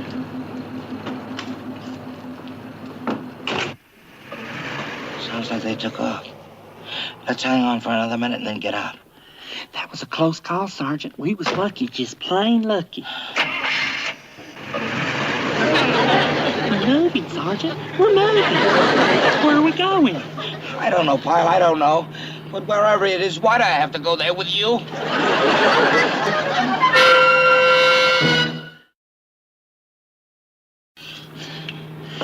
I know this is all my fault, Sergeant, and I just want you to know how sorry I am. Don't talk, Pyle. Just don't talk. Later we'll talk.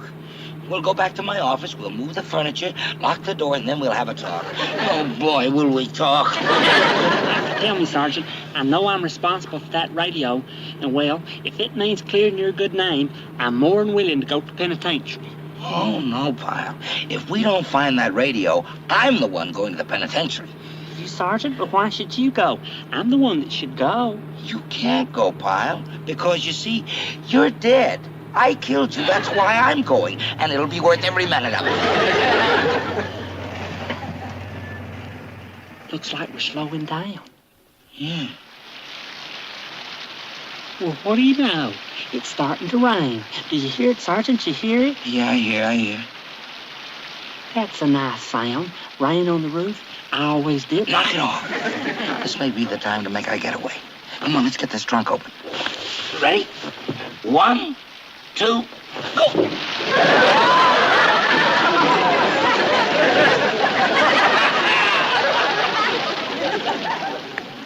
Believe me, I had no idea you fellas were trying to follow me. Well, we had no choice, Mr. Burton. You see, that's a pretty expensive piece of government equipment. I figured it was. That's why I put it in my motel room. The minute I found it, I wanted to get in touch with you boys, but I didn't know how. Well, I knew it was safe. I just knew it. You see, Sergeant Carter and you was so worried. Sergeant Carter here thought you might be a sneak thief and try to make off with you. Knock it off, Pyle. Do you mind, Mr. Burton? Come on.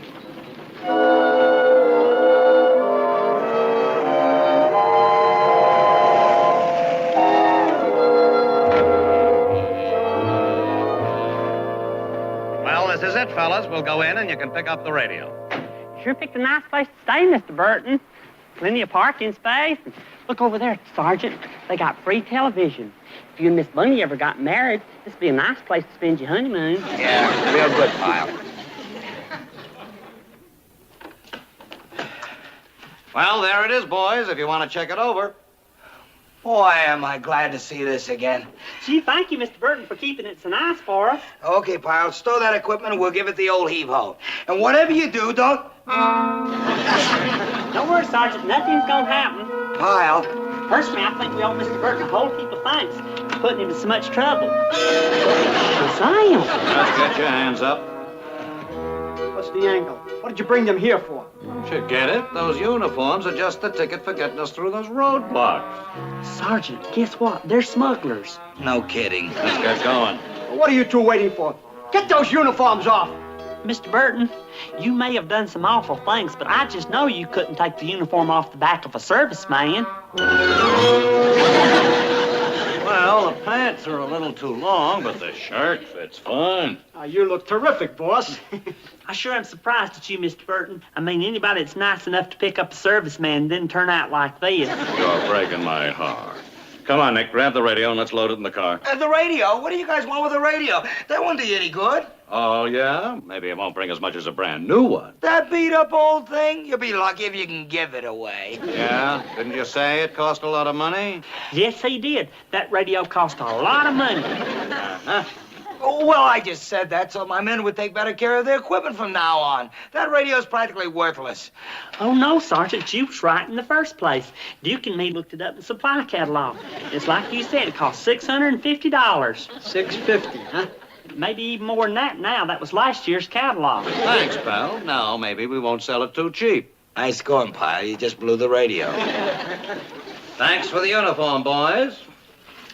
Well, Nick, I guess you could say we're a couple of squared-away Marines. Well, you don't look like squared-away Marines to me, that's for sure. Pyle! Well, they don't, Sergeant. They're not going to get very far with their pockets unbuttoned like that and no tie clasp and the hat on at the wrong angle. Well, thanks, pal. We'll take care of those little details so we don't get stopped. Another thing, you ain't going to get very far with that bad water pump. That thing's ready to go on you any time now, and the sooner the better. One last thing. You talk too much. And you've got a big mouth.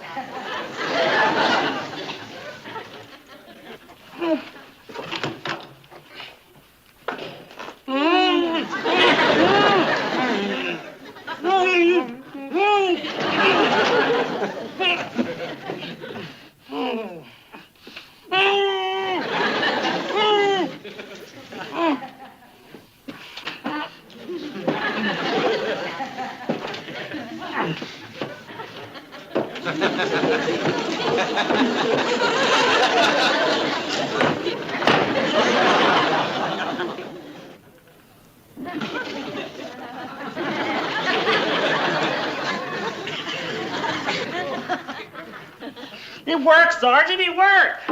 You try it. You come over here and try it. Just start rocking it and rock up on your feet. Come on. Come on, try it. Just go over there to the wall. Come on. That's it.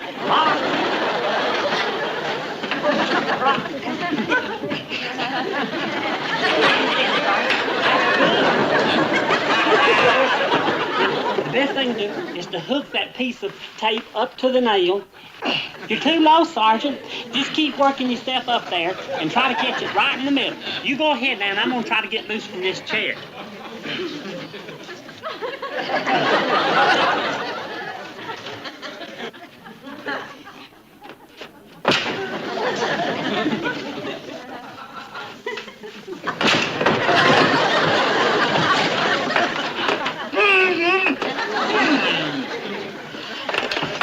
I just knew it'd work. I just did. These cheap old kitchen chairs, they're easy to break away. You can do it too, Sergeant. Come on, I'll show you how. Come on over here. Jump on over here. Now just get yourself a good running start and back in. Huh? Oh, I'll untie.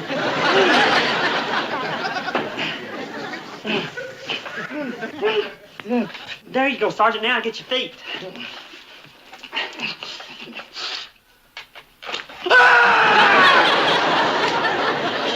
Sergeant, you ought not do that. That could smart.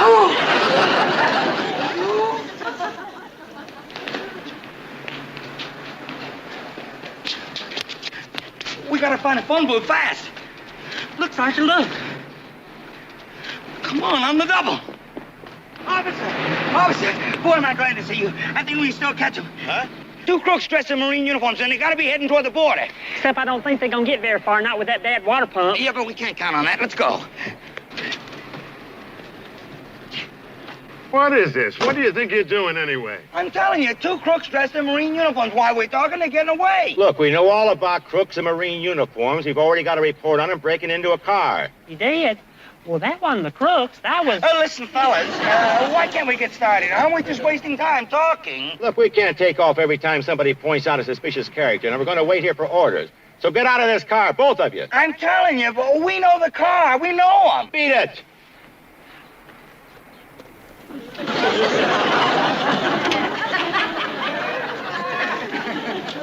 Okay. Now you gotta take us. See? These guys really are a pain. Unlock them, Frank, and kick them out of here. No, let's take them in. Yeah, it's a good idea. We'll check out the highway before we do it. Wise guys, huh?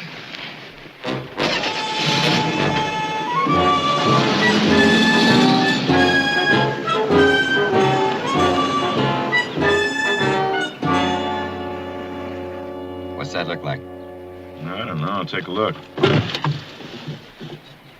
Look, Sergeant Carter, there's the car. Yeah. I was right. Their water pump did give out on them. Well, boys, what's the trouble? Oh, just a little trouble with the water pump is all. It's cooling off, though. Boy, I'd sure like to get my hands on the guy who sold me this car. They'll take advantage of a serviceman every time. Yeah, I guess they will. Well, take it easy.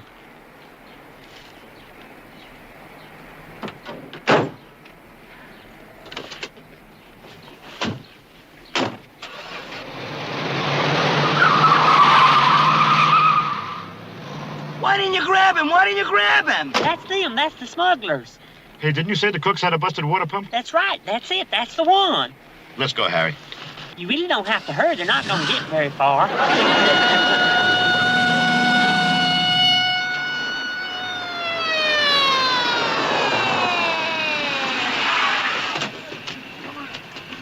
Halt! Halt! got him. He got him. See, officer, I told you. I knew they wouldn't get far with that water pump. I see what you mean. Yeah, you listen to this boy. He used to work at a filling station. He knows all about cars, right, Pyle? Right. And speaking of that, when have you had this squad car serviced? I think you're about due for a tune-up. You might have these shock absorbers looked at. They don't feel quite right. Might be, though, that your wheels need to line up.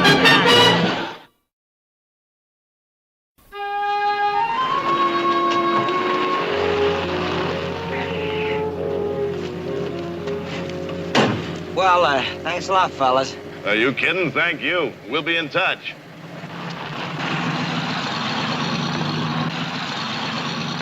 Well, you got more luck than you deserve. Sure nice of those police officers.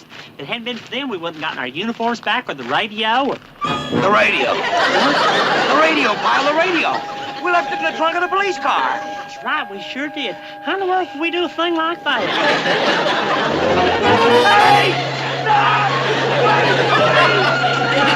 হলাম এখন কিভাবে কখন কাজ শুরু করব সেটা বলে দেন।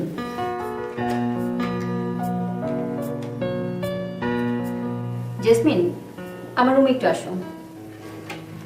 ঠিক আছে, আপনি এখন গিয়ে আপনার রুমটা দেখে নেন, আর প্রজেক্ট নিয়ে আমরা পরে কথা বলছি। জি ম্যাডাম।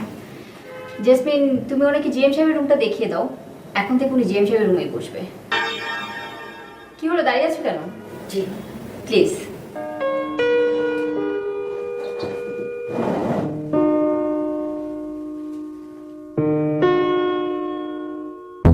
বন্ধু বান্ধব লয়ে এত ফাও খেয়ে গেলে দোকানে লাল বাতি জ্বলবো নাকি নীল বাতি জ্বলবো? তুমি কি বন্ধু বান্ধব লয়ে আইছি, তুমি তো সম্মান করতে পারতাছো না। আর লাল বাতি জ্বালাইছি কি আমি নাকি? তোমার ইয়াঙ্কালেই তো লিপিয়াপা লাল বাতি জ্বালাই দিয়ে গেছে, আর নেবে না। আমি কি মানে? Who you? Who you? আরে আমার চেয়ারে বই আমার জায়গায় আমি কে? আপনি অফিসে চাকরি করতেন? চাকরি করতেন মানে? এখনো চাকরি করি। আরে ভাই, আগে কি করতেন সেটা ভুলা যান। এখন থেকে এই রুমটা হইলো আমার স্যারের। আমি হইলাম স্যারের এসপি, না পিএস। এখন থেকে স্যারের রুমে আমিও বসবো।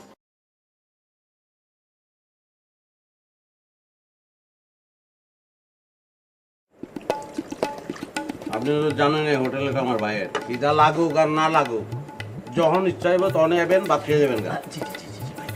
শেষ হয়ে গেছে। ওই মেয়ে শেষ কি? মাংস তো রয়ে গেছে। পেট ভরে গেছে ভাই, আমার পেট ভরে গেছে। ভরছে? পেট ভরছে? আরে ভাই জামাল